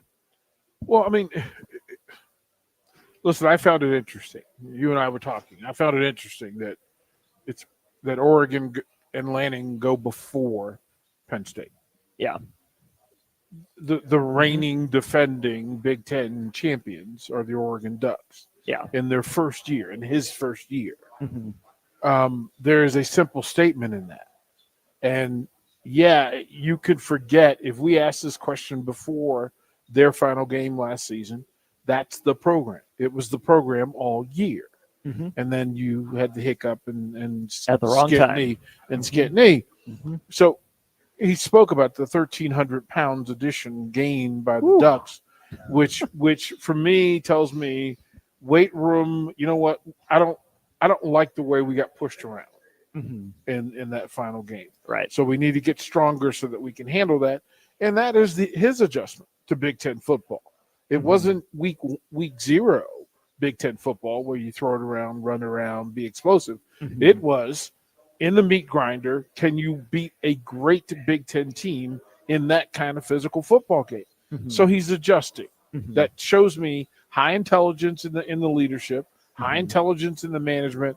I'm going to adjust. We are going to adjust because the only thing that's going to be acceptable for that program, national championship. Winning, taking that next step, something that Oregon has never done. Let's take our final break of the hour. We'll wrap it up with another short one talking about Dan Lanning. We do also have more ahead from more coaches here in the Big Ten. We will also hear from Luke Fickell and David Braun, who we are still expecting to join us sometime in the 1 o'clock hour, so definitely stay tuned for that. DP Austin with you here at Mandalay Bay. We'll react some more to Dan Lanning's opening statement when we get back here to Big Ten Media Days Day 2 from Vegas. This is Big Ten Media Days live from Las Vegas, presented by Advanced Medical Imaging, Stevens & Smith Construction, Currency, Warhorse Casino, Gary Michaels Clothiers, and League One Volleyball on 93.7 The Ticket and theticketfm.com. Don't miss the 8th Annual Wing Fest on Saturday, July 26th at Haymarket Park from 5 till 8 p.m. Local restaurants will be serving wings from 5 to 7 p.m. with live music going until 8. Ice cream and beverages will also be available for purchase, and all the proceeds from the event will go to benefit students in the local community. Get your tickets today at wingfestlincoln.com and make sure you attend the 8th Annual Wing Fest at Haymarket Park on July 26th. Attention all Wings fans, Buffalo Wings and Rings has daily specials that will make you want to stop in on all days of the week. Kids eat free on Mondays, and on Tuesdays enjoy 40% off boneless or traditional wings at a price that makes the whole family happy. And come back on Wednesdays for $1.39 chicken tenders all day long. Get to Wings and Rings today, 68th and O or in Williamsburg Village. Start your Sundays off right with Jeff and Nicole Essink on Fitness Fanatics. Jeff and Nicole discuss health and wellness, how to achieve fitness goals, and more through the life of gym owners and gym goers. It's Fitness Fanatics from 9 to 11 a.m. on Sundays on 93.7 The Ticket and theticketfm.com. The 2026 Love Omaha volleyball season is coming, and memberships are on sale now. Catch your favorite stars, Lexi Rodriguez, Jordan Larson, and more with a guaranteed 8 home matches right here in Nebraska. Season memberships start at just $112. That's unbeatable value for world-class volleyball. Don't miss a moment of the action. Go to lovb.com/season and grab yours today. That's lovb.com/season. Select Plumbing and Utility has been serving Lincoln and the surrounding area for 14 years, and they're not slowing down. Select Plumbing and Utility handles all your plumbing needs from faucets and water heaters to full renovations, and they can even help with your heating and cooling needs. They're also Lincoln's underground experts, repairing and replacing broken underground water and sewer lines since day one. Contact Select Plumbing and Utility today at 402-560-6197, assuring excellence in every situation, opportunity, and challenge. That's 402-560-6197. At Parkview Animal Hospital in Lincoln, it's not just their professional care that sets them apart, but their warm staff and state-of-the-art facilities. Whether it's for a routine checkup or a comprehensive medical procedure, at Parkview, your pet isn't just another number, but a valued member of their caring family. Visit them at pahlincoln.com today and in person just south of 14th and Pine Lake Road. Parkview Animal Hospital, your pet, their passion for happier, healthier, furry friends. Schweizo Construction is now hiring for skilled craftsmen, steel erectors, concrete workers, and general laborers. Schweizo Construction offers great benefits like premium wages, health and dental insurance, paid holidays and vacation, 401k with company match, life insurance, and disability insurance. They pride themselves on a legacy of 40 years built on integrity and trust. Joining their team means becoming part of a family that values hard work, dedication, and mutual respect. Apply today at Schweizo.com. That's SCHWISOW.com. Play ball! Ready for summer fun and ballpark vibes? Bring your pack to Haymarket Park for a thrilling season of Lincoln Salt Dogs baseball and unleash the fun. From May through August, the Lincoln Salt Dogs will be playing and the park will be popping with all the food, drinks, and fun you need for the perfect night out. Grab your friends, family, and coworkers and make plans now. Visit saltdogs.com to secure your tickets. Come on out to the park and unleash the fun.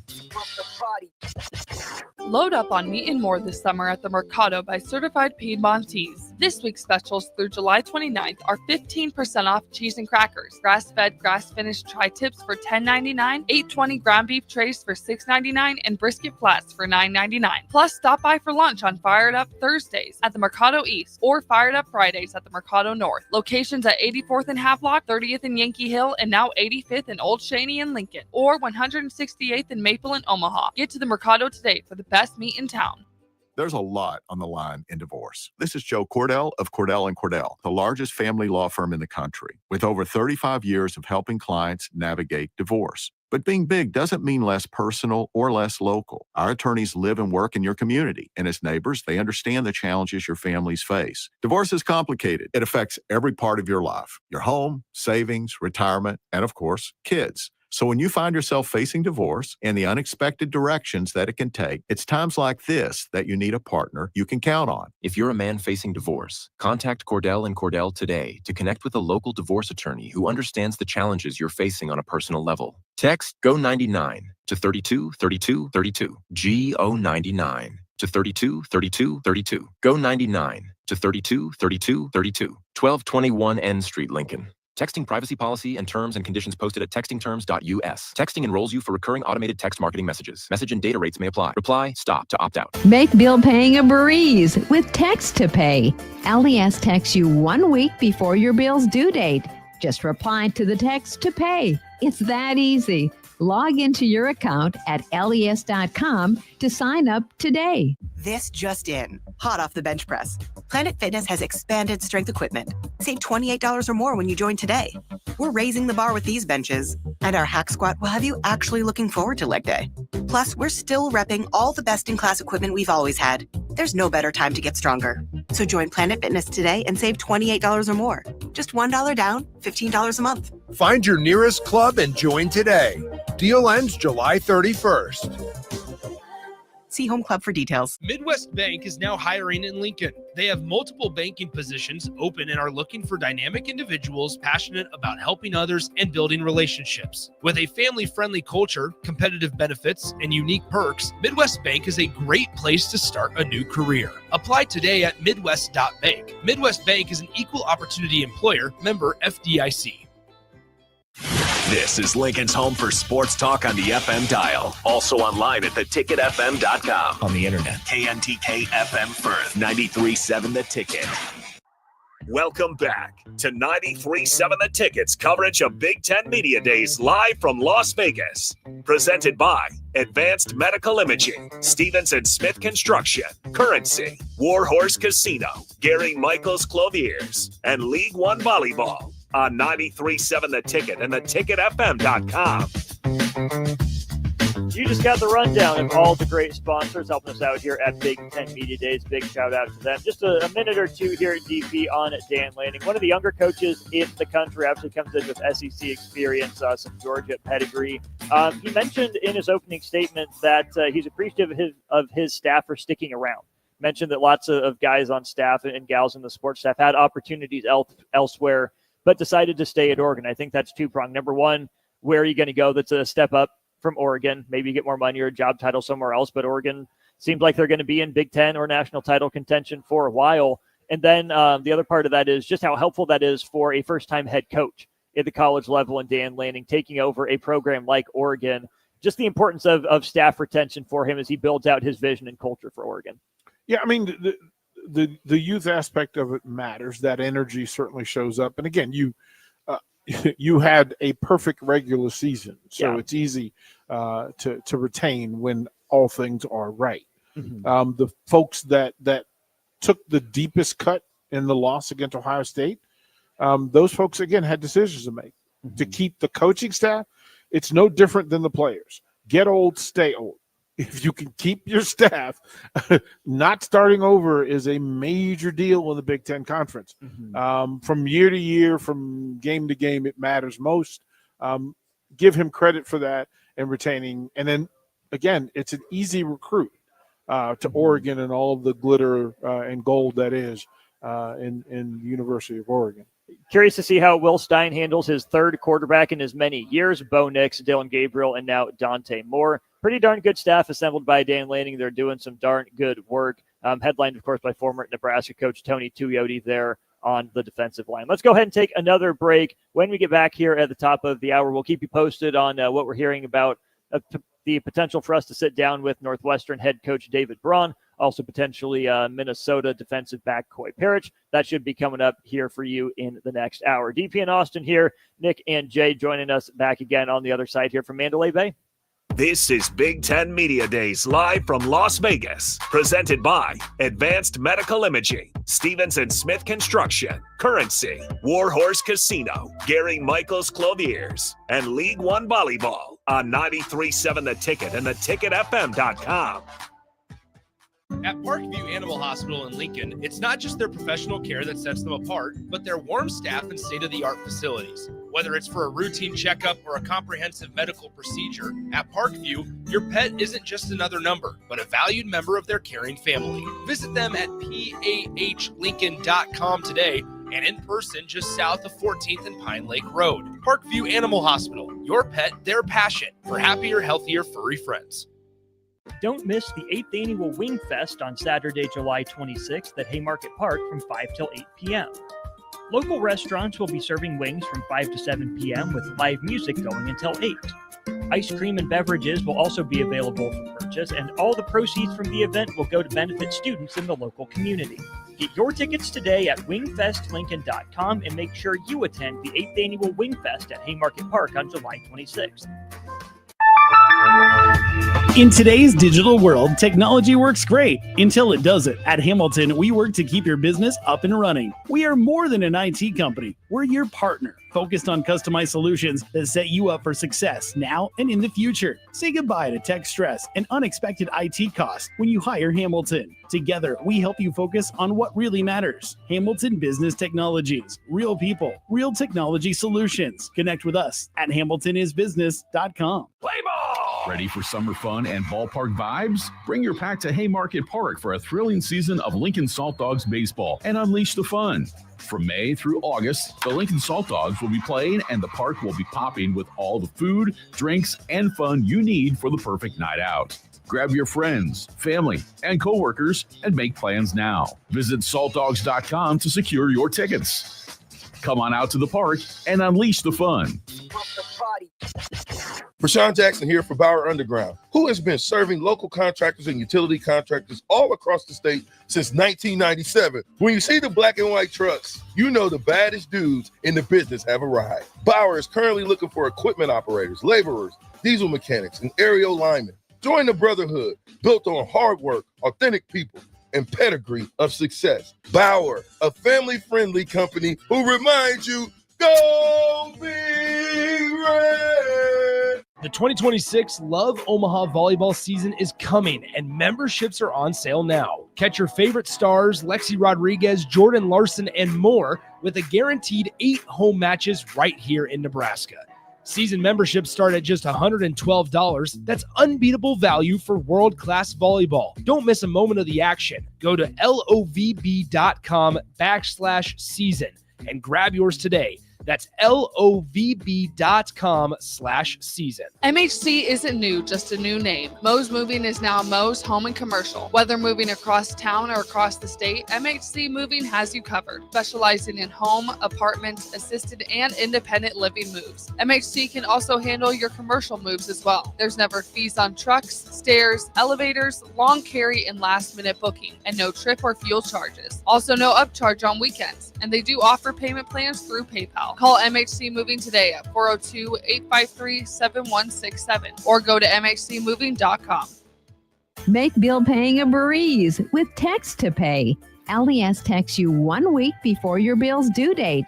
Just reply to the text to pay. It's that easy. Log into your account at les.com to sign up today. Hi, Sean Callahan here for Koppel Chevrolet GMC. This month kicks off Koppel's 50th anniversary sale. We're celebrating 50 years by offering an additional $500 discount to the next 100 customers that buy a new vehicle. This is in addition to the huge savings already in place. You can take an extra $500 off our discounted price, or we can cut you a check on the spot. Celebrate with savings and see why customers have trusted Koppel since 1975. It's our way of saying thank you for all these years. Select Plumbing and Utility has been serving Lincoln and the surrounding area for 14 years, and they're not slowing down. Select Plumbing and Utility handles all your plumbing needs, from faucets and water heaters to full renovations, and they can even help with your heating and cooling needs. They're also Lincoln's underground experts, repairing and replacing broken underground water and sewer lines since day one. Contact Select Plumbing and Utility today at 402-560-6197, assuring excellence in every situation, opportunity, and challenge. That's 402-560-6197. Live from Mandalay Bay Hotel and Casino in Las Vegas, Nevada, 93.7 The Ticket brings you coverage of the 2025 Big Ten Media Days. 7 yards deep. Lets it go to the sideline. Big six. Tommy Hill. The short run to the house. Derek Pearson, Jay Foreman, Nick Sainer, and Austin Orman bring you exclusive interviews and in-depth conversations while getting you ready for the upcoming Big Ten football season. This is a flip to Ja'Cory Barney. He waits for his block, and he steps in for the touchdown. This one in the seam, intercepted. Hartzog with a lane at the 20. Hartzog knocked out of bounds. Deep in Ohio State territory. Mayava, that's intercepted. It is Sierra Wright. Down the sideline into his former house. Unbelievable. Coverage from Big Ten Media Days is powered by Advanced Medical Imaging, Stevenson Smith Construction, Currency, Warhorse Casino, Gary Michaels Clothiers, and League One Volleyball. This is Big Ten Media Days live from Las Vegas on 93.7 The Ticket and theticketfm.com.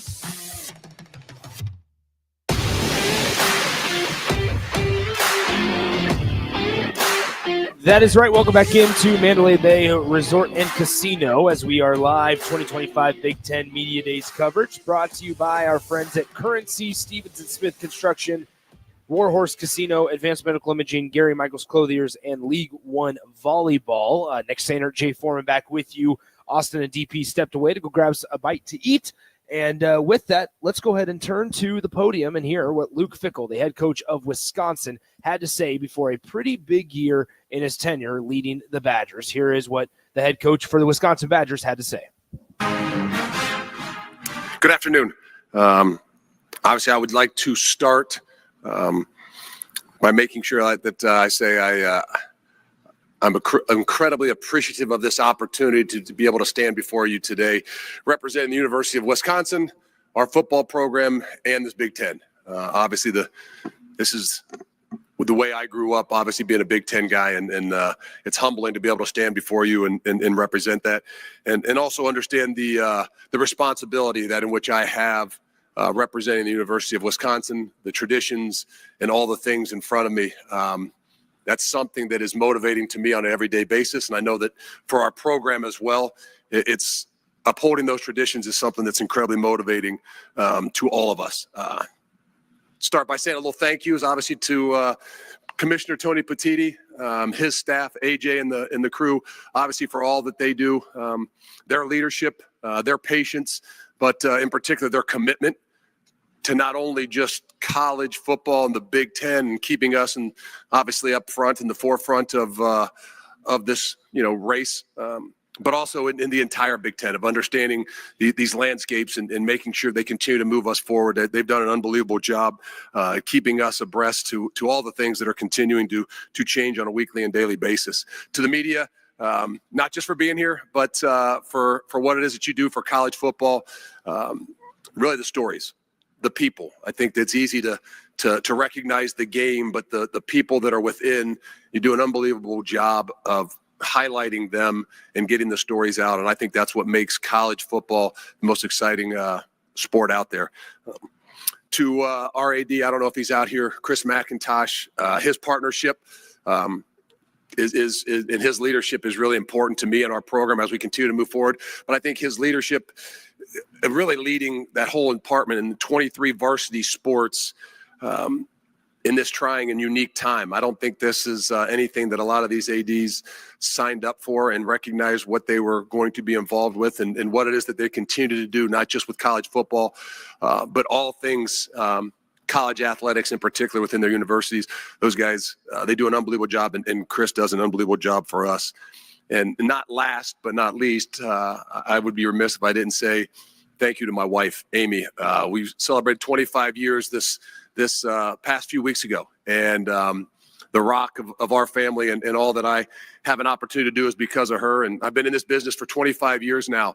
And she's been with me from being a GA to first job at the University of Akron, to picking up and moving a family and 6 kids halfway across the country. Obviously, with all of us coaches, it takes some special people behind the scenes to give us an opportunity to do what it is that we do. University of Wisconsin is and will continue to be a traditional football program in every way possible. I know this is a transactional world that we all know about, and we continue to enter, especially since July 1 with this new revenue sharing. But it's really critical and important to me in all that we do and the way that we continue to grow and the things that we got to be able to do, and even in the changes that we focus upon the traditional things that has made the University of Wisconsin, the football program, great. And we need to continue to build upon those things. And it starts with high school recruiting. I think we recruited 21 high school kids last year. We'll still continue to be the philosophy in our traditional mindset. But really it comes down to a trust and respect from within our program, whether it starts in recruiting and all that we do. It's about relationships. That's not going to change even though we are entering into this transactional world. And it's really about development, the development of 18 to 22-year-olds in all that we do.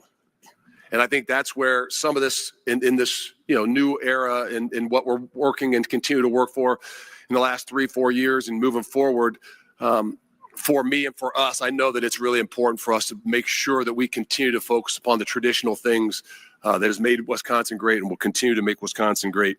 And that kind of leads me into 3 of those guys to represent us that are here today. We actually have a leadership group of about 14 guys. And to be honest with you, that's where the strength of our program lies. What's going to continue to move us forward, I don't know that is just in the 3 guys that are here, but it's in this group of 14 guys that really the strength of our program and where our leadership is. 3 guys will represent us, or they're here today to represent us, and they've done a phenomenal job. On the defensive side of the ball, we've got graduate Rico Holman, cornerback from Miami, Florida, from University School in Miami. Rico will be a 3-year starter. He's done an unbelievable job. I think going into this year he is as prepared or more prepared than he has been in the last 3. And 2 years ago, he was a third-team All-American with 7 interceptions. And Rico is a big part of, kind of the revamping and some of the things we've done differently defensively for us in our program. The next one is Jake Renfro. Jake is again a graduate. He'll be a returning starter at center. He's Chicago, Illinois, Providence Catholic kid, and he will anchor that offensive line along with Riley Mallman, Joe Brunner, who are 2 other guys that are returning starters, 2-year starters and a 3-year starter. They kind of anchor that offensive line, and wish I could have both of those guys with us here today as well. But those 3 guys are really the core of our offensive line, but not just our offensive line, of our offense and a lot of the leadership of our entire program. And that's a great place to start. And the third guy with us here today is Billy Edwards Jr. Billy is a graduate as well, obviously a quarterback from Lake Braddock High School in Northern Virginia, a son of a high school football coach. He comes to us from the University of Maryland.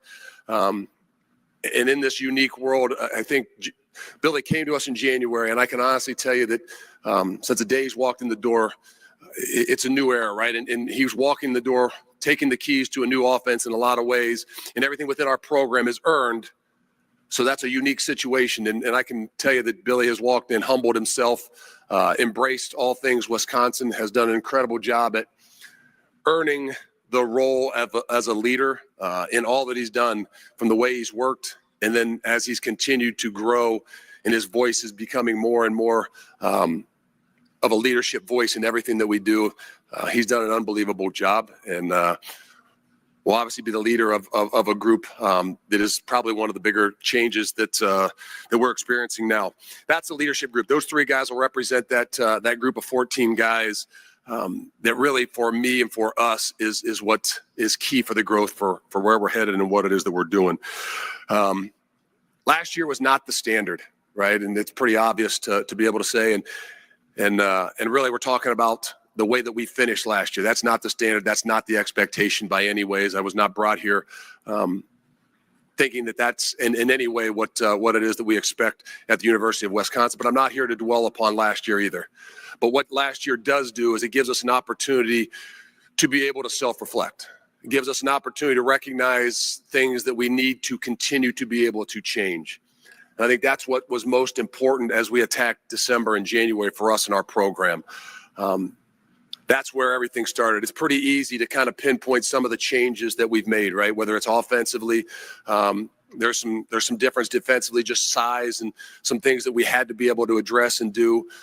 But what it really came down to in some of the changes that we had to make was we had to get back to what has and what will continue to make Wisconsin an unbelievable place and an incredible football power and give us a chance to play for championships. And a lot of people would say, what is that? Running the football, that's getting back? No, that's a part of things. But what it really comes down to is our ability to get back to what I would say is complementary football. And I don't mean complementary football in a way that everybody would define complementary football on a Saturday afternoon or a Saturday night. It's much deeper than that. When we talk about complementary football for our team and our program, it's something at the core of what it is that we have to be able to do. It's something that as a team and as a program has to be something that we live on a daily basis.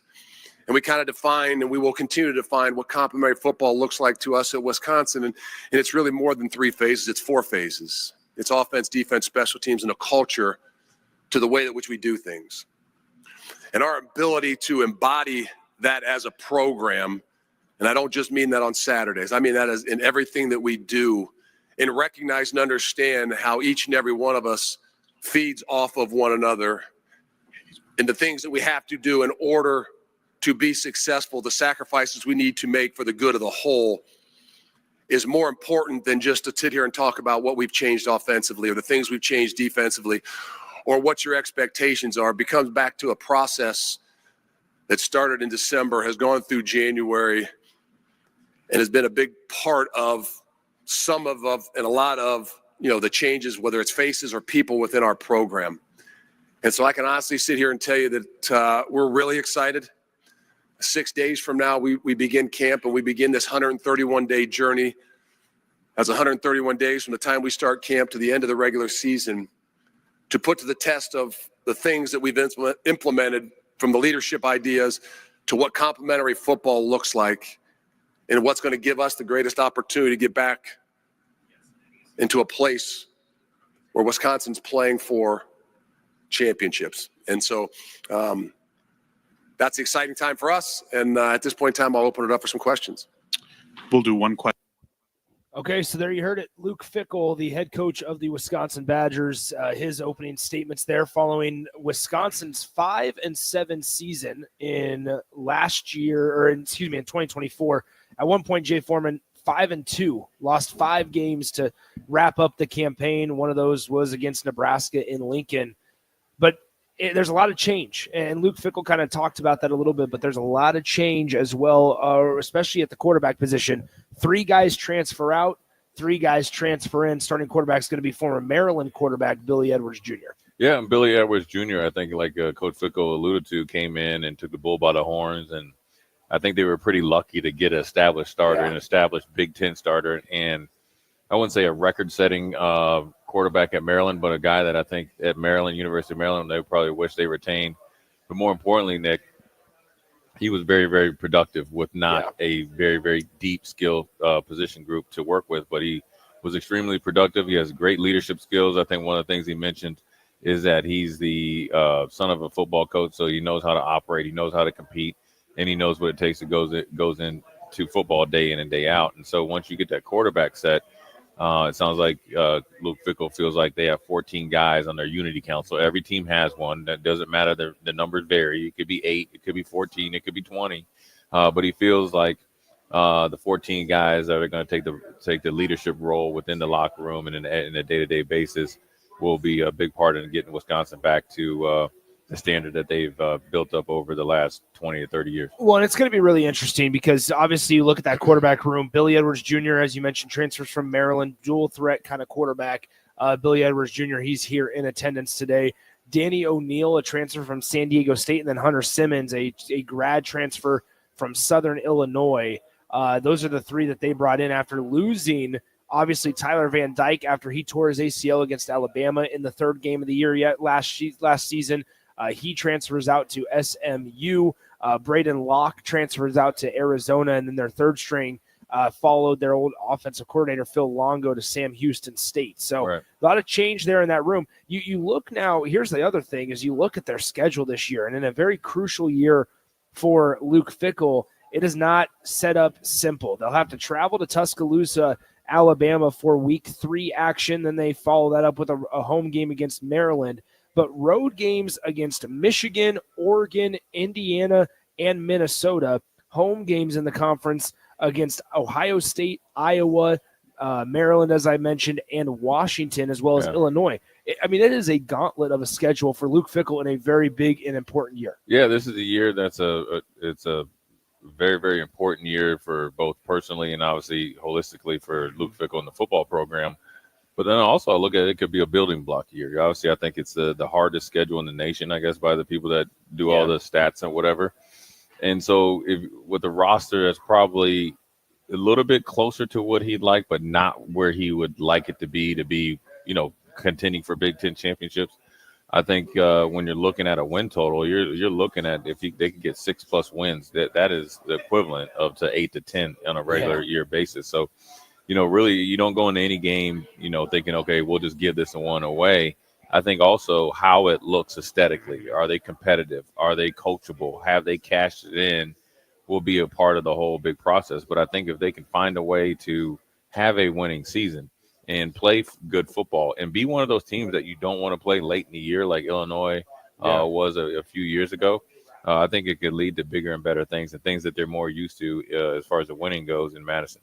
Yeah, Luke Fickell, obviously coming over from Cincinnati, he had the stint, as the defensive coordinator at Ohio State for a while, then was the interim head coach for just one season.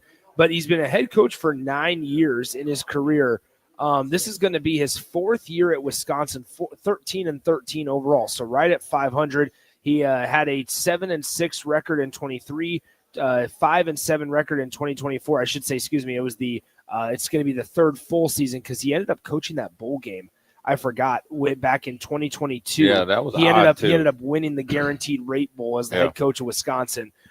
So it is his third full season for the Wisconsin Badgers, but once again, 12 and 13 in regular season action for the Wisconsin Badgers. Certainly not what you expected after you hire a guy that went 57 and 18 in Group of 5 action. Yeah, upon his hiring, it was obviously at the same time I think Nebraska hired Matt Rule. Yeah. College football flipped upside down twice. In that first year when he became head coach, and he brought in a totally different identity offensively.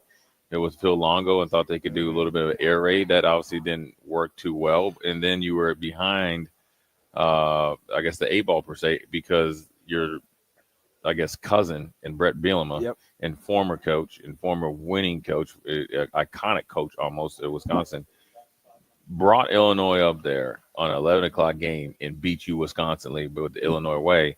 And right there, then they had the bye week, and it was like, well, we'll find out our identity.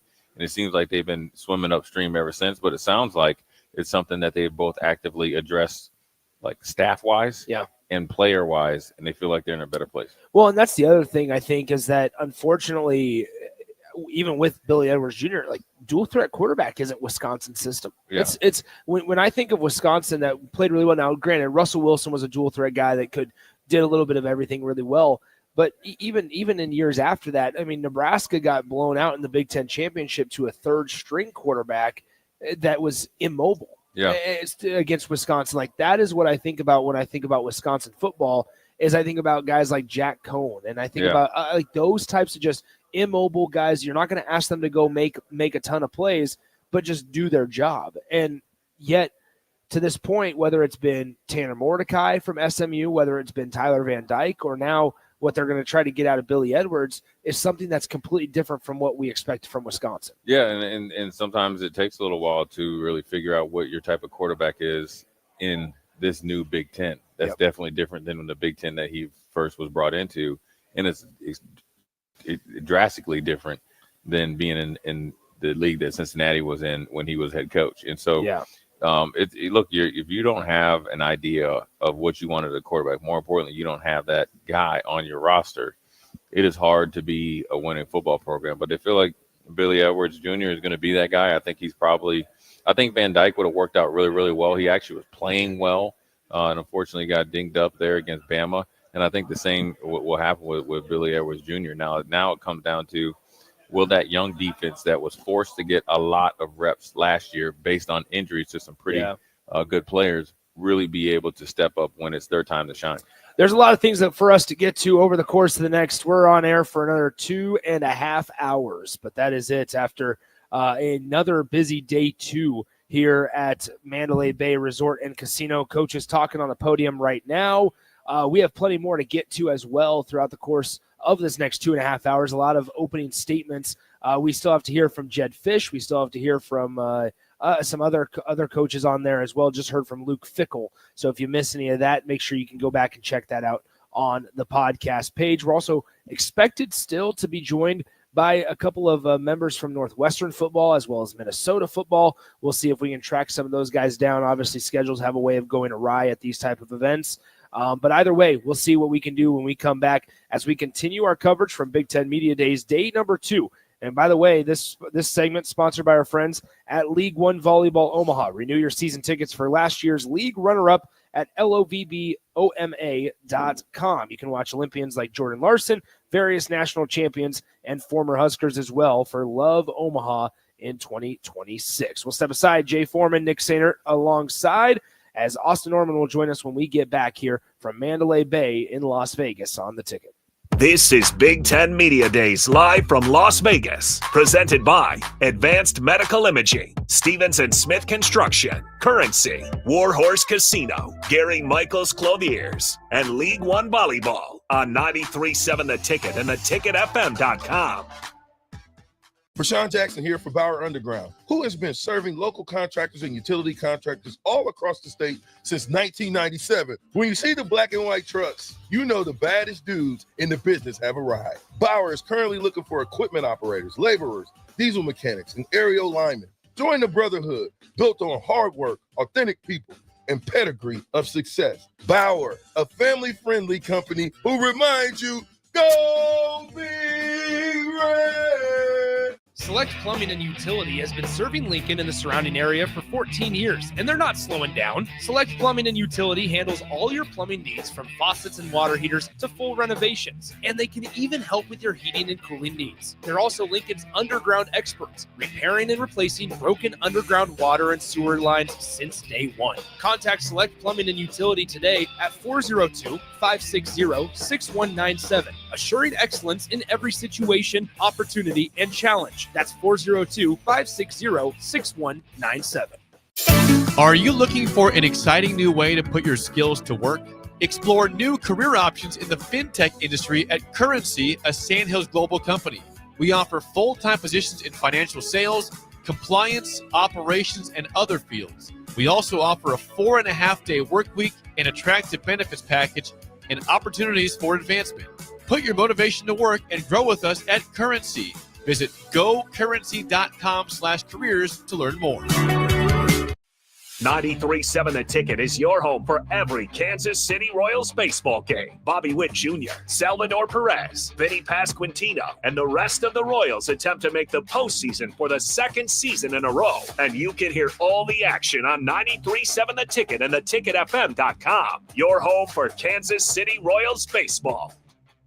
At Parkview Animal Hospital in Lincoln, it's not just their professional care that sets them apart, but their warm staff and state-of-the-art facilities. Whether it's for a routine checkup or a comprehensive medical procedure, at Parkview, your pet isn't just another number, but a valued member of their caring family. Visit them at pahlincoln.com today and in person just south of 14th and Pine Lake Road. Parkview Animal Hospital, your pet, their passion for happier, healthier, furry friends.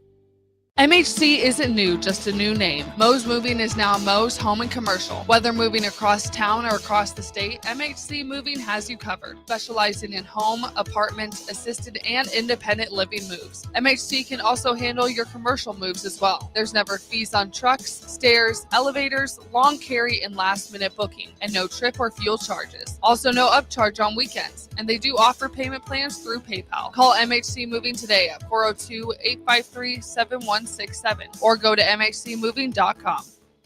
Hi, Sean Callahan here for Koppel Chevrolet GMC. This month kicks off Koppel's 50th anniversary sale. We're celebrating 50 years by offering an additional $500 discount to the next 100 customers that buy a new vehicle. This is in addition to the huge savings already in place. You can take an extra $500 off our discounted price, or we can cut you a check on the spot. Celebrate with savings and see why customers have trusted Koppel since 1975. It's our way of saying thank you for all these years. This just in, hot off the bench press.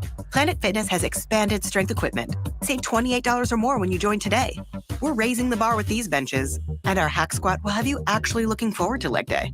Plus, we're still repping all the best-in-class equipment we've always had. There's no better time to get stronger. So join Planet Fitness today and save $28 or more. Just $1 down, $15 a month. Find your nearest club and join today. Deal ends July 31st. See Home Club for details. Play ball! Ready for summer fun and ballpark vibes? Bring your pack to Haymarket Park for a thrilling season of Lincoln Salt Dogs baseball and unleash the fun. From May through August, the Lincoln Salt Dogs will be playing and the park will be popping with all the food, drinks, and fun you need for the perfect night out. Grab your friends, family, and coworkers and make plans now. Visit saltdogs.com to secure your tickets. Come on out to the park and unleash the fun. Make bill paying a breeze with Text to Pay. LES texts you 1 week before your bill's due date. Just reply to the text to pay. It's that easy. Log into your account at les.com to sign up today. 93.7 The Ticket, Fox, KFXL weather. Brought to you by Bryant Air Conditioning, Heating, Electrical, and Plumbing. Your Lincoln forecast for today, we'll see mainly sunny skies. It'll be breezy and hot with an afternoon high near 96. Tonight, showers and thunderstorms likely. Overnight low around 71. And tomorrow, a chance of showers and storms. Otherwise, mainly cloudy with a high around 85. I'm meteorologist Kyle Flecker for 93.7 The Ticket and theticketfm.com. Don't miss the 8th Annual Wing Fest on Saturday, July 26th at Haymarket Park from 5 till 8 p.m. Local restaurants will be serving wings from 5 to 7 p.m. with live music going until 8. Ice cream and beverages will also be available for purchase, and all the proceeds from the event will go to benefit students in the local community. Get your tickets today at wingfestlincoln.com and make sure you attend the 8th Annual Wing Fest at Haymarket Park on July 26th. Welcome back to 93.7 The Ticket's coverage of Big Ten Media Days live from Las Vegas. Presented by Advanced Medical Imaging, Stevens & Smith Construction, Currency, Warhorse Casino, Gary Michaels Clothiers, and League One Volleyball on 93.7 The Ticket and theticketfm.com.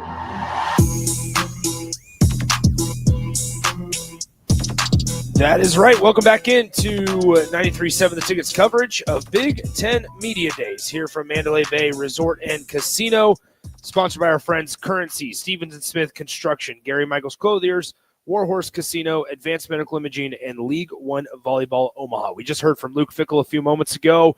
Now it's time we turn our attention to the Washington Huskies as head coach Jedd Fisch spoke to the media a few minutes ago. And a lot of excitement around that Washington football program. They bring in defensive coordinator Ryan Walters. They return 1,000-yard rusher in the backfield in Jonah Coleman. And they will have a full-time starting quarterback in Damon Williams Jr. We hear from head coach Jedd Fisch just now here on 93.7 The Ticket.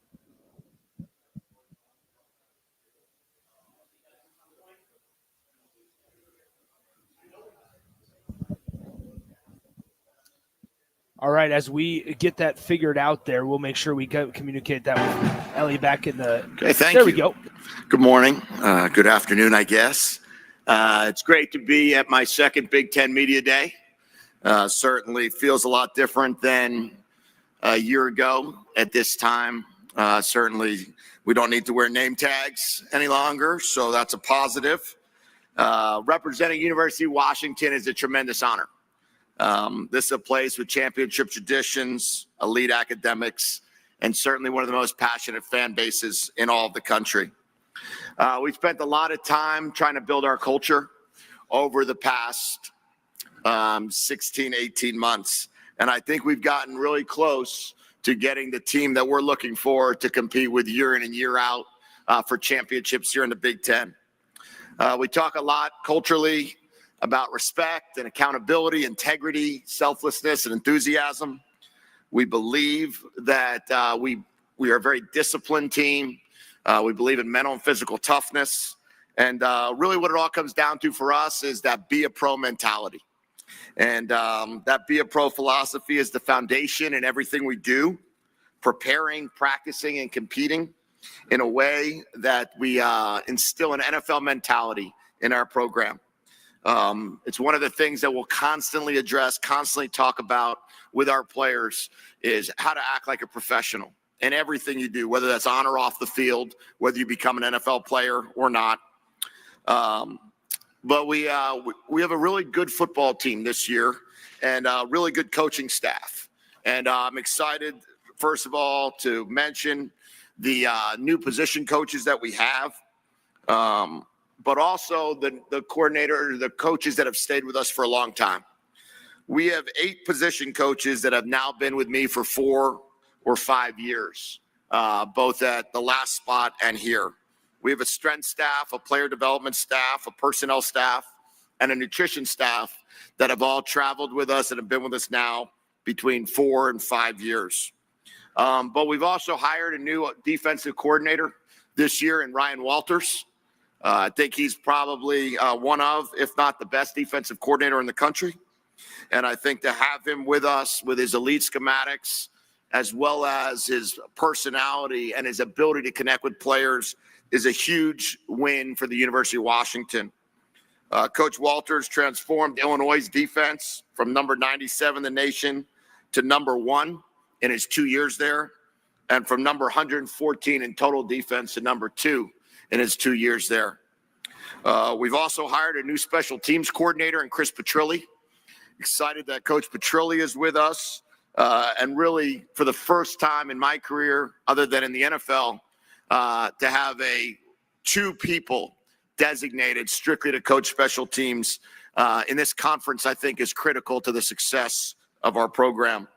I was able to promote Jimmy Doherty from quarterback coach and pass game coordinator to our offensive coordinator. And Jimmy's been with me for 7 years, 1 year at Michigan, 1 year at UCLA, 3 at Arizona, now 2 at Washington. And this is his second stint at Washington. So it's great to have Jimmy with us, working together with me and the rest of our offensive staff as we formulate our game plans. We've also added Taylor Mays and Brian Odom, 2 coaches that everyone's very familiar with. Taylor Mays, obviously one of the greatest players that played at SC,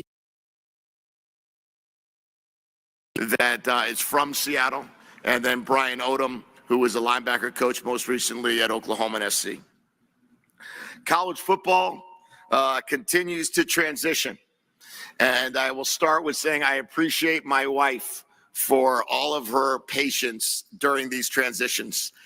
We are constantly in a change and figuring out how to handle so many different parts of the football world, recruiting world, NIL world, and the calendar is a moving target. And Amber has been an unbelievable help and partner in the success of our program, as have my daughters. I also want to thank Pat Chun and Aaron O'Connell, who have made sure that while we're transitioning from the Pac to the Big Ten and now going into our second year, that we are competing at the highest level, whether that be through staff size, staff compensation, staff retention, player development, player rosters, and player compensation. We're investing in our players at the university through revenue share, through community NIL engagement, and it's a weekly topic that Aaron and Pat hit with me and have been extremely supportive in our quest to be at the top of the Big Ten. And also want to welcome a new president. President Jones is coming from University of Illinois, and we can't wait to have him as a part of our program as well. I'm incredibly proud of the players who've stepped up since we've arrived here in January. In 2024, we entered the season with 21 new starters. This season, we're entering with 11 returning starters. We've also entered the season a year ago with an offensive line that never played together, and yet we still produced a 1,000-yard rusher. We entered coming off of a national championship run, and yet we're still able to find a way with one returning starter to make it back to a bowl. But as I look at the team that we have currently, I'm so proud of the guys that are here. We lost one starter in the transfer portal and replaced him with a starter from a team that I coached prior. The rest of our team either has moved on through graduation or are back. And that's a huge credit to the culture of our assistant coaches and our program. I want to start and talk a little bit about the guys that we brought here today. Damon Williams, our quarterback, is an amazing young man. He's 19 years old, just turned 19 in March. And last year, as a true freshman, he completed 79% of his passes, 8 touchdowns, 1 interception. Started our bowl game where he had 4 touchdown passes and a touchdown run. And he's really just as special of a football player. He's an incredible individual, which I hope you guys will learn about later on. Jonah Coleman, the running back that I brought today, has been with me for 4 years. And he is a very special person in our lives. My wife and I, my girls, consider him part of our family.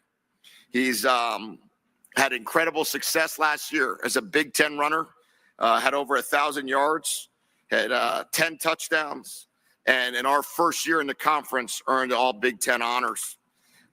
He's the first running back at the University of Washington since 1976 to rush for over 100 or more yards in his Husky debut. Jonah's going to be a fantastic pro. Also extremely proud of Jonah with a 3.91 cumulative GPA. He will be our nominee for the William Campbell Award of the Academic Heisman. And then the third guy that I brought, another player since our that it was been with me for 4 years, part of our recruiting class of 2022 back in Tucson, Ephesians Prysock. He has started every game for us since he was a true freshman. He, along with Jonah, was a part of that class that produced NFL first rounders and second rounders, and the long physical corner that Efi is. I'm extremely proud and excited to see what he'll do in the future. And then finally, I just want to mention a couple players that I didn't bring that I'm really proud of. Denzel Boston, in his first year starting for the University of Washington, had 9 touchdowns in the Big Ten.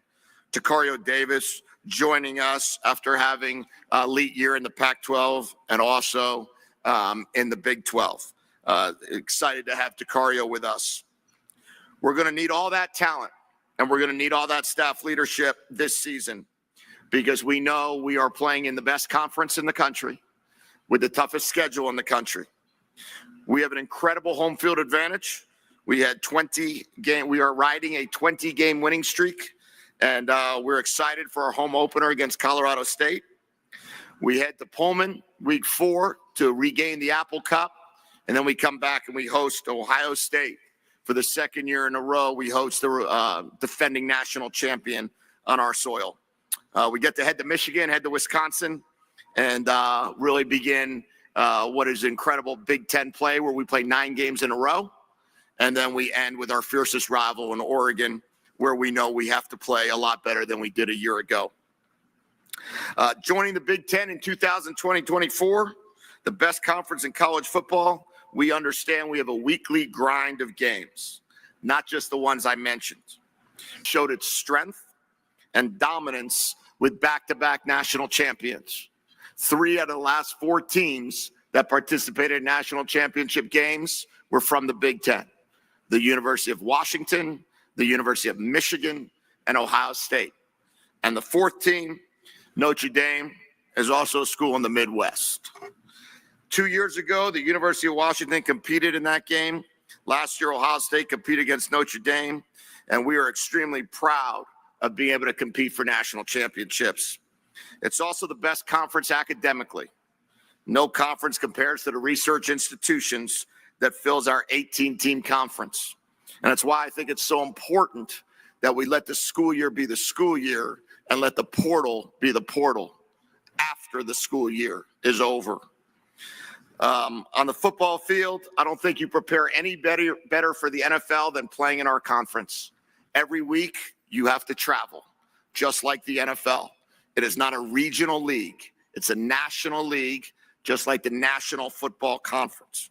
And I would tell you that as we go, it's why it's so imperative that we need to have 4 automatic bids, a 9-game schedule in the Big Ten Conference. We can't leave it up to chance with a 5 and 11 combo. The team at 2025 reflects the values of University of Washington, but it also reflects the words of my former boss at New England: no days off. We are going to make sure that everything we do it at the highest level.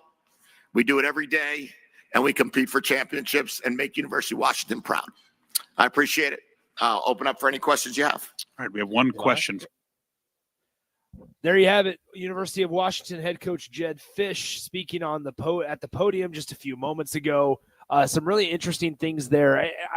He's really the first one that we've heard outspoken about the traveling and the fact that it is a national league or national conference in that case, similar to the National Football League, the NFL. And he feels, and he spun it in a way to where, Jay and Austin, it was, this league prepares you for the next level like no other league. And he tried to put a positive spin on it. Well, that's what you're supposed to do. That's what leadership does. And he has experience at both. I mean, if you say you want to go to the NFL, this is not, you get to do it on your own time. Yeah. And if you want to be a good and a big time college football player, it won't be on your time. You're going to have to sacrifice something. So if you want to get used to the travel, if you want to get used to the expectations, and when the biggest thing he said, every day act and play like a pro and prepare like a pro. he's putting the pressure on you. He's going to give you enough rope to where he got to reel you in just a little bit, but he's going to hold you accountable and responsible to get there. And he feels his coaching staff gets guys ready to do so, being very competitive and making a bowl game in your first year after the timing of him getting the job. Mm-hmm. And, as obviously we were able to get Troy Dan and Troy hired him, then he's gone. There is a huge transition, a bigger transition there versus a newly hired coach. And so he feels like they're on better footing. They got the quarterback they want. They got running backs. They got receivers. They got a couple guys on defense. So it seems like if you know Jed enough, that he thinks they're sneakily going to be able to make some noise. He started with professionalism, then he ended with professionalism. That's one of the first main things he talked about how important it is to act like a pro every day, whether you're going to the NFL or you're going off into the workforce or whatever it is that comes next. And then he ended with it, right? We joined a national conference. I took it as we knew what we signed up for. Yeah. We knew what we were getting into. The stuff about the conference is yes, true. 3 of the 4 last participants in national championship games have been in the Big Ten. Also love that he just said Ohio State, didn't give him the benefit of the doubt of being university, didn't give him the at all. That was kind of funny. But I thought it was interesting to start and end with professionalism, setting the standard. And we've heard no bad reports about DeMond Williams. But that to me is, hey, this is a young kid, just turned 19 in March, entering, being a first-time starter. We have guys on the team that know the standard, right, that have been with me for a long time on staff and on the field. That professionalism is something that I need them to keep in mind as we break in a new starter. I think there was a lot of interesting things there. Jonah Coleman, obviously a piece of that as well. You look at the amount of carries, the amount of touches Jonah Coleman had last year in comparison to his 2 years before. He had 203 total carries in his first 2 years combined, just 10 fewer all of last season, 193 touches in 2024. So we'll see that number probably be pretty similar here in 2025 because Jonah Coleman just over 1,000 yards rushing, 10 touchdowns scored in 2024 for the Washington Huskies. And he highlighted that, right, the 1,000 yards for Jonah Coleman, but also said it came behind a completely new offensive line that never played together before without having reviewed Washington tape. You obviously credit the offensive line for a lot of what running backs do, but I do wonder if you go back and watch the tape on Washington, just how good Jonah Coleman made that offensive line look at times too. Yeah, when you hear about Jonah Coleman, is not only his production last year, it's also his sacrifice he made this offseason. I think the biggest story, hopefully we get him to come over here, is that he rededicated himself to his diet and lost 14 pounds. Now, if you look, he's 5'9". We saw him walk past. He's 5'9", 225 pounds. I can tell you from experience, those are the hardest running backs to deal with. And it seems like when they ran him well and got him started early, they were able to beat teams handily. And so if they can go back to that, along with allowing Williams to mature at an easier pace with the veteran and productive wide receivers and a young and upcoming defense, they're looking to make some noise. I don't think you guys don't know Jed Fisher. I think the thing that people don't realize, every stop he was at, he learned something about the quarterback play. When he was at Michigan, right, he saw what not to do actually in Houston, right, even though he was on the defensive side. You don't throw guys out there without the help that they need to be, successful. And then he goes and finds his quarterback that he needed at the University of Arizona, a big physical receiver. He does it again with Williams in Boston. Mm-hmm. Now he adds the running attack, right? And then he knows also that last year could have been a little bit lean year running the ball, considering the previous year when Washington lost the national championship, they had 2 guys go in the first round. Yeah. So he knows what he's up against, and he also feels like he's in a better place right now because of the culture, only losing 1 guy to the portal. Before we get to break, Washington's schedule, Colorado State, UC Davis, and then the Apple Cup against Washington State. That one's out in Pullman, Washington on the road. Conference-wise, they have home games against Ohio State, Rutgers, Illinois, Purdue, and Oregon, while they have to go to UCLA, Wisconsin, Michigan, and Maryland in the conference slate. Not an easy slate for the Washington Huskies. They will have to face off against not just Ohio State and Oregon, but Ohio State, Oregon, and Michigan, as well as Illinois. So that might be, if Wisconsin had the hardest schedule, they're number 2. That is right up there with them. Yeah. And at UCLA, I'm more concerned about the long trip to Maryland. Oof. Depends on how Maryland's playing. That might be a trip that you stop and get you some crab cakes as well. Is that a Saturday or Friday game? Saturday. Too? Okay, that's better than the short Friday they got against Rutgers. Right. last year. Yeah, and you got to. I mean, but you'd like to get there Thursday afternoon, evening.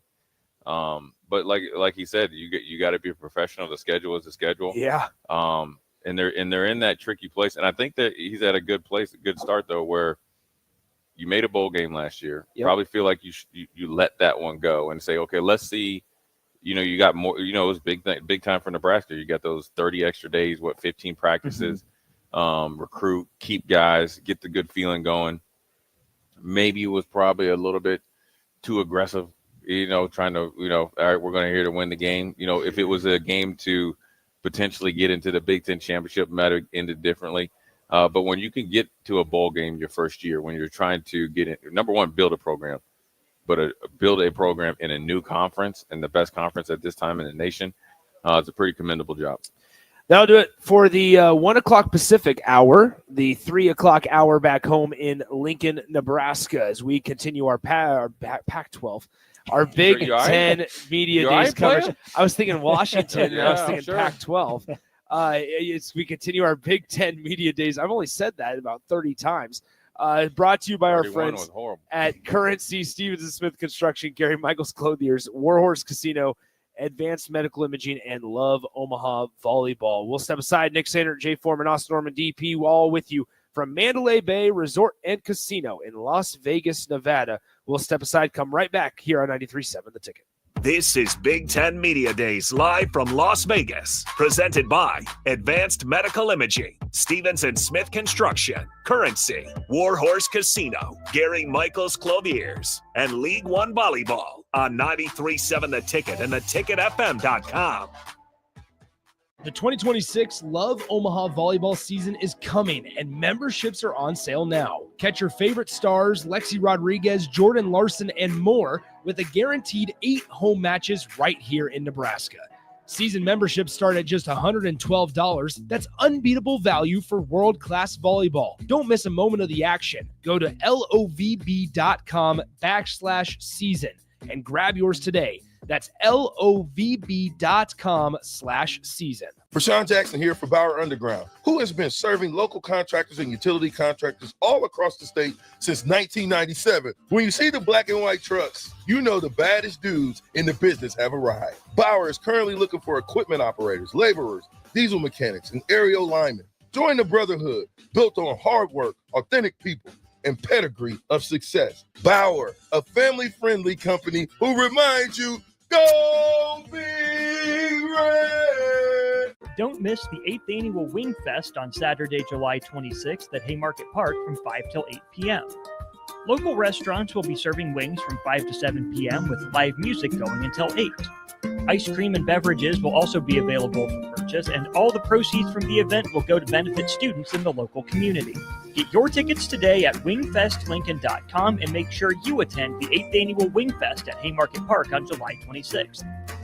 Hi, Sean Callahan here for Koppel Chevrolet GMC. This month kicks off Koppel's 50th anniversary sale. We're celebrating 50 years by offering an additional $500 discount to the next 100 customers that buy a new vehicle. This is in addition to the huge savings already in place. You can take an extra $500 off our discounted price, or we can cut you a check on the spot. Celebrate with savings and see why customers have trusted Koppel since 1975. It's our way of saying thank you for all these years. There's a lot on the line in divorce. This is Joe Cordell of Cordell & Cordell, the largest family law firm in the country, with over 35 years of helping clients navigate divorce. But being big doesn't mean less personal or less local. Our attorneys live and work in your community, and as neighbors, they understand the challenges your families face. Divorce is complicated. It affects every part of your life, your home, savings, retirement, and of course, kids. So when you find yourself facing divorce and the unexpected directions that it can take, it's times like this that you need a partner you can count on. If you're a man facing divorce, contact Cordell & Cordell today to connect with a local divorce attorney who understands the challenges you're facing on a personal level. Text GO99 to 323232. GO99 to 323232. GO99 to 323232. 1221 N Street, Lincoln. Texting privacy policy and terms and conditions posted at textingterms.us. Texting enrolls you for recurring automated text marketing messages. Message and data rates may apply. Reply STOP to opt out. Make bill paying a breeze with Text to Pay. LES texts you 1 week before your bill's due date. Just reply to the text to pay. It's that easy. Log into your account at les.com to sign up today. We interrupt this commercial break for an important story. There once was a man from Nebraska who went searching for food in Alaska. When his stomach was rumbling while laying in bed, he could think of only one option, Führer's cheese spread. So he left it once and drove day and night to return back home for cheese spread delight. Now his stomach is full and the voice in his head tells him no more vacations without Führer's cheese spread. Find yours today at most local grocers. Are you ready for a new opportunity? Check out Sandhills Global. Join a dynamic team where your skills are valued and your career can soar. We offer full-time positions with a 4.5-day work week, competitive pay, excellent benefits, and a positive work environment. From IT and marketing to sales and finance, we're looking for talented individuals just like you. Apply today at sandhills.jobs and take the first step towards an exciting future. That's sandhills.jobs. Don't wait, apply now. Play ball! Ready for summer fun and ballpark vibes? Bring your pack to Haymarket Park for a thrilling season of Lincoln Salt Dogs baseball and unleash the fun. From May through August, the Lincoln Salt Dogs will be playing and the park will be popping with all the food, drinks, and fun you need for the perfect night out. Grab your friends, family, and coworkers and make plans now. Visit saltdogs.com to secure your tickets. Come on out to the park and unleash the fun. This July, Acres is celebrating the birth of our nation. The fireworks include the opportunity to save big with great pricing on our late model John Deere ag equipment. Plus, you can lock in interest rates as low as 1.9% on select used John Deere planters, tractors, sprayers, and combines. Red hot rates combined with our explosive discounts make July the perfect time to buy and save. Don't wait. These deals won't last long. Visit acres.com for all the details. That's AKRS.com. Restrictions apply. Offer July 31st, 2025. Some approved financing. Offer may change anytime without notice. 93.7 The Ticket is your home for every Kansas City Royals baseball game. Bobby Witt Jr., Salvador Perez, Vinny Pasquantino, and the rest of the Royals attempt to make the postseason for the second season in a row. And you can hear all the action on 93.7 The Ticket and theticketfm.com. Your home for Kansas City Royals baseball. 93.7 The Ticket, Fox, KFXL weather. Sponsored by John Henry's Plumbing, Heating, and Air Conditioning. Your Lincoln forecast for today, we'll see mainly sunny skies. It'll be breezy and hot with an afternoon high near 96.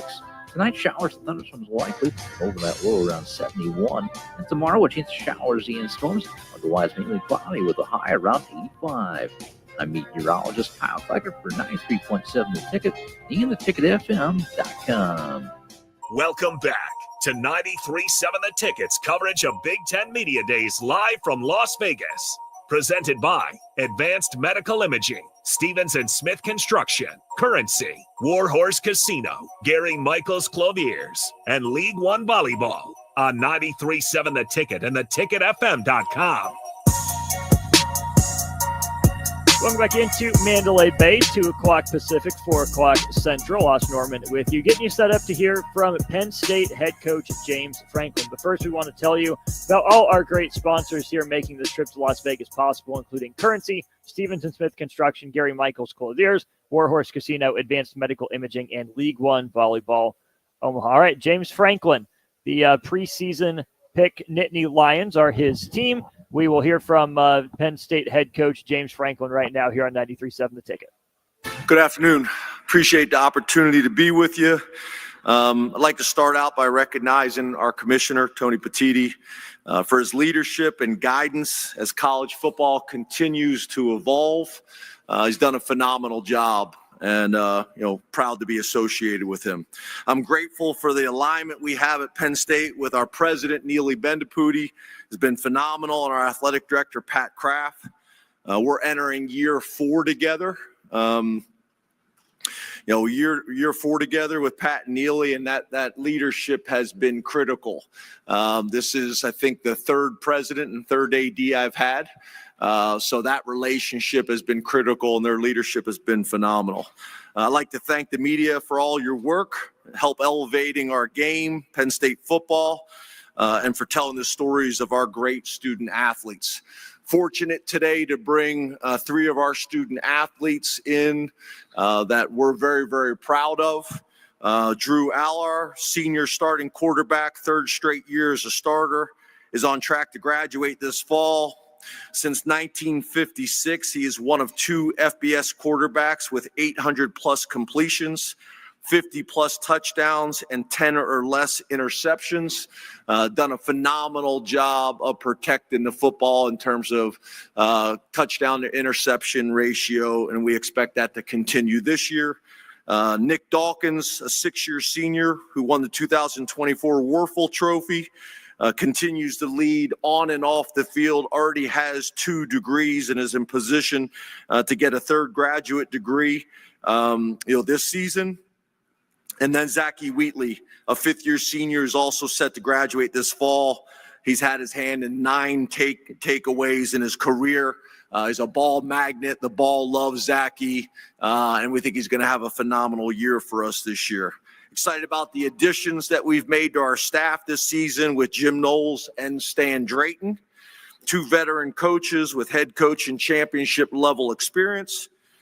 This is the best combined personnel that I think we've had at Penn State. And when I talk about personnel, I'm talking about players and staff from a depth, from a talent standpoint, and from an experience standpoint. So we're very excited about that. Talking about our staff in a little bit more details, pretty unique and something that we're very proud of. We have 19 former Penn State football players, lettermen on our staff, working in a variety of roles that are doing a phenomenal job for us. When it comes to player development, we expect to have anywhere between 10 and 12 guys drafted this year.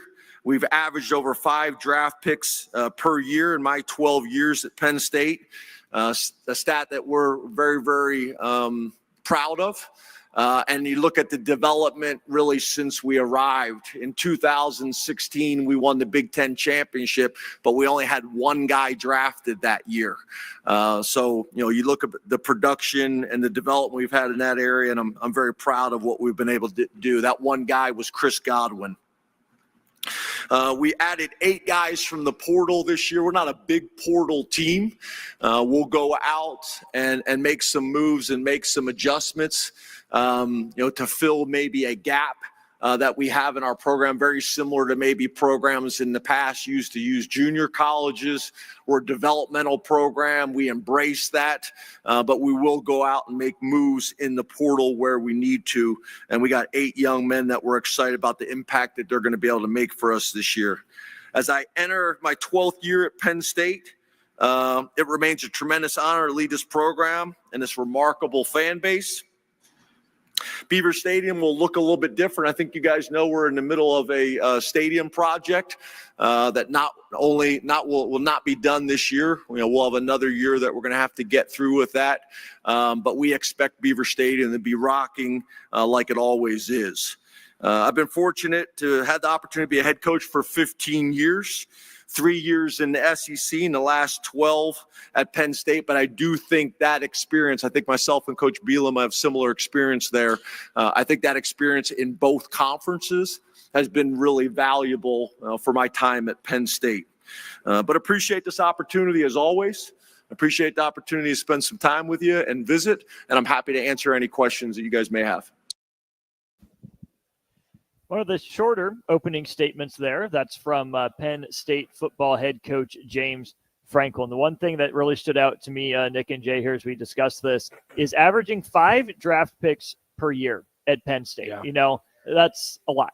That's usually from the defense, right? But he mentioned, a guy like Chris Godwin for him as well. Penn State certainly had talent. It was in the James Franklin era. It's kind of surprising, like we talked about toward the start of the show, that it's only resulted in 1 Big Ten championship. Mm-hmm. Yeah, it's bizarre when you honestly think about it. I think that, though, we have to remember the divisions, right? When you had it was funny. Luke Fickell says statistic. It was kind of ridiculous. He said that Big Ten West, it's not the Big Ten West anymore. Big Ten West teams against Big Ten East teams were 8-16 last year. That tells you a lot, right? To think about that. So it's certainly not. But then on the flip side of that, you can see the competitiveness and how good the teams are, Jay, in the Big Ten East, where you had to play each year when it was divisions, which is a big part and a big time of James Franklin's coaching career. They had to play Ohio State and Michigan and Penn State every single year. One of those teams can only represent that side of the conference, obviously, in the conference championship. And at that time, 4-team playoff, there's not a whole lot of wiggle room there for mistakes. Yeah, it was essentially win or die. And also, I think it also plays into, I guess, the false expectations for James Franklin as a coach, because they were immensely talented at times. I mean, you had Saquon Barkley, the best player easily at his position in the NFL, and you had McSorley, who was at that time that's just a college baller and a winner, right? Yeah. And embodies James Franklin, and had dudes on defense as well, and you weren't able to get over the hump. And so then, as James Franklin started to get, I guess, looks at other places, they're like, well, you haven't even beat Michigan or Ohio State, or you haven't got to the pinnacle. And so things have probably eased up for him. And so now it's an automatic reset, and it's a good time for him in the program, considering the growth that they made last year. We saw Drew Aller walk past. He feels like he's in the best position possible that he could be after bringing back both the running backs and your starting quarterback. Things start and stop there. And so Penn State is always going to have dudes on defense that can run around and hit and make plays. Now it's going to be up to James Franklin and a couple of the new staff members to gel, but then also have a championship mentality. And we're not talking about the old Big Ten East in the Big Ten championship mentality. We're talking about national championship mentality. Is it fair to say that it's gotten easier to make to get a successful year? Yeah, I think it's kind of weird. It's weird to say that, because we're talking about how competitive and how good this conference is. But since there's more teams that enter this postseason tournament, if you will, it's almost easier. I think the pathway is easier. Because when there was 4, it was like, hey, you're not in the Big Ten championship. And if you don't win it, and if you lose, you better have been ranked really, really high to get to be in that Final Four, as we saw what happened with Alabama that one year. So I think it's easy. The pathway is easier. I guess the vision or how you get there is easier. Essentially, is like how to study for the test. The problem is that test is still hard, because it's week to week. But I think it's a clear path.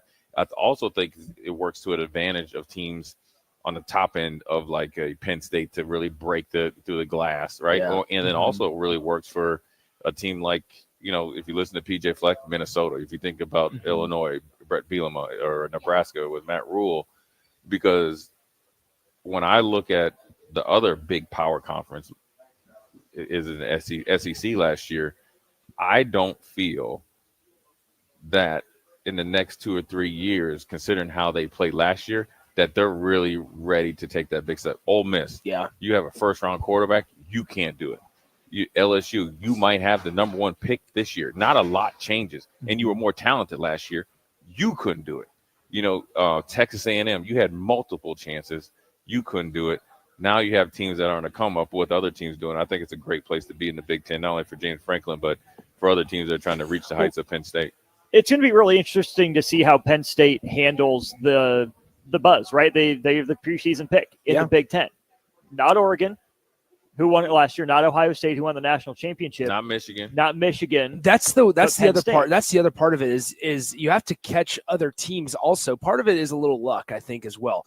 You have to catch other teams to where they might be on a little bit of a down year. Ohio State still going to be a national power in terms of Big Ten football and in the country. But they lost 2 running backs, right?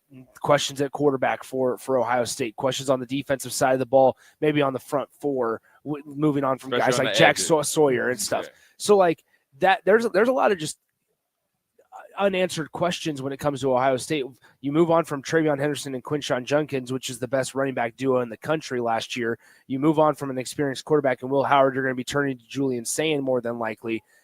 There's a lot of different, like everybody talks about Jeremiah Smith, sure, and he might be the best player in college football, but you might be catching Ohio State on a down year in comparison to what it was. I would say they're more likely to catch Oregon on a down year. Okay. I trust Ohio State a little bit more, even with Knowles out the door. But how about this, guys? Looking at Penn State's schedule, they get their 3 non-conference games, Nevada, Florida International, Villanova. They get a bye week, the week of September 20th, before they host Oregon. I think that's going to end up being a pretty big deal. Now, that game being at home is helpful. They'll go through the rest of their schedule from hosting Oregon to UCLA on the road, host Northwestern, go to Iowa, and then they get their second bye week of the year, conveniently timed, before they take a road trip to Columbus. Penn State is going to have full rest and probably an advantage in terms of game planning ahead of both of these games compared to both those teams. That sets up pretty well for Penn State, I would think. Yeah, I think the timing of everything and the timing when you play teams also, what Nick said, is as important as the players you bring back. Now, I think, what was the advantage for Ohio State last year, having 2 NFL running backs and an NFL quarterback? Mm-hmm. Well, I think this is where Penn State is exactly. Not as, look, I could argue it's apples to apples with the running back. Quarterback's different. Quarterback's different, but it's not that much different, and it's not. And I think the difference between Drew Adler and Sayin is a big enough gap to say, okay, we can do it. Now it just comes down to what Penn State does. I mean, look, you go to Iowa, you go to Ohio State, and then you come home against Indiana. When you're a preseason number 1, you're probably most likely only thinking about dropping 1 game. And you're not even thinking about dropping that one. Yeah, but I mean, just that's okay. You lost the human in you, right? Yeah. When you look at the schedule, this could be possibly a 9-3 year. Yeah. Then what? Because if you think that Oregon is just going to come out there and lay down, you're sadly mistaken. They're packing their defense, and they really are packing their defense because their defense was probably a little bit of the weak point last year. So it's a big emphasis, right? Well, then you think, okay, at Iowa, that's not easy. Never. Right? That's going to be a 13-10 game, whether you like it or not. Well, wasn't it Penn State on the road at Iowa where was that Sean Clifford that went out a few years ago, and backup came in and Iowa came back to win that game? Yeah. Or is that just Drew Aller a couple of years ago? I think you're right with it being Sean Clifford. I was trying to think of the backup that came. Would it have been Levis? No, that would have been after Levis. Yeah. I can't remember. I was trying to think of the backup. Well, then you go to Ohio State, and then you got Indiana at home. Well, you got the bye between Iowa and Ohio State. Right, but you still go to Ohio State the next game. The bye at this point doesn't matter. You're still playing Ohio State. You can have a month off, a day off, or you're playing Ohio State. Then you play Indiana. Like that 3-game stretch. Those could be just. That's when we're going to find out what type of team they are. If you win all the rest of your games and lose all those 3, you're still 9-3. Yeah. And if you just and then on that, I'll just say if you just lose to Oregon, because you should beat Oregon. This is a year where if we all had $100, we're all going to put it on Penn State because you have the 3 most important things, in particular the number 1 most important thing, and a huge advantage at that position versus Oregon. But Oregon is going to have a better defense just by bringing better players back. There's another chance that with the schedule the way it is, like you just said, Jay, last year Penn State was the 6th seed in the college football playoff bracket. If they are 9-3, potentially 10-2, they're lower than that, and they might have to travel on the road to wherever they got to play their first college football playoff bracket game. But I think, is that really a disadvantage? Was it a disadvantage? Obviously you want the home game like Ohio State. I was going to say, Penn State benefited because they got SMU at home. Right. And Penn State probably still wins that game at SMU. Yeah. Right. So I think then it becomes matchups. Yeah. Then you start to look back on the season. Like, did we let the Indiana game slip out of our hands, whereas we could have got another home game and not been in the bye week or high enough seed for the bye week? I think for them, I think starting out preseason number 1 or number 2 or number 3 helps them. It gives them a little bit of, you got your ace in the hole. Because the higher you start the season, the more leeway you have for a couple of hiccups. But I think also the pressure is going to be mounted on that offense to lead the way, considering that you are going to have, heck, you got LeVar Arrington Jr., going to start at linebacker. He's a true freshman. You got guys. That's something to live up to there. Yeah, but he's a stud. Yeah. But you're going from all Big Ten type of players to a freshman. And so there is going to be a little bit of transition period. There absolutely will be. Let's ask this before we go to break, too. I've compared Penn State and Ole Miss quite a bit. Teams that always get right up to the edge and then come up just short. Do they have the same problem? The problem is not getting over the hump.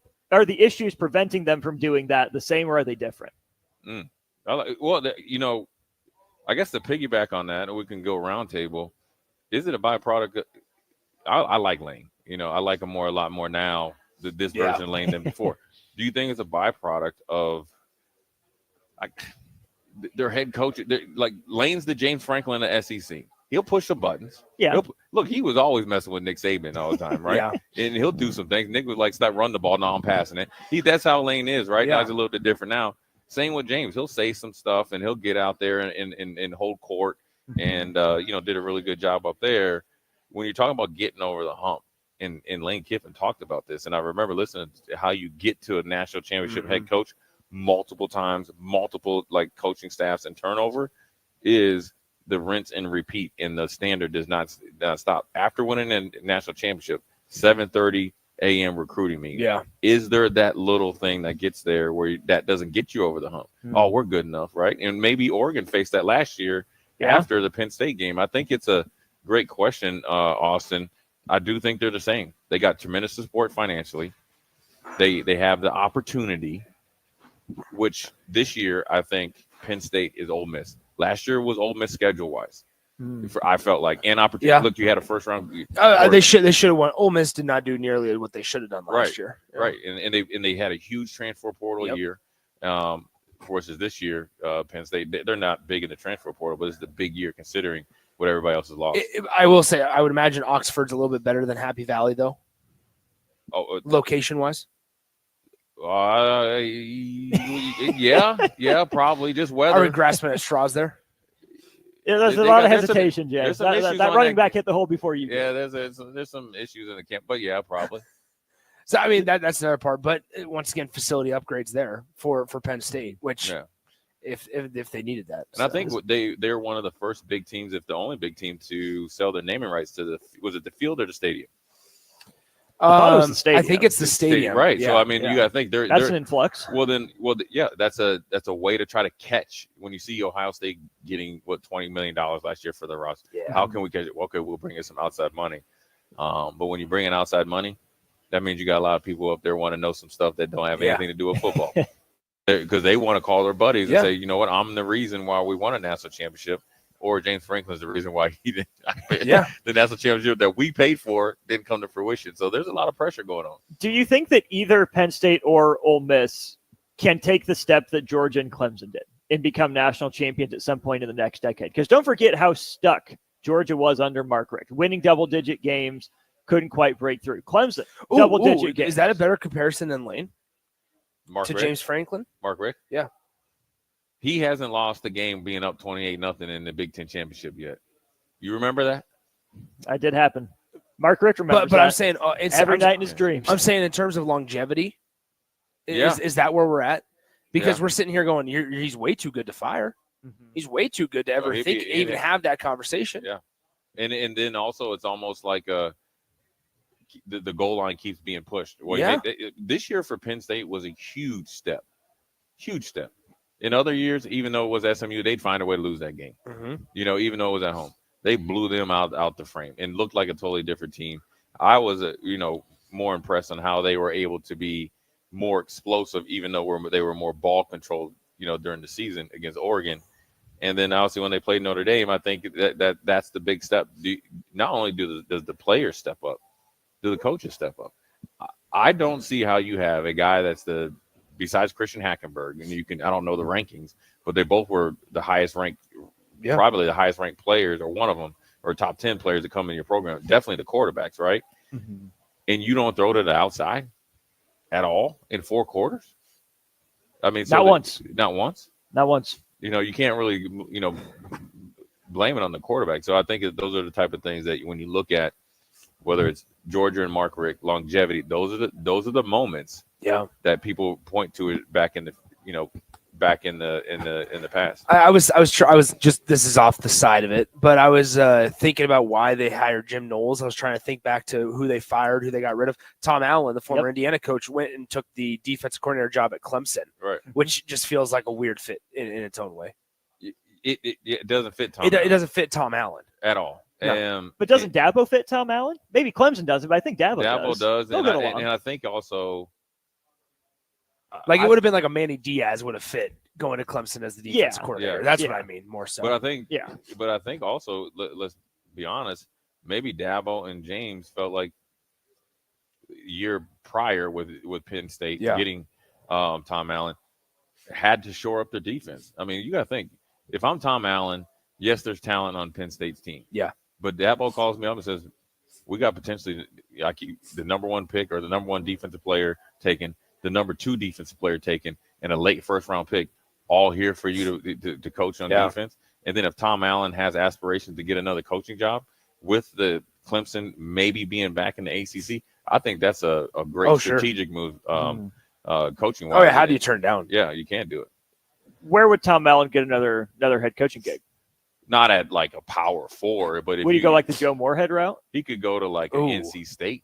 I was going to say, I think like a low tier Power 4. I should have been more like he's not going to be like Wake Forest caliber. Yeah, like that. I mean, that'd be great. Yeah. I mean, first of all, he brings energy, and if Clemson gets back into it, you know what they're doing. Their teams are going to be like, all right, we need that guy. I just think Tom Allen, what he does defensive wise, fits the Big Ten. Yeah. Which so then I'm sitting here like Purdue, but they just got Barry Odom, right? But then, do you want to go through the same song and dance of what he had to overtake at Indiana? You already know how that story ends. He's got to be strategic, but then also maybe you think, okay, Dabo Swinney, he had Brett Venables turned down Kansas State, I think two or three times. Reluctantly took the Oklahoma job. Yeah, I mean, you don't reluctantly take that job. So you're thinking about longevity. Well, you reluctantly take the Nebraska job, so why can't you reluctantly take the Oklahoma job? Yeah, I know. Hey, man, I gotta give Matt Rule some credit. He answered it well. He answered it very well, and you do realize him and Scott are the same age. People forget, but that tells you a lot, though. It is. It's a mature. It does. It does. It 100% does. And the reason that it's so important is that you're able to not avoid it, deal with it. It was great that he, said Scott would be, welcome back at the pro, as he should. He's a former player. It didn't work out as a coach and so forth and so on. And Matt knows how it is, how hard the coaching business is. And he knows how things can turn, sideways really quickly. Yeah. So, they have a lot of respect for, because, you put some hours and time in, and, it's a sticky situation. Plus he's home, he is from Nebraska as well. Apologize for derailing your Brent Venables point there, but thanks for rolling with it. Let's go ahead and take a break here toward the bottom of the 2 o'clock hour. Jay, Nick, Austin, DP with you here in Mandalay Bay for Big Ten Media Days, Day 2 in Las Vegas. This is Big Ten Media Days live from Las Vegas, presented by Advanced Medical Imaging, Stevenson Smith Construction, Currency, Warhorse Casino, Gary Michaels Clothiers, and League One Volleyball on 93.7 The Ticket and theticketfm.com. At Parkview Animal Hospital in Lincoln, it's not just their professional care that sets them apart, but their warm staff and state-of-the-art facilities. Whether it's for a routine checkup or a comprehensive medical procedure, at Parkview, your pet isn't just another number, but a valued member of their caring family. Visit them at pahlincoln.com today and in person just south of 14th and Pine Lake Road. Parkview Animal Hospital, your pet, their passion for happier, healthier, furry friends.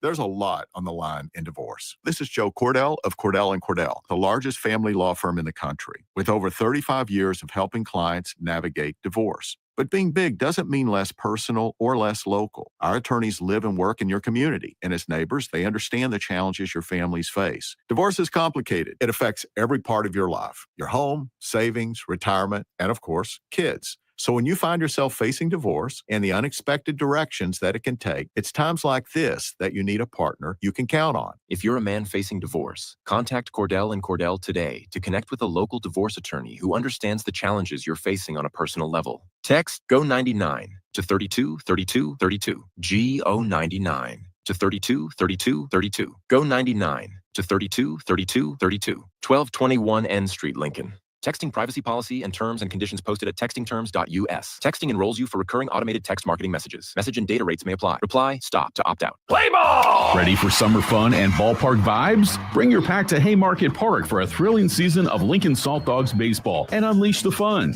From May through August, the Lincoln Salt Dogs will be playing and the park will be popping with all the food, drinks, and fun you need for the perfect night out. Grab your friends, family, and coworkers and make plans now. Visit saltdogs.com to secure your tickets. Come on out to the park and unleash the fun. Don't miss the 8th Annual Wing Fest on Saturday, July 26th at Haymarket Park from 5 till 8 p.m. Local restaurants will be serving wings from 5 to 7 p.m. with live music going until 8.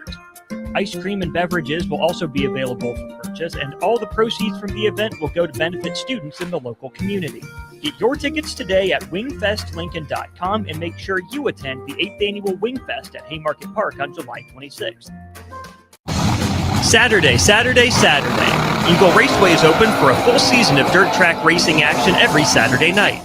Don't miss the epic battles on the high banks of Eagle Raceway each Saturday between the Nebraska Septic Sprint Cars, Nebraska Lottery Modifieds, Avid Realty Sport Mods, Valentino's Hobby Stocks, and A1 Iron Stock Cars. Let's go racing. Eagle Raceway, just 10 miles east of Lincoln on O Street. Check out the full schedule at eagleraceway.com. Load up on meat and more this summer at the Mercado by Certified Piedmontese. This week's specials through July 29th are 15% off cheese and crackers, grass-fed, grass-finished tri-tips for $10.99, 820 ground beef trays for $6.99, and brisket flats for $9.99. Plus, stop by for lunch on Fired Up Thursdays at the Mercado East or Fired Up Fridays at the Mercado North. Locations at 84th and Havelock, 30th and Yankee Hill, and now 85th and Old Cheney and Lincoln, or 168th and Maple in Omaha. Get to the Mercado today for the best meat in town. This July, Acres is celebrating the birth of our nation. The fireworks include the opportunity to save big with great pricing on our late model John Deere ag equipment. Plus, you can lock in interest rates as low as 1.9% on select used John Deere planters, tractors, sprayers, and combines. Red hot rates combined with our explosive discounts make July the perfect time to buy and save. Don't wait. These deals won't last long. Visit acres.com for all the details. That's AKRS.com. Restrictions apply. Offer July 31st, 2025. Some-approved financing. Offer may change anytime without notice. Are you looking for an exciting new way to put your skills to work? Explore new career options in the fintech industry at Currency, a Sandhills global company. We offer full-time positions in financial sales, compliance, operations, and other fields. We also offer a 4.5-day work week, an attractive benefits package, and opportunities for advancement. Put your motivation to work and grow with us at Currency. Visit gocurrency.com/careers to learn more. We interrupt this commercial break for an important story. There once was a man from Nebraska who went searching for food in Alaska. When his stomach was rumbling while laying in bed, he could think of only one option, Führer's cheese spread. So he left it once and drove day and night to return back home for cheese spread delight. Now his stomach is full and the voice in his head tells him no more vacations without Führer's cheese spread. Find yours today at most local grocers. Make bill paying a breeze with Text to Pay. LES texts you 1 week before your bill's due date. Just reply to the text to pay. It's that easy. Log into your account at les.com to sign up today. 93.7 The Ticket is your home for every Kansas City Royals baseball game. Bobby Witt Jr., Salvador Perez, Vinny Pasquantino, and the rest of the Royals attempt to make the postseason for the second season in a row. And you can hear all the action on 93.7 The Ticket and theticketfm.com. Your home for Kansas City Royals baseball. This is Lincoln's home for sports talk on the FM dial. Also online at theticketfm.com. On the internet. KNTK FM Firth, 93.7 The Ticket. Live from Mandalay Bay Hotel and Casino in Las Vegas, Nevada. 93.7 The Ticket brings you coverage of the 2025 Big Ten Media Days. 7 yards deep. Lets it go to the sideline. Big six. Tommy Hill. The short run to the house. Derek Pearson, Jay Foreman, Nick Sainer, and Austin Orman bring you exclusive interviews and in-depth conversations while getting you ready for the upcoming Big Ten football season. This is a flip to Ja'Cory Barney. He waits for his block, and he steps in for the touchdown. This one in the seam, intercepted. Hartzog with a lane at the 20. Hartzog knocked out of bounds deep in Ohio State territory. Mayava, that's intercepted. It is Sierra Wright down the sideline into his former house. Unbelievable. Coverage from Big Ten Media Days is powered by Advanced Medical Imaging, Stevenson Smith Construction, Currency, Warhorse Casino, Gary Michaels Clothiers, and League One Volleyball. This is Big Ten Media Days live from Las Vegas on 93.7 The Ticket and theticketfm.com. We're here, third floor at the Mandalay Bay Hotel Casino Convention Center. Austin, Nick, and Jay on air with you right now. 402-464-5685. Nick, you're scrolling, you're reading. PJ Fleck was a complimentary of Nebraska at some point today, you say. He sure was. He, at his side podium, said that Nebraska is one of the most dangerous teams in the Big Ten. He said, quote, Matt Rule is awakening them. He's got a clear vision, and that's going to pay off. Jay, you said it, just buttering you up. I mean, what he's saying is definitely true. I mean, when you have a team that broke through and made a bowl game, and you have your quarterback set, and you had a freshman quarterback, play pretty well as a true freshman, and you had a really good year essentially in the transfer portal. To go along with the schedule, I mean, his assessment is 100% right, but I think he knows what he's doing. I think PJ's trying to butter people up and do that, but I mean. You appreciate it because, not lying, Nebraska's in a good position to, make some big noise, not only in the Big Ten, but nationally as well.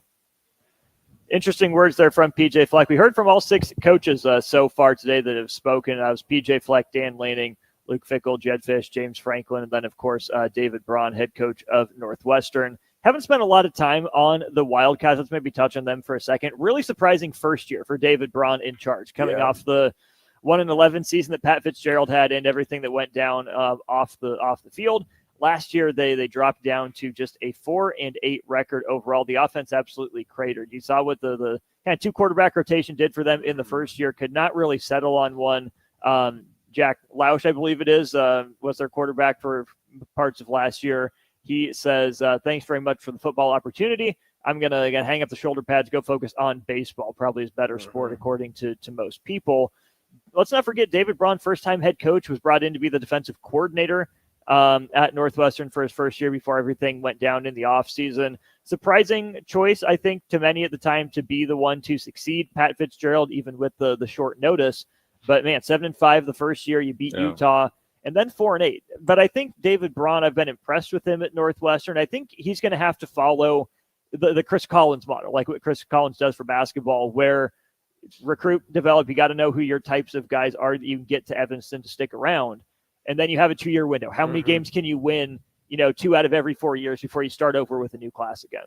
I think he's a perfect fit. I think that he, the way he handled it, I mean, I think it was right before Big Ten Media Days, and it was up in the air whether he was going to speak. And That's right. And he stood out there and he handled it, and he was a good advocate for the program. And then obviously I think he was able to do some magical things in that first year. I know I was going into the season considering how late it was.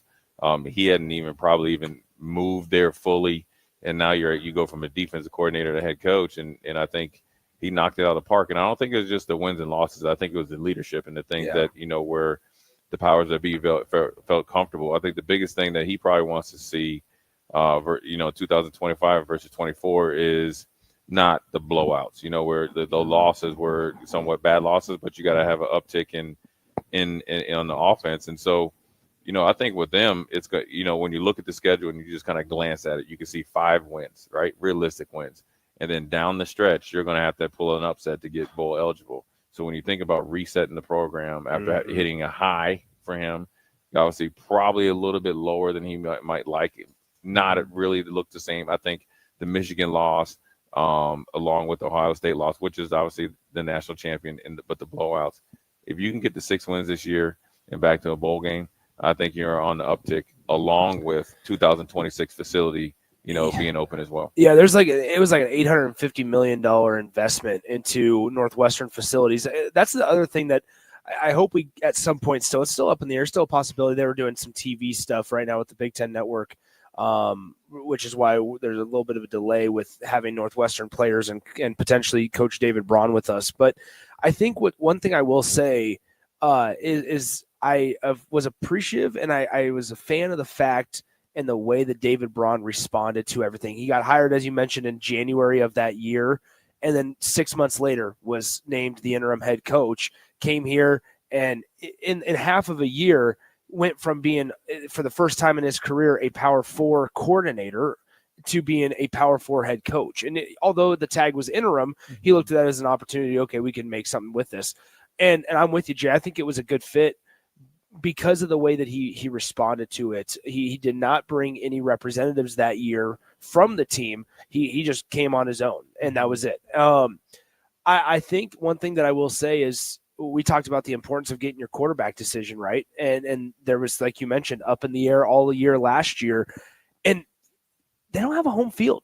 They do, but it's temporary, right? They can't fit a lot of fans in there. Not that Northwestern draws massive crowds by any means, but when you think about Northwestern right now, you're playing in a stadium that's on the water. It's got beautiful views. Everybody wants to see it for the views, but the wind swirls like none other up there. Over there, just off the lake. You have a beautiful indoor facility that they were thinking about playing games in at some point there because it overlooks the water. Then you're playing some games at Wrigley Field. That's not an actual football field surface. There's a lot of things that are outside of their control that all happened at the exact wrong time, where you have your longtime head coach that helped raise all this money. He comes down with a scandal and an investigation. You bring in somebody that was like, okay, this is our guy because he stuck with us. Right. And now we don't have a place to call home. Right. So it's just, there's a lot of things that I think are working against David Braun, not to mention in this day of the college landscape, it's going to be hard to recruit with the NIL investments and the lack thereof at a place like Northwestern. But that's a rich school. They can turn it up at any point. It is. And they have alumni, but it's whether or not they want to invest into it. Right. What they choose to invest in. Fellas, how patient do you think Northwestern should be with David Braun? Is this, he has 2 more years of sub 500 he's gone, or is this a guy that you think because of year one, because of how he represents the program, maybe they found a good culture fit? That's a guy that maybe, can survive some down years as all that stuff, to your point, Nick, is maybe not pointing his direction. I think it's got to be 2 or 3 years. And I think, the aesthetically how it looks. And that's why I mentioned the blowouts from last year at times. I think they probably should have been a little bit more competitive. But, I think one thing that he can point to is if you read some of the news coming in and around that program, they're in line or in the final 3 of all the top recruits in their recruiting area. So that'd be Illinois, Indiana, and some other close states. So that lets you know what he's selling is working. Now, obviously, you're not going to get all those guys, but it lets you know when he's going in and talking to the athletic director of powers that be, the recruiting is going up. They got George Kalof's brother out of the portal from Purdue, so he's a pretty good young player. And then, I didn't know Cam Porter is back. It seems like he's been there for like 50 years. He ran through Nebraska. So, and they have Caleb Tienerman, who's an all Big Ten first team offensive tackle. So they have talent there that could be successful. And so we're interested to see what they do with him. But I think how he took over the job is got to be part of the reason why he keeps the job. Not just because you were there, because you actually proved that you have the medal. Already, if Northwestern didn't have that, hiring a coach is hard. Yeah. Academically, they never really have been a big NIL, collective team. So just that alone, your recruiting basis goes from 500 miles down like essentially 100 if you want an analogy. So it'll be interesting to see how they either work with him or I wouldn't say work against them when that facility opens. Because sometimes they're like, oh, we got a new facility, we want a new face. You see it all the time in the NFL. Once a new owner comes, unless it's an established head coach, here comes a new head coach no matter what. Yeah. And so this could be indicative of, but I think he'll be able to survive. Let's go ahead and take a break on that note. We'll be back with more from Big Ten Media Days, Day 2, next on 93.7 The Ticket. This is Big Ten Media Days live from Las Vegas, presented by Advanced Medical Imaging, Stevenson Smith Construction, Currency, Warhorse Casino, Gary Michaels Clothiers, and League One Volleyball. on 93.7 The Ticket and theticketfm.com. This just in, hot off the bench press. Planet Fitness has expanded strength equipment. Save $28 or more when you join today. We're raising the bar with these benches, and our hack squat will have you actually looking forward to leg day. Plus, we're still repping all the best-in-class equipment we've always had. There's no better time to get stronger. So join Planet Fitness today and save $28 or more. Just $1 down, $15 a month. Find your nearest club and join today.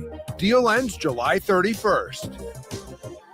See Home Club for details. Tune in to live coverage of Big Ten Media Days from the Mandalay Bay Hotel and Casino in Las Vegas, July 22nd through 24th on 93.7 The Ticket.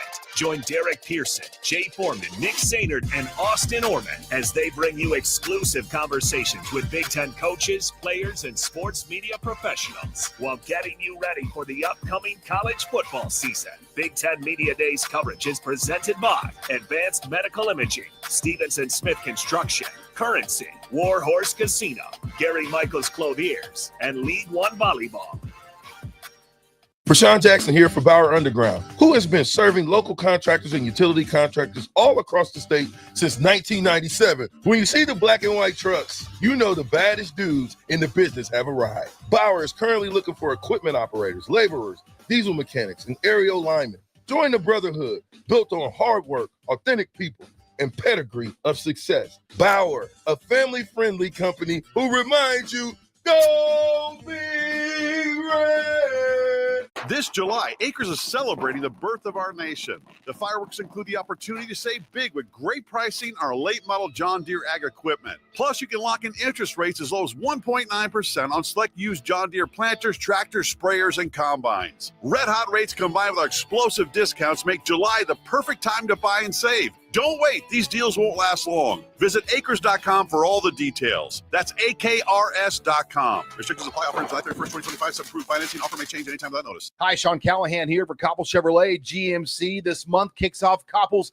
50th anniversary sale. We're celebrating 50 years by offering an additional $500 discount to the next 100 customers that buy a new vehicle. This is in addition to the huge savings already in place. You can take an extra $500 off our discounted price, or we can cut you a check on the spot. Celebrate with savings and see why customers have trusted Koppel since 1975. It's our way of saying thank you for all these years. Select Plumbing and Utility has been serving Lincoln and the surrounding area for 14 years, and they're not slowing down. Select Plumbing and Utility handles all your plumbing needs, from faucets and water heaters to full renovations, and they can even help with your heating and cooling needs. They're also Lincoln's underground experts, repairing and replacing broken underground water and sewer lines since day one. Contact Select Plumbing and Utility today at 402-560-6197, assuring excellence in every situation, opportunity, and challenge. That's 402-560-6197.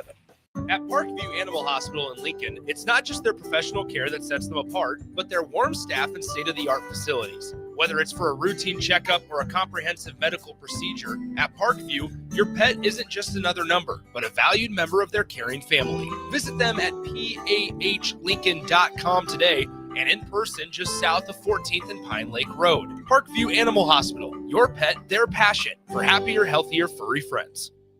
There's a lot on the line in divorce. This is Joe Cordell of Cordell & Cordell, the largest family law firm in the country, with over 35 years of helping clients navigate divorce. But being big doesn't mean less personal or less local. Our attorneys live and work in your community, and as neighbors, they understand the challenges your families face. Divorce is complicated. It affects every part of your life: your home, savings, retirement, and of course, kids. So when you find yourself facing divorce and the unexpected directions that it can take, it's times like this that you need a partner you can count on. If you're a man facing divorce, contact Cordell & Cordell today to connect with a local divorce attorney who understands the challenges you're facing on a personal level. Text GO99 to 323232. GO99 to 323232. GO99 to 323232. 1221 N Street, Lincoln. Texting privacy policy and terms and conditions posted at textingterms.us. Texting enrolls you for recurring automated text marketing messages. Message and data rates may apply. Reply, stop to opt out. Load up on meat and more this summer at the Mercado by Certified Piedmontese. This week's specials through July 29th are 15% off cheese and crackers, grass-fed, grass-finished tri-tips for $10.99, 820 ground beef trays for $6.99, and brisket flats for $9.99. Plus, stop by for lunch on Fired Up Thursdays at the Mercado East or Fired Up Fridays at the Mercado North. Locations at 84th and Havelock, 30th and Yankee Hill, and now 85th and Old Cheney and Lincoln, or 168th and Maple and Omaha. Get to the Mercado today for the best meat in town. Play ball! Ready for summer fun and ballpark vibes? Bring your pack to Haymarket Park for a thrilling season of Lincoln Salt Dogs baseball and unleash the fun. From May through August, the Lincoln Salt Dogs will be playing and the park will be popping with all the food, drinks, and fun you need for the perfect night out. Grab your friends, family, and coworkers and make plans now. Visit saltdogs.com to secure your tickets. Come on out to the park and unleash the fun. 93.7 The Ticket, Fox, KFXL weather. Brought to you by Bryant Air Conditioning, Heating, Electrical, and Plumbing. The Lincoln forecast for today, we'll see mainly sunny skies. It'll be breezy and hot with an afternoon high near 96. Tonight, showers and thunderstorms likely, over that low around 71. And tomorrow, a chance of showers and storms, otherwise mainly cloudy with a high around 85. I'm meteorologist Kyle Flecker for 93.7 The Ticket and theticketfm.com. Are you ready for a new opportunity? Check out Sandhills Global. Join a dynamic team where your skills are valued and your career can soar. We offer full-time positions with a 4.5-day work week, competitive pay, excellent benefits, and a positive work environment. From IT and marketing to sales and finance, we're looking for talented individuals just like you. Apply today at sandhills.jobs and take the first step towards an exciting future. That's sandhills.jobs. Don't wait, apply now. Welcome back to 93.7 The Ticket's coverage of Big Ten Media Days live from Las Vegas. Presented by Advanced Medical Imaging, Stevenson Smith Construction, Currency, Warhorse Casino, Gary Michaels Clothiers, and League One Volleyball on 93.7 The Ticket and theticketfm.com. Got a couple short segments here in this hour. We're going to stay flexible, awaiting the arrival of some personalities, some names from Big Ten Media Days players and coaches potentially on our docket. Austin, Jay, and Nick with you on air here. DP hanging out, snagging people left and right for us. Making connections. Always good to do here at Big Ten Media Days. Let's finish up Northwestern here briefly, guys. With as tough a job as that is, everything that we've talked about, being a disadvantage for Northwestern, it puts into perspective just how incredible the Pat Fitzgerald run really was for them. Yeah, it was always like every other year, right? When Northwestern was supposed to be terrible, they'd end up either winning like 9 games and sliding their way into the Big Ten championship game and showing well, or winning a big bowl game. And, Pat Fitzgerald is kind of like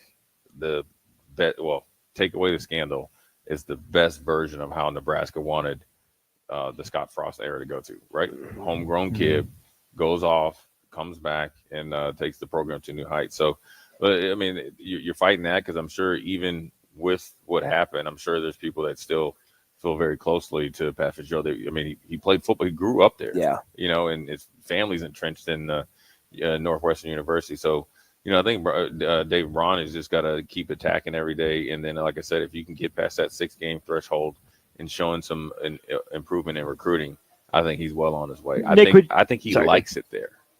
You know what David I'm Braun? saying? He acts like it. He talks like it. I think he likes it there, and that is huge considering the situation that he's in. Nick, who's in a better spot long-term in their current conference, Northwestern or Vanderbilt? Dang. Do we want to throw Stanford in that mix as well? That's tough. In the ACC? I do not want to throw Stanford in there. Yeah, because they're not in. It still doesn't feel like they're a part of the ACC. It just kind of feels like they're out in limbo. With interim head coach Frank Reich. That's right. Andrew, then your boy's my the boy GM. Andrew Luck's, That's Andrew right. Luck's the GM. Okay, so Northwestern just buddy business out there, just buddies. Gosh dang, that's tough. Whether it's Clark Lee at Vanderbilt or David Braun at which coach would I rather have? I would rather have David Braun. Mm-hmm. Which area would I rather? I don't know if Diego Pavia has done good for Vanderbilt, of how outlandish he is. I don't know if he's been a positive mouthpiece for Vanderbilt. Yeah, I like that, and especially after. Well, last year it's fine. Yeah, You're riding the wave. in the season, it's okay. But now, But to be sitting here, chirping 8 all the months, time. like there's a difference between being confident, right? We had said cliche phrase, confident and cocky, right? There's the difference. Walk the line. I mean, I think I would lean towards Northwestern. Would you rather recruit to Chicago or Nashville? Jay, as a former recruit yourself, where would you have rather been recruited to? We know Northwestern is all about Jay Foreman, so he's partial here. I could, yeah. I'll just say Northwestern just because there's a lot of great players. I think there's more players in the Nashville area, the Tennessee area versus Chicago. I think Chicago gets feasted on by every blue blood school in the Big Ten. And so I think you can kind of get second tier, third tier players to go to Vanderbilt. I think Vanderbilt has to ride this wave. But I also think if the wave doesn't continue to go, they're going to get ripped under by the undertied and be done. Because that quarterback play and how they got the quarterback, essentially, all the stars aligned. Yeah. It's almost on a smaller scale. How UCF got their quarterback play, and then they went on a run. Yeah. And now, obviously, Scott left or whatever, but yeah, it's interesting to see you compare. That's a great comparison because they're both academically based. They've never been a powerhouse, but they've had magical runs in their own way. And now you have Vanderbilt was the talk of the town. I mean, look, it was a history-making victory. It was. So now this year, now they're going to have, to Vanderbilt's credit, they're going to have plenty of opportunities to show that they were for real and that it wasn't a flash in the pan, that it wasn't a fluke. Because they're going to go, they play Alabama, they play LSU, they go to Tennessee. I mean, there's legit. They have to go to South Carolina, and then they also, I think they go to Virginia Tech, if I'm not mistaken, in the non-conference season right there. I mean, it is a gauntlet for Vanderbilt. So it's an opportunity though to show Diego Pavia match, back your words up by your play. I don't know. That's a tough question because I just sit here and I wonder, and this would be a great question for like Greg Schiano and David Braun and all of them is those universities that are kind of on that level where they're middle of the pack Big Ten conference, and you can't formulate it this way, obviously, to the head coach, but it'd be like, how do you stay competitive? And it's kind of like the Nebraska basketball conversation. When you don't have as much to work with, how do you stay competitive? And I think it's more difficult in football than it is in any other sport just because of the sheer numbers. Yeah, because I think in basketball, if you get a dude. If Nebraska has an athletic big and rink mass coming back, and then they have a guy that can handle the rocket in the backcourt, you might be able to compete with some teams. Football is a completely different story. I think those middle that if you go 3 tiers, right? The 2 and 3 tier, and especially 2 to the higher end of 3. Or if you go 4, it's the 3 and the higher end of 4. If you do 4 tiers, I think they're under the most stress and pressure in college football because you have to find a way to get in where you fit in and solidify yourself before you think going up to the other tier, because you're not going to go, up from tier 4 to tier 1.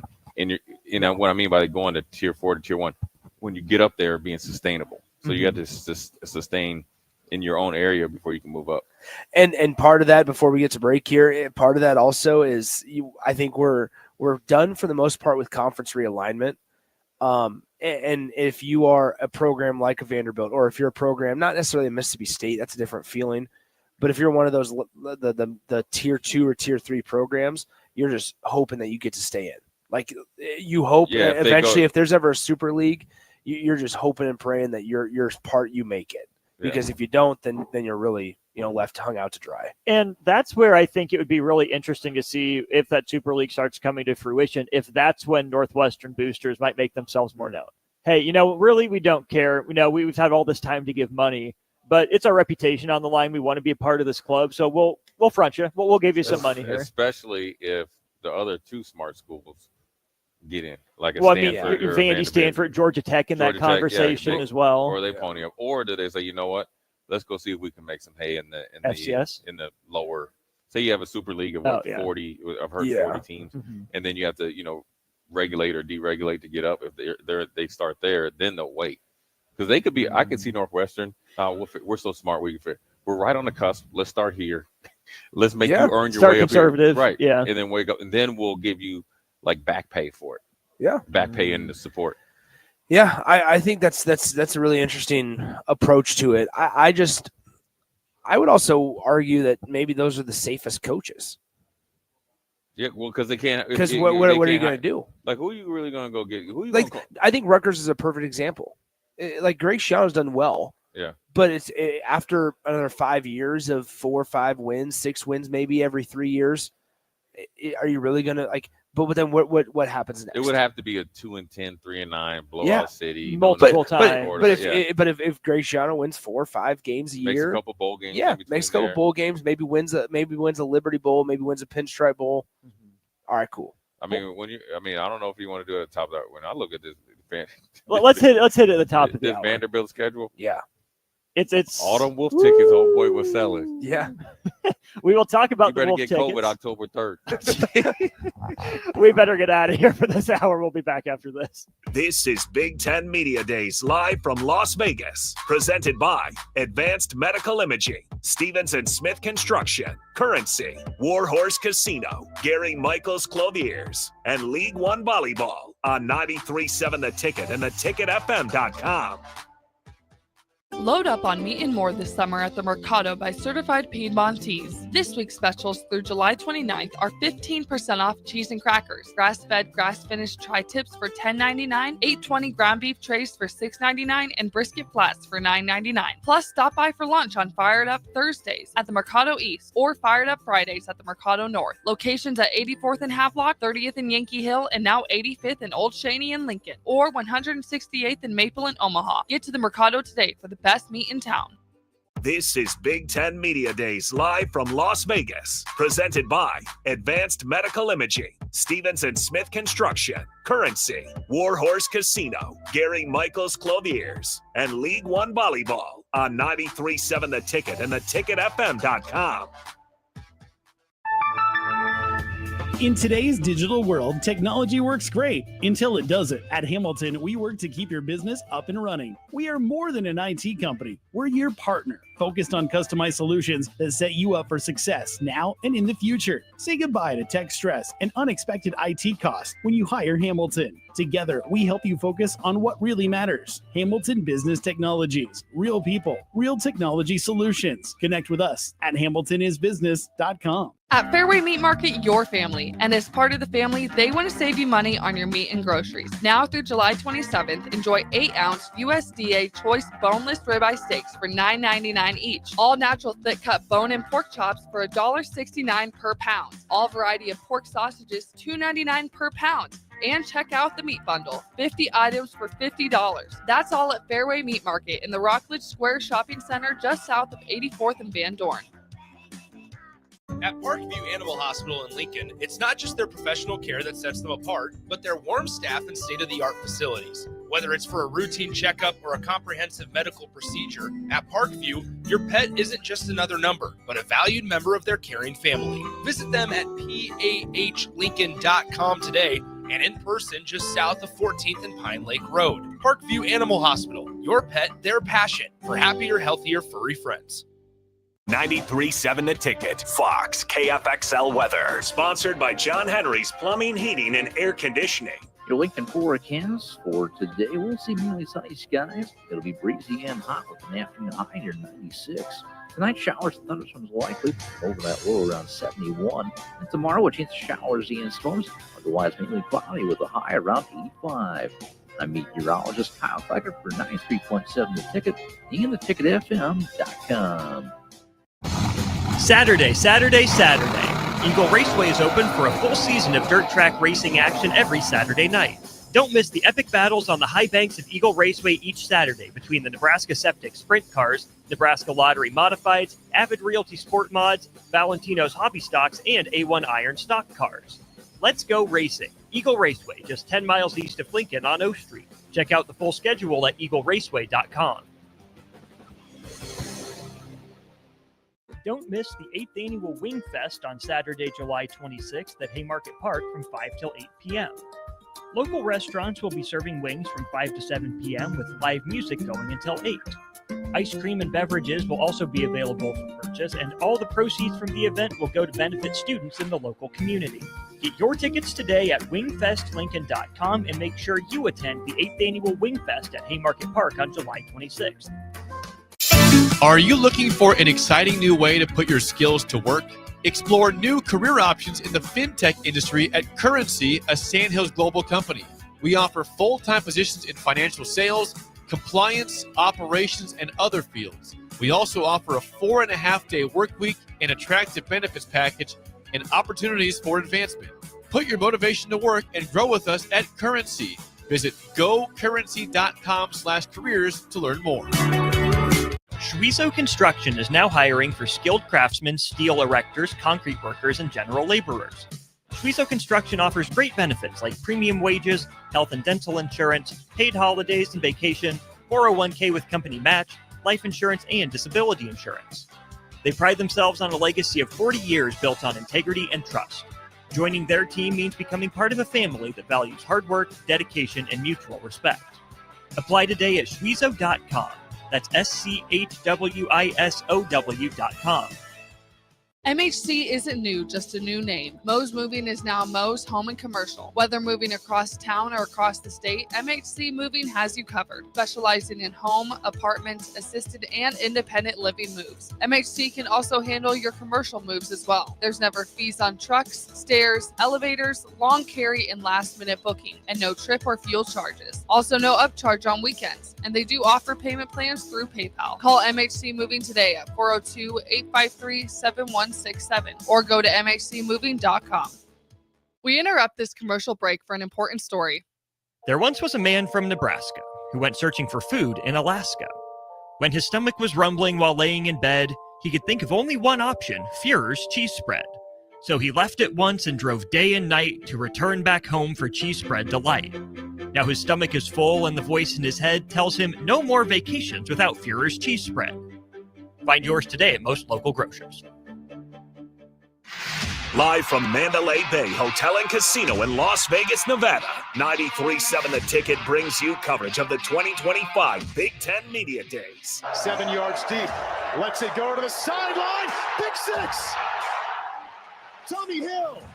The short run to the house. Derek Pearson, Jay Foreman, Nick Sainer, and Austin Orman bring you exclusive interviews and in-depth conversations while getting you ready for the upcoming Big Ten football season. This is a flip to Ja'Cory Barney. He waits for his block, and he steps in for the touchdown. This one in the seam, intercepted. Hartzog with a lane at the 20. Hartzog knocked out of bounds. Deep in Ohio State territory. Mayava, that's intercepted. It is Sierra Wright. Down the sideline into his former house. Unbelievable. Coverage from Big Ten Media Days is powered by Advanced Medical Imaging, Stevenson Smith Construction, Currency, Warhorse Casino, Gary Michaels Clothiers, and League One Volleyball. This is Big Ten Media Days live from Las Vegas on 93.7 The Ticket and theticketfm.com. One final hour for day 2 of Big Ten Media Days from Mandalay Bay in effect. Austin, Nick, JGP, the crew out here in Las Vegas. We'll be with you for one more hour here today, and then we will be out here again tomorrow. It'll be the drive from 9 to 11. Then we'll probably be out here from 11 till about 2 o'clock Central Time, I would guess, so we can hit the road, get to the airport, and make our way back home. Big thanks to those 6 companies. You heard Big Voice Bob tell you about Currency, Stevenson Smith Construction, Gary Michaels Clothiers, Warhorse Casino, Advanced Medical Imaging, and League One Volleyball Omaha, helping make this trip possible. Jay, you had that Vanderbilt schedule pulled up. The Commodores themselves aren't doing a lot of whooping, but their quarterback has sure done the circuit. I think that the one guy that's on the internet that was whooping about Alabama a few years ago, and Nick Saban and Jalen Hurts came in there, and we're eating hot dogs and hamburgers at halftime. Might have the same outcome this year. I mean, you got Charleston Southern. I'll give them the benefit of the doubt, and I think Vanderbilt is. Come on, are you serious? Yes. Let's not get out of it. Yes. Tell me one thing about Charleston Southern. They're Charleston Southern. I don't know about Angola, but I do know Angola's in trouble. I mean, Listen, come man, on. I'll give listen. them the benefit of the doubt. I'm gonna give them the benefit of the doubt that they're not gonna stub their toe, and I know they've made some strides. I like their coach. I think they're gonna beat Charleston Southern. I would think so too. You're going to Virginia Tech, L, because their coach is in trouble too. So you know they're desperate. L. You're going to South Carolina. You don't have anybody that can block them defensive ends and can tackle the quarterback. L. Georgia State, I'll give you another benefit of the doubt. Who did Georgia State famously upset in March Madness about 12 years ago? Oh man, probably Duke. It was not Duke. No. Virginia? It was not Virginia. Great guess, though. Oh. Big 12 team. Ron Hunter and R.J. Hunter. I know, man. The dad and son. I forget. Beat him by one. Beat him by one. Baylor. Oh, okay. The Baylor Bears. And then didn't they play Utah State at home? The Fighting Bill Bushes at 9:45 a.m. I would have called. Well, 9:45 Vegas It's time. Pacific. Okay. Yeah, we're on Pacific. Yeah, we got to remember that. So 12:45. Okay, so they'll win that game. Rather, excuse me, 11:40. No, 12:45 is correct. Everything's Nashville's still hey, Central Time Zone? Hey, everything's all cool when you're 3-2 and you're like, oh yeah, we're going to a big time bowl game. Nashville is Central, so 11:45. 11:45. Hey, yeah, and like Austin always talk about a bye week. There is no bye week. Nope. So there is no fair dodging. There is no running. I would say on Monday, if you have a sickness that just magically is going to come Friday night, I'm giving you a chance to tap out right now because we're going to Tuscaloosa. It is going to be And it's going to get hell down there. Tuscaloosa. Yes.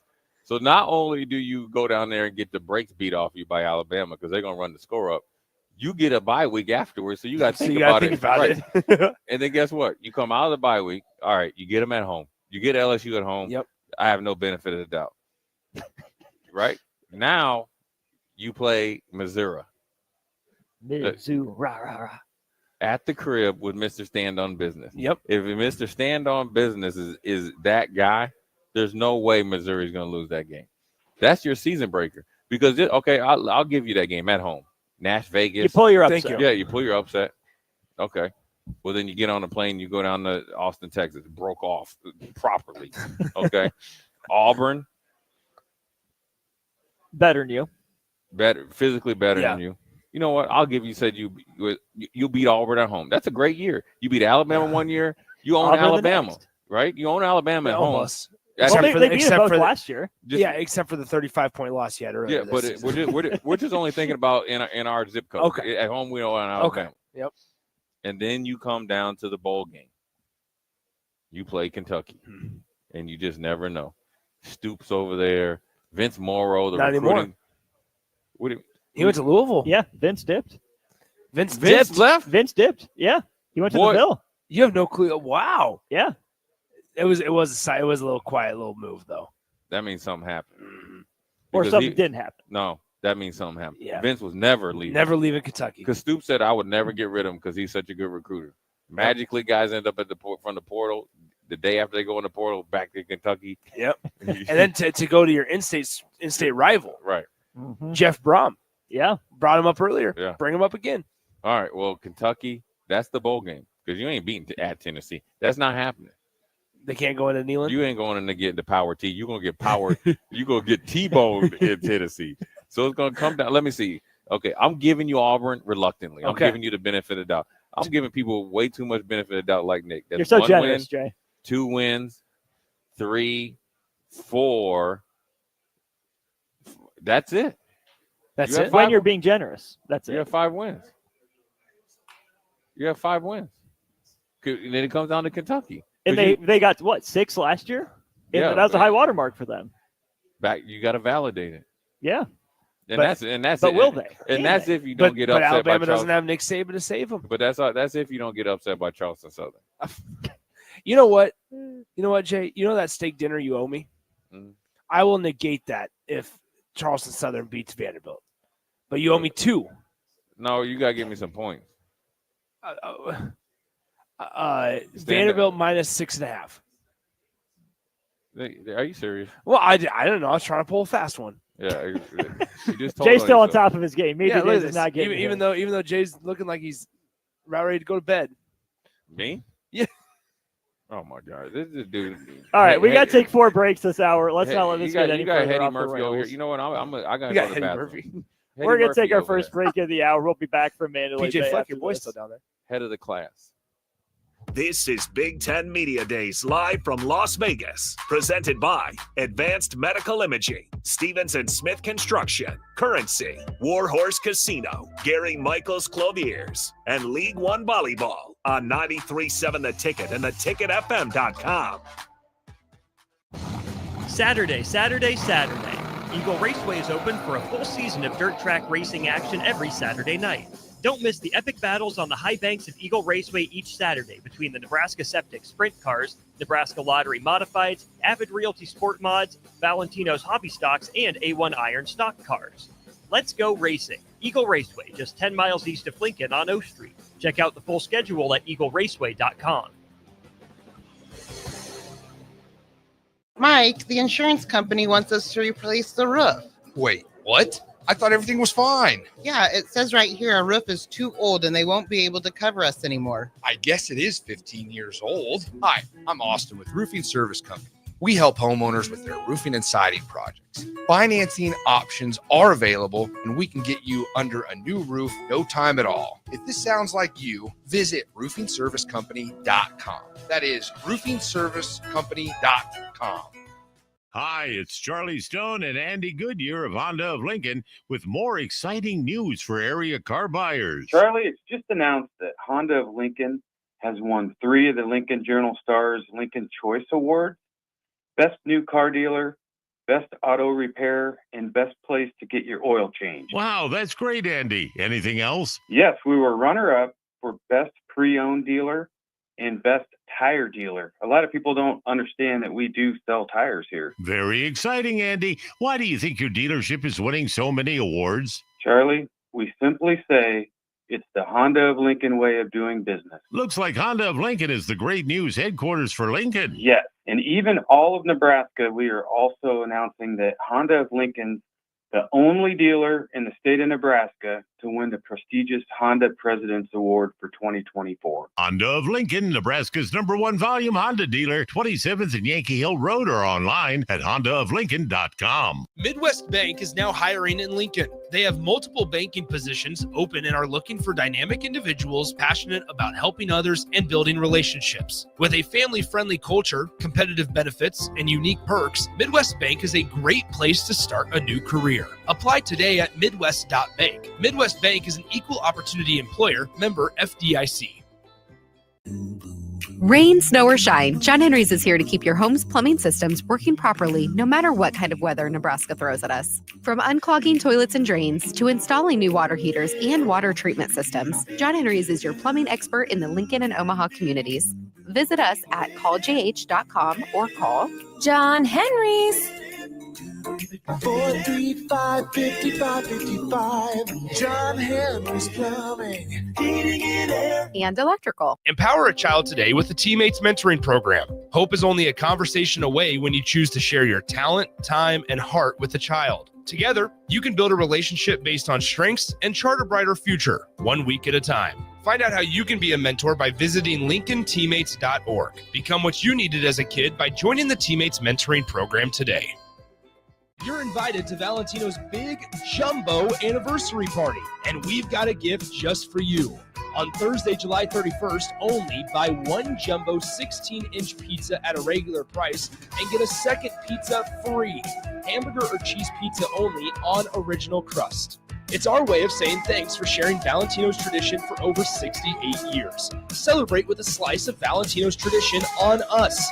Pre-orders start July 30th, online, by phone, or in person, and the offer is good for July 31st only for carry-out or delivery at participating Valentino's locations. Big box stores are tempting for buying equipment for your high schooler in sports or for yourself in your sports leisures, but buying new is awfully expensive. Why not go somewhere with new and used options? Play It Again Sports has quality, slightly to gently used equipment, and 50% of their inventory is actually new equipment. And it's more than baseball, softball, and golf. They also have equipment for disc golf, fitness, hockey, and more. Plus, they're always buying products. Bring your gear you're done with and get trade money on the spot. Play It Again Sports at 48th and Vine. This just in, hot off the bench press. Planet Fitness has expanded strength equipment. Save $28 or more when you join today. We're raising the bar with these benches, and our hack squat will have you actually looking forward to leg day. Plus, we're still repping all the best-in-class equipment we've always had. There's no better time to get stronger. So join Planet Fitness today and save $28 or more. Just $1 down, $15 a month. Find your nearest club and join today. Deal ends July 31st.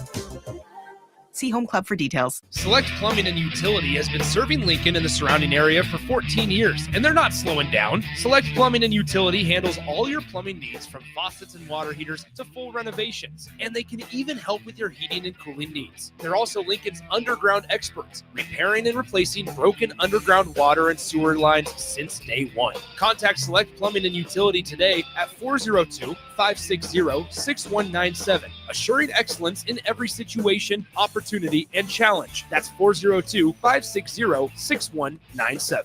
Hi, Sean Callahan here for Koppel Chevrolet GMC. This month kicks off Koppel's 50th anniversary sale. We're celebrating 50 years by offering an additional $500 discount to the next 100 customers that buy a new vehicle. This is in addition to the huge savings already in place. You can take an extra $500 off our discounted price, or we can cut you a check on the spot. Celebrate with savings and see why customers have trusted Koppel since 1975. It's our way of saying thank you for all these years. T-O-double-D, what's cracking? I need your help, Snoop. I'm really sick, and I can't give out free chicken fingers on National Chicken Finger Day. I got you. Yo, yo, yo, happy National Chicken Finger Day, homies and homegirls. Get you a free chicken finger with your Raising Cane's box combo on $7.27, you heard? Make it a perfect combo with a copy of my latest album, Is It a Crime? Streaming now. Happy National Chicken Finger Day to all, and to all a good bite. Get one free chicken finger in each box combo. Purchase July 27th, 2025. 93.7 The Ticket, Fox, KFXL weather. Sponsored by John Henry's Plumbing, Heating, and Air Conditioning. Your Lincoln forecast for today, we'll see mainly sunny skies. It'll be breezy and hot with an afternoon high near 96. Tonight, showers and thunderstorms likely over that low around 71. And tomorrow, a chance of showers and storms. Otherwise, mainly cloudy with a high around 85. I'm meteorologist Kyle Flecker for 93.7 The Ticket and theticketfm.com. Welcome back to 93.7 The Ticket's coverage of Big Ten Media Days live from Las Vegas. Presented by Advanced Medical Imaging, Stevens & Smith Construction, Currency, Warhorse Casino, Gary Michaels Clothiers, and League One Volleyball on 93.7 The Ticket and theticketfm.com. Welcome back. We are on the third floor of the Mandalay Bay Convention Center, hotel, casino, all that good stuff. This is the 93.7 Tickets coverage of Big Ten Media Days. Austin, Nick, DP jumping in here, joined by another special guest. We welcome in comedian and actor Mr. Brett Ernst. Brett, how you doing? Thanks for taking time to be here. No, man, this is cool. It's good. I'm a fan of Big Ten football. I don't have a Big Ten team, but I'm a fan of the football. How could you not be? You know that part. Well, who do you root for? What do you root for when you're watching? I'm the U. Don't say that too loud. Yeah, they will come find you. Yeah, that's all right. I'm here. How did you find the U, or how did the U find you? Well, I went to high school in South Florida, and then I was in high school. I graduated in '90, so I was there in the '80s. You know, my brother went to my older brother went there, and just as a kid, you know, I just became fan of the Hurricanes. It is for our listeners.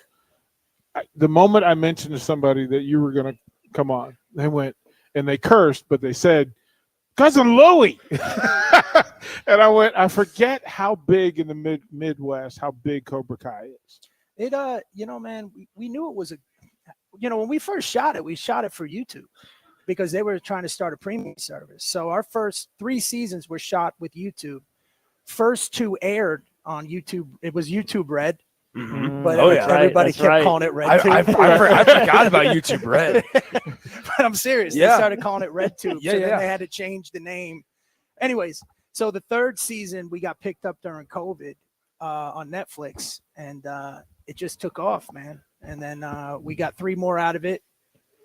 But you never know doing these things how big a show can be. We knew it was a good show, but we didn't know how big it would get. And, it just took off. And I wrote it as long as I can. when a show gets picked up like that, what changes behind the scenes for like guys like you? Like what changes? Do you notice a difference? Like what all goes into it when a show gets picked up? Well, today it's kind of not hard. It's bittersweet. Like I think now's the best time to be an artist because of the internet, but now the internet's so flooded. Yeah.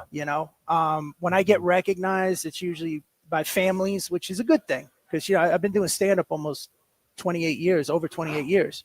So usually fans of comedy knew me, but I didn't have civilians coming up to me. Yeah. And then now, they don't know you're a comic. Yeah. Well, but you got Just say, hey, you're that guy. When they come up to you in like a public and be like, do I know you? Yeah, wait, that means you're still renting. when they come up to you, they're like, oh my God, it's, and they know your name. That means, you're doing well. But I mean, I can't complain. I've had had a great career. You said 30 years of 28. touring. 28 years of 28 touring. years. You've been to Nebraska, so I've been there a bunch of times. Your thoughts on Omaha and Nebraska? All right. Midwest people, in my opinion, are my favorite. I'm not just kissing your butt. Because here's why. You've got the bedroom qualities of the South, where a handshake means something, but you're not slow.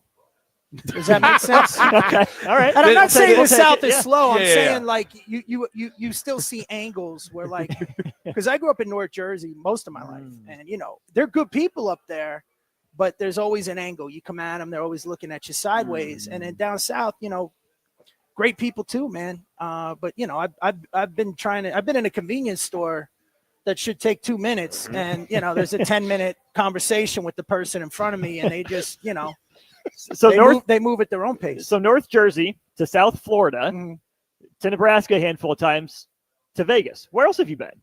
I lived in LA most of my career. I was in LA from 99 to about 2018. Then I bought a house in Ohio. I lived there. Why? I was to say what I was to Ohio. Like we were talking about Vegas. Right. Did you lose a bet? No. Is that Well, I was with my ex-wife. She was from there. We bought a nice house, and then everything went south. And now I'm single with a condo in Vegas. Different lifestyle. Yeah, Than Ohio? this is more my speed, man. I don't want to sound corny, but like I'm more of a city type. I'm a night guy. I'm not a day person. You know what I mean? Sure. This is the place to have that. Yeah, the restaurants here are phenomenal. Yeah. Now it's going to be a major sports town soon. I mean, I think we're getting the A's, and then I heard we might get a basketball team. That's up in the air. I go to the Knights games, which is fun, but it's a cool town, man. You mentioned the U, and we were talking about this gentleman to your left. That's where his father went, right? This is what I'm talking about. This is when you know you got to do it, right? He goes, "Hey, that's Chuck's boy." I was like, "Dad." See, I didn't say that. I said his father was. And he heard it, got up from the table. Yeah. So you're a football fan, through and through, man. I've, my local teams, because of where I lived. I mean, I root for the Yankees, even though my family were Mets fans in baseball. But again, I grew up in the 80s, so my teams really didn't win anything. Yankees didn't win in the 80s. For South Florida, the Heat came in, so I started rooting for them. And then I've always been a Canes fan, so that's my South Florida team. And, to represent this great nation, I root for the Cowboys. So. Oh, don't say that too loudly. That is all the street credit Hey, is gone. listen, look, let me He tell you. knows I'm a DC kid, and we just talked about it. It's part of my birthright. And I miss that when I was growing up, they were winning everything. Yeah. Theismann, the Smurfs, Yeah. the Hogs. Yeah. Everybody had a nickname. Okay, you're back in good. You're back in good. I miss the rivalry of the Redskins Cowboys. I'm still not adjusted to the W. Yeah, understood. Understood. But I'm an old head, so yeah. And I played ball myself. I played in high school in Florida, and then I played I played 1AA in New York. I played at LIU. I was a safety. Ooh, LIU has to play Florida this year in football. Oh, they really? Yeah, that's where LIU's got to go to. Florida opens. That's the only reason I knew it. I knew LIU is because were you guys the Sharks? Yeah. Well, when I played, there's been a little rift between the alumni. Oh, so the new athletic director kind of changed everything. I mean, we won the ECAC when I was there. But it's kind of like we were called CW Post Pioneers because LAU had 3 campuses. And then they went over to the Sharks and they kind of alienated the Pioneers. Yeah, but the older alumni. Huh. I have a couple of friends that still serve on the board, but look, there's only a handful of teams in college that really make money anyways. Everything else is just like, glorified men's league. Well, I mean, Nebraska's one of those ones that still make money. Of course. And make good money on it. If I ask you about Nebraska Husker football, what comes to mind? Right away, Boz. Oh, no, it's Oklahoma. You just heard. That's crazy. Yeah. That's crazy. I would like to hope that you put that. I did that on purpose. Hold on. No, I didn't. And I'll tell you why. There was the Nebraska-Oklahoma game. Yes. With that's because that came out I remember that game. And that was like 87. It was the. You could have said. Tommy Frazier. I could have said right. That's right. the one. There you go. Nebraska versus Miami Tampa, versus the U. That was in Nebraska. It was the game. It was the game. And but the reason why I was gonna say I talked to Boz about it. I met him. We worked on a show together years ago. He had a show on Fox. It was called. Austin, find that out. Yeah, I'm looking. He had an action show. This was like in 96. Lawless? I think that was it. Is it 96, 95? Looks like one season in 97. That was it. Yeah, he played John Lawless. And my buddies that played for Miami came to the set, and then we were all talking, and Boz just kept talking about that Nebraska game. What has to happen for Miami to become what it was? Well, right now, I think we just got the kid from Georgia as a quarterback. That's right. And I think they're the only college team that has a GM now. Well, yeah. And this NIL thing, it's kind of hard to follow. Again, you don't want to go back in the day, but back in the day, you knew everybody coming in, and now there's kids in the transfer portal. It's a whole you got deal. 25-year-old men getting redshirted. Yeah. There's a 30-year-old. There's a 30-year-old in Arkansas. He's going to play receiver in Arkansas. They just did a feature on him. Brett Ernst joins us, and through all of it, right? I'm sorry, I never answered your question. Go ahead. I like Cristobal, and I think that's the direction the Canes are going in.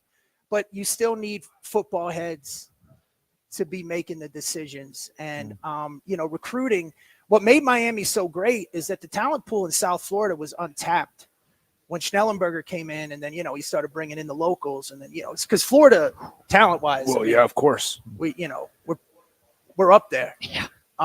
And then we started recruiting just local, right? And then when it took off, then everybody started picking our pockets. And why a lot of your programs blew up, believe it or not, back then was because we had no Division I AA. Well, we had Central Florida, but there was no Division II teams, none of that. So if you didn't go to the Big Three, you went, but sometimes you guys were taking our best because our best didn't want their, so it kind of helped. Florida kind of helped college football, man, I think, especially in the 80s. It still does. It's still a recruiting hub. If you want talent, go down. 90s as well was pretty strong. I mean, Tommy Frazier, Bradenton, Florida guy. Yeah, he's a Tampa area. Not bad. But I'm glad I got to clarify my Bosworth answer. Oh, they were going to come get you. Oh, no. Here's the thing about Husker fans. They would have found you on every social media app, and they just would have lined you up. Well, you guys, man, again, because again, you were one of the trend centers in Nebraska football, in modern football. I mean, I remember you guys had a gym you used to carry around with you, right? Wasn't it like in an 18-wheeler? Or is that just a rumor? That'd be a question for Jay, probably. Yeah, we would have to. We'd have to, because I don't know. I don't want to spew. Well, the whole busing thing has taken Nebraska back to the masses in full, and you get a lot of curiosity. But I'm just there's Howard Griffin. There he is. There he is. It's always Brett. It's this thing. Nebraska thinks of itself the way Miami thinks of itself. It still thinks blue blood. It thinks everybody knows everything about it, and it can't wait to get it back again. And you guys though too you were, to me, you had Penn State, Nebraska, Notre Dame. They were still above board, you know. Yeah. Because we know how my Canes were. Yeah. You know, there was a lot going on there. We'll let you say it. We'll let you say it. You guys, kept it above board, legit. You know, for the most part. Yeah. As much as you can. I mean, because there was. we'll let you say it. Yeah. Well, if you've ever been on any recruiting trips, even before the NIL, there was little things that were going on. But that's everybody did it. So I mean, we didn't have Uncle Luke on the sideline, but or Michael Irvin in a fur coat. Yeah, their fur coats is just because it was 0 degrees at Memorial Stadium. So let the folks know, one, how to find you, two, what's up next for you. You can go just to Brett, like Brett Favre, but with one T, brettcomedy.com. All my stuff's there. Yeah. Coming up next, I'm actually doing this thing with this company called Zeem, where we travel around and we stream live. So we're doing kind of a mini comedy tour. And then my new special, just came out like a few months ago I did with Pete Davidson. It's called Uncaged. Because I was the first to do a YouTube special back in 2016. I released Principal's Office, and then I was self-distributing, and it became the model that we're all doing now. But being the first isn't usually the best. So a lot of people made more money from theirs than I did from mine. You said you were playing a pigeon? In this new movie. Okay. It's an animated movie. Gotcha. Yeah, it's called Pierre the Pigeon Hawk. I play with this Dominic Lombardozzi. I don't know if you know him from The Wire. And he was he's into Tulsa King. But, Snoop Dogg's involved. I think Howie Mandel. There's a bunch of people. But I just play a pigeon. You're just the pigeon. I'm just a pigeon, man. I went from a degenerate cousin selling cars to a pigeon. Yeah, and I'm going to be playing Bosworth in the new Nebraska documentary. This new yeah, we'll get that done. Again, first, thank you for fighting traffic. Well, you know why? Because sometimes you get those when you just get out of the car. And I do non sequiturs a lot. Yeah. Like I'll just say a random thing, and then I have to go. I'm kind of like Trump. Where I just say the first thing that comes to my mind, and then I got to clarify it afterwards. We're with That's you. what I Isn't meant the whole by better boss. ask for forgiveness than ask for permission? Well, you know how people say something nice, and then they say the but, and then here comes the bad stuff. I usually say like the bad stuff first, and then the but. Yeah. So I just glad I was able to clarify the pause. You clarified, made it up. Before we let you get out of here, I need to ask you, because one of the things that I sunk my teeth into is your rules for men. And as you walked up, I had to stand up. Of course. Please give your rules for. Well, there's a lot. What you're seeing, it's lost on the younger generation. It's not shtick. It's just when a man comes out to shake your hand, you stand, you give him the right. Like when in my thing, if you're out with your girl and the check comes, you take care of it and just get the money from her in a car. She slips you the card under the desk. There's rules to this. Venmo. Yeah. They announced that Venmo's the new PayPal account of the Big Ten Conference. There you go, Venmo me. Well, I'm not good with this technology stuff, man.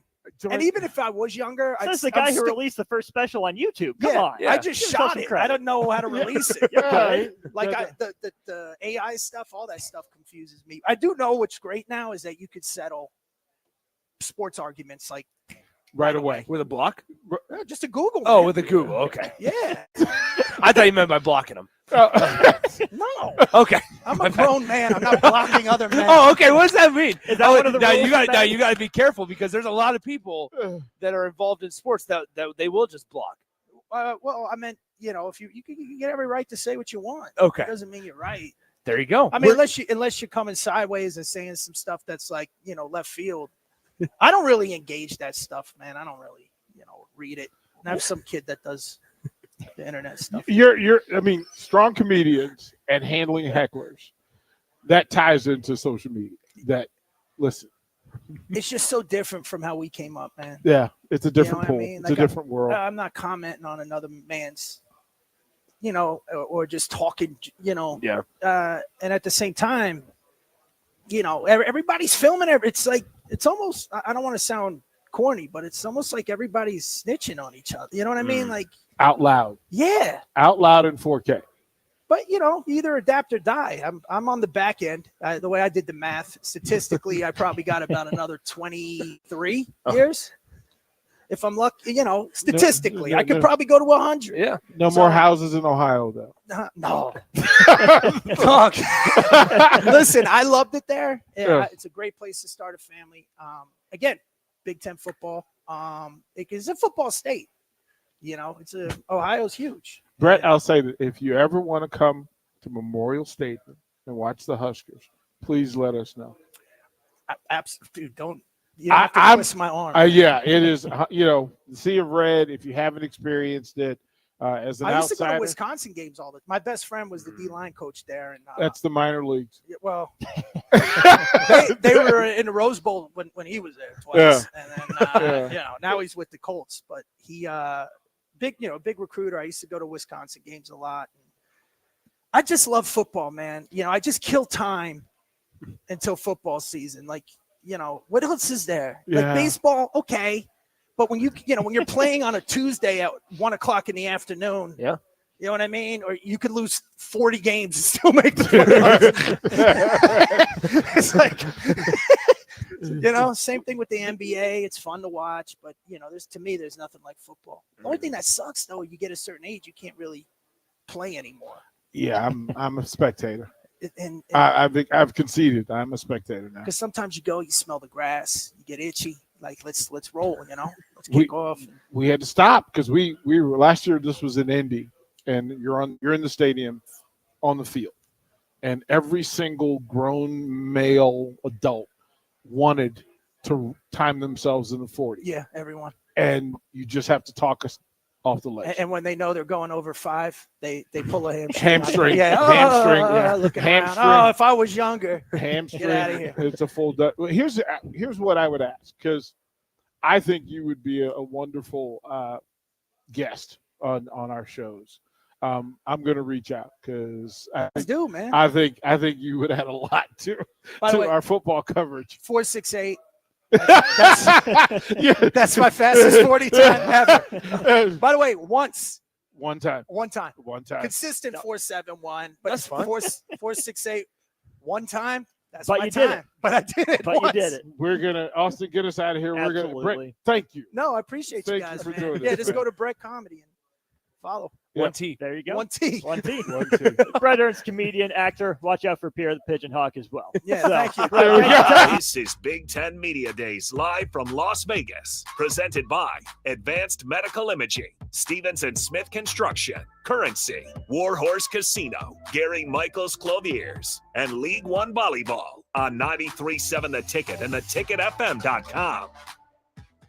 Have you been injured in an accident and don't know where to turn? You need an attorney you can trust to handle your case with professionalism and compassion. The attorneys at Liberty Law Group understand that a call to an attorney is a call for help. If you've been injured, we want to help you. Liberty Law's experienced attorneys are committed to the pursuit of justice for those injured. Call Liberty Law Group and find out how we can help get you the compensation you deserve. Call 877-42-LIBERTY. 877-42-LIBERTY. Liberty Law Group. Trial attorneys you can trust. This just in, hot off the bench press. Planet Fitness has expanded strength equipment. Save $28 or more when you join today.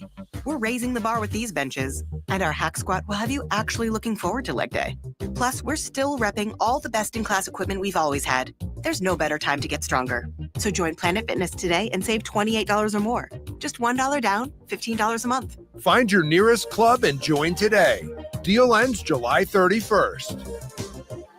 See Home Club for details. Since 1983, Fast Mike's Rollouts have been a trusted and reliable company in Lincoln and the surrounding areas. Fast Mike's handles all sides of construction projects, home renovations, or big cleanouts. With the perfect size dumpster to fit your needs, Fast Mike's Roll-Off will haul it all. With same-day delivery in Lincoln, affordable rates, and top-notch service, Fast Mike's Roll-Offs make cleanup quick and easy. Call now at 402-450-6828 or visit us online at fastmikesrolloff.com. Book your dumpster today. Fast Mike's Roll-Off, cleanup made simple.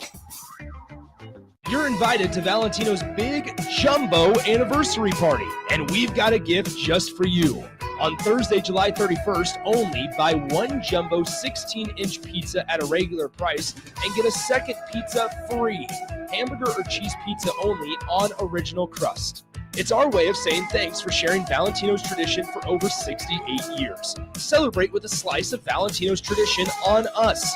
Pre-orders start July 30th, online, by phone, or in person, and the offer is good for July 31st only for carry-out or delivery at participating Valentino's locations. Big box stores are tempting for buying equipment for your high schooler in sports or for yourself in your sports leisures. But buying new is awfully expensive. Why not go somewhere with new and used options? Play It Again Sports is quality, slightly to gently used equipment, and 50% of their inventory is actually new equipment. And it's more than baseball, softball, and golf. They also have equipment for disc golf, fitness, hockey, and more. Plus, they're always buying products. Bring your gear you're done with and get trade money on the spot. Play It Again Sports at 48th and Vine. Tune in to live coverage of Big Ten Media Days from the Mandalay Bay Hotel and Casino in Las Vegas, July 22nd through 24th on 93.7 The Ticket.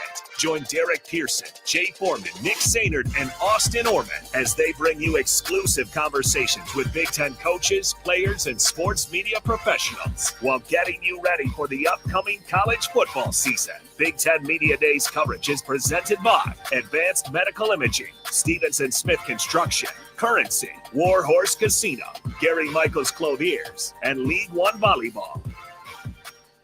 Select Plumbing and Utility has been serving Lincoln and the surrounding area for 14 years, and they're not slowing down. Select Plumbing and Utility handles all your plumbing needs from faucets and water heaters to full renovations, and they can even help with your heating and cooling needs. They're also Lincoln's underground experts, repairing and replacing broken underground water and sewer lines since day one. Contact Select Plumbing and Utility today at 402-560-6197, assuring excellence in every situation, opportunity, and challenge. That's 402-560-6197. Are you looking to upgrade or improve the garage door on your home? This is Cameron Hall of Doors Plus. At Doors Plus, we guarantee to offer a wide selection of options from 5 leading garage door manufacturers as we deliver a free estimate, exact measurements, and rapid installation with a 3 to 5 week time frame. When you choose Doors Plus for your residential garage door needs, you'll work with our experienced technicians and be ensured that your new door seamlessly complements your home. Give us a call at 402-590-5800 or visit us online at DoorsPlusLLC.com. Doors Plus, garage doors, and more. This is former Husker and NFL linebacker Jay Foreman. For years, I've suffered from degenerative problems in both of my ankles, but thanks to a thorough and thought-out plan provided by Advanced Medical Imaging, I was able to get my life back with the least amount of pain as possible. While working through multiple options, the team of physicians at Advanced Medical Imaging were there to answer any questions I had. If you're experiencing any pain at all and want to get your life back, go to amimaging.com or give them a call at 402-484-6677. Advanced Medical Imaging, located at 7601 Pioneers Boulevard. Rain, snow, or shine, John Henry's is here to keep your home's plumbing systems working properly no matter what kind of weather Nebraska throws at us. From unclogging toilets and drains to installing new water heaters and water treatment systems, John Henry's is your plumbing expert in the Lincoln and Omaha communities. Visit us at calljh.com or call John Henry's. 435-5555. John Henry's Plumbing, Heating and Air. And electrical. 93.7 The Ticket is proud to provide listeners with daily opportunities to win contests and prizes on our airwaves, and would like to take this opportunity to remind you of a couple rules. All participants must be 21 or older and must wait 30 days after winning a prize to participate in another contest. Once you win, you have 30 days to pick up your prize at the KNTK Studios, 1040 O Street in Lincoln, or your prize will be forfeited. Thank you for participating in our contests, and thank you for listening to 93.7 The Ticket. Welcome back to 93.7 The Ticket's coverage of Big Ten Media Days live from Las Vegas. Presented by Advanced Medical Imaging, Stevenson Smith Construction, Currency, Warhorse Casino, Gary Michaels Clothiers, and League One Volleyball on 93.7 The Ticket and theticketfm.com. One final time for day 2. Welcome back into Mandalay Bay. Austin, Jay, and Nick wrapping things up. We'll go about 10 minutes here. Guys, let's just go ahead and look forward to tomorrow, day 3. As a reminder, we won't be here all day like we have been the past couple days. We'll be here probably for the first hour or so of actual Big Ten Media Days, but we'll, of course, be on air. Normal time for the drive, me and Nick likely for that. But tomorrow's attendees here at Big Ten Media Days, you'll have Iowa, Michigan, Michigan State, Purdue, UCLA, and USC. Let's just start with Purdue, get them out of the way. Barry Odom, Jay, has been a... Dang. Let's just start with Purdue, get them out of the way. Get them out of the way. I'll say it with my chest. Barry Odom comes in, turns some programs around in his history. What do you expect to hear from him at Big Ten Media Days tomorrow? I think, obviously he's going to be excited and obviously appreciative of the opportunity, but I think also you're going to have a quiet confidence with Barry Odom as the coach and recruiter and developer. And obviously he feels like he can win at Purdue or win at a magnitude to where it's going to justify him, his paycheck. I mean, Barry Odom is, in his own way, in reality, has won everywhere he's been. He's been successful. He was successful as a coordinator. He was successful at times at Missouri, and then I think COVID hit and things kind of changed a little bit. Then he resurfaces at UNLV, and to me, that's an ashtray type of program, and he really went in there and turned it around. But not only from the athletes he recruited through the portal and I was high school, but then also the guys that he was able to, get to the next level, and the whole system in there is definitely pretty good. And then he's on to bigger and better things. A Power 4 job, which is kind of like Kirk Cignetti comes in when he's hired. You get more support from the collectives or the boosters or donors, and it'll be interesting to see what he does. I think he's had for Purdue a really good portal recruiting session, and then obviously it'll be interesting to see how they start out the season. Yeah, UNLV, just less than a mile away from where we're at. Indeed, Thomas and Mack Center, nice little arena. Did not see the football stadium when I was here the first time. That's true. They play in. Nick, I'll ask you about. Chief Borders is on UNLV. Gee, that's right. How about that? Dan Mullen's out here now. Dan Mullen.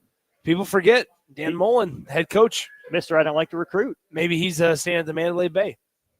See if we run into him tonight. I don't know. Nick, I want to ask you about Michigan State. Jonathan Smith, you've been aboard the Jonathan Smith bandwagon for a while. No Aiden Childs at Big Ten Media Day. It'll be Jordan Hall, Stanton Ramil, and then Nick Marsh, a really good wide receiver. Year 2 at Michigan State for Jonathan Smith. What's your outlook for them? Tough schedule. I mean, Jay, you can talk about it as good as I can, to where guy built up Oregon State. He really did. And then gets a job with Michigan State where I think that there's athletic department issues that maybe – hinder their coaches when your name's not Tom Izzo. Yeah, really, honestly. But I think things are slowly starting to get better and better at Michigan State from an athletic department standpoint. It's just a matter, I think, I think in the Big Ten, a lot of it is we're finding out going through each team's schedule, guys. It's getting lucky with your schedule, having somewhat of a beneficial schedule that's not a gauntlet in some crucial years for head coaches, years 3, 4, maybe 2 even included in that one, to where that's when things really start to happen, whether guys get hired or they're retained or they're fired. And so I think if you're Jonathan Smith, you hope that everything works out well. You got to develop Aiden Childs as a quarterback. Him and Dylan had similar statistics as last year. Now you hope that both of those guys take a pretty significant jump up this year, but Michigan State's schedule is not an easy one by any means. Yeah, and I think it really, a good test of where they're at as a program, and maybe the rest of the year is just straight up in week 2 against Boston College. Kind of like the same type of program, trying to be more like, backyard tough, and it's at home, but Bill O'Brien is going to have his team ready to go physically, which obviously Coach Smith prides himself on, and obviously built that up at Oregon State. And then if you can get through that week 2 and then start the season off 3-0, anything can happen out there at USC. And then so it'll be interesting to see how Michigan State navigates year 2 and how much better they are regardless of the outcome of the win-loss schedule. Because, I thought it was a good season for them to be 5-7. Sure. And so Nick's 100% right. Now with the expansion of conferences and there's probably not going to be any big movements to expand or go to super conference probably for the next 4 or 5 years, hopefully.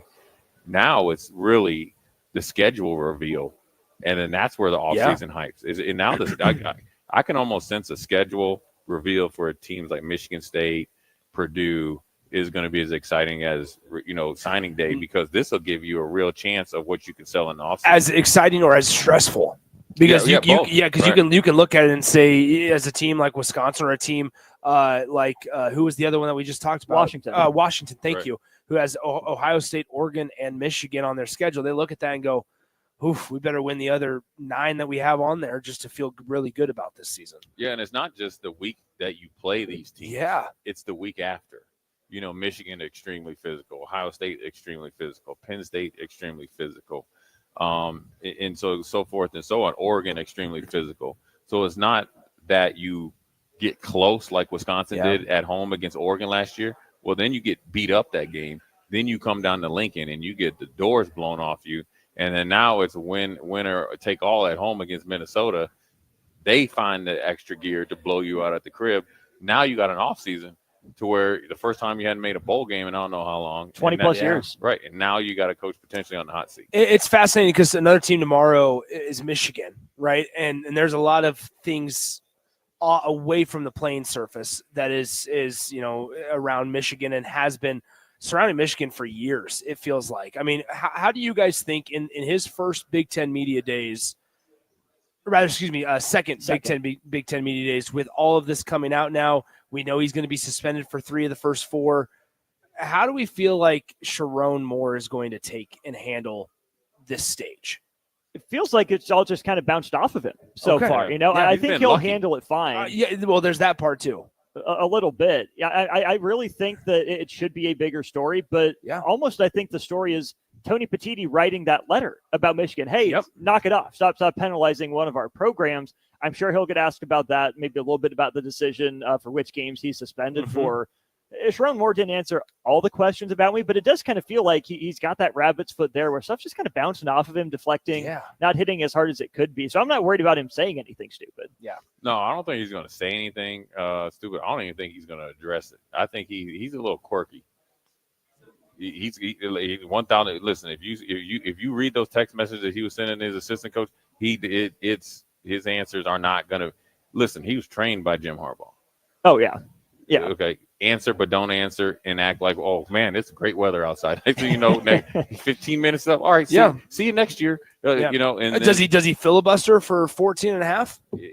I would. Are we at that conversation right here where it's like, all right, you know what? Let's just fill this air for 15 minutes. Oh, don't got time for questions. Sorry, guys. You get there, you put your phone up there or have a watch on there or a timer that goes off, and you go 14 minutes and 25 seconds. Next question before all right, I got to get up. My time's up. Sorry. Yeah. That's it. I mean, that's where he has to be, because you question the games that you decide to be suspended for, why you're suspended by those games. Where did all these allegations come from? Mm-hmm. Do you feel secure in your job with these allegations?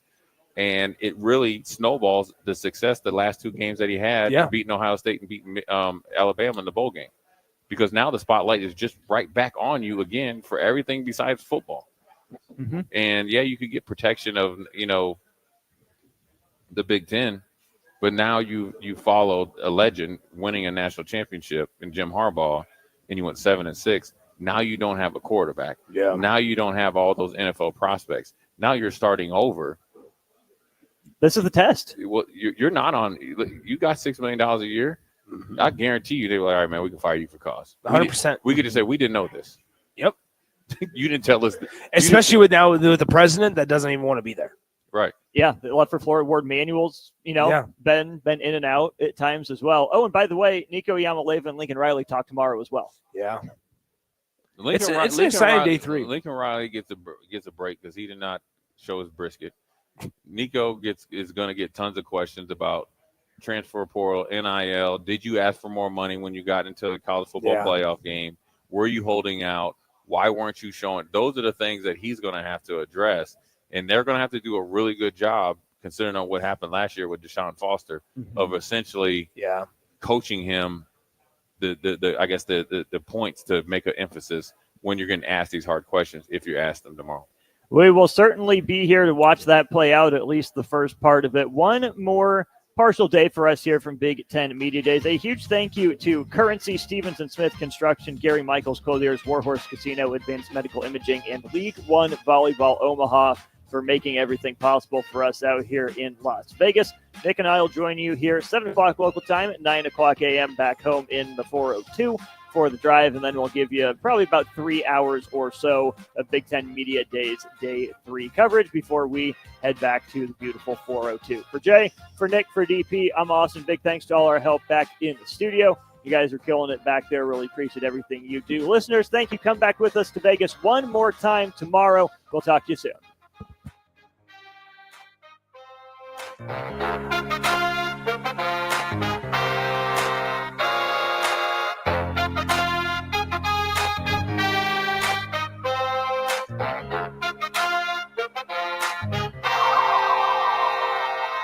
This is Big Ten Media Days live from Las Vegas, presented by Advanced Medical Imaging, Stevens & Smith Construction, Currency, Warhorse Casino, Gary Michaels Clothiers, and League One Volleyball on 93.7 The Ticket and theticketfm.com.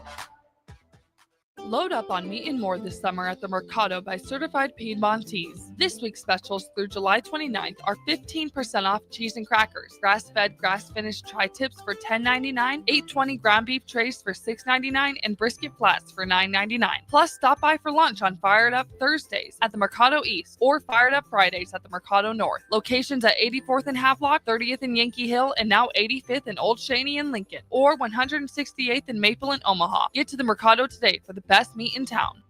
Breathe easier inside your home with Bryant. Eliminate allergens and odors and control humidity too. For a breath of fresh air, call 467-1111. Bryant Air Conditioning, Heating, Electrical, and Plumbing. 93.7 The Ticket, Fox, KFXL Weather. Brought to you by Bryant Air Conditioning, Heating, Electrical, and Plumbing. Your Lincoln forecast for today, we'll see mainly sunny skies. It'll be breezy and hot with an afternoon high near 96. Tonight, showers and thunderstorms likely over that low around 71. And tomorrow, we'll change to showers and storms. Otherwise, mainly cloudy with a high around 85.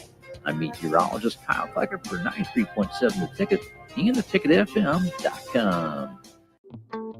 Wall to Wall Wine and Spirits is your place in North Lincoln to go for all your needs in wine, spirits, and beer. They also have a large variety of cigars in their walk-in humidor, and they have a top-notch walk-in temperature-controlled high-end wine room. Plus, you can enjoy free samples from their tasting bar. There's only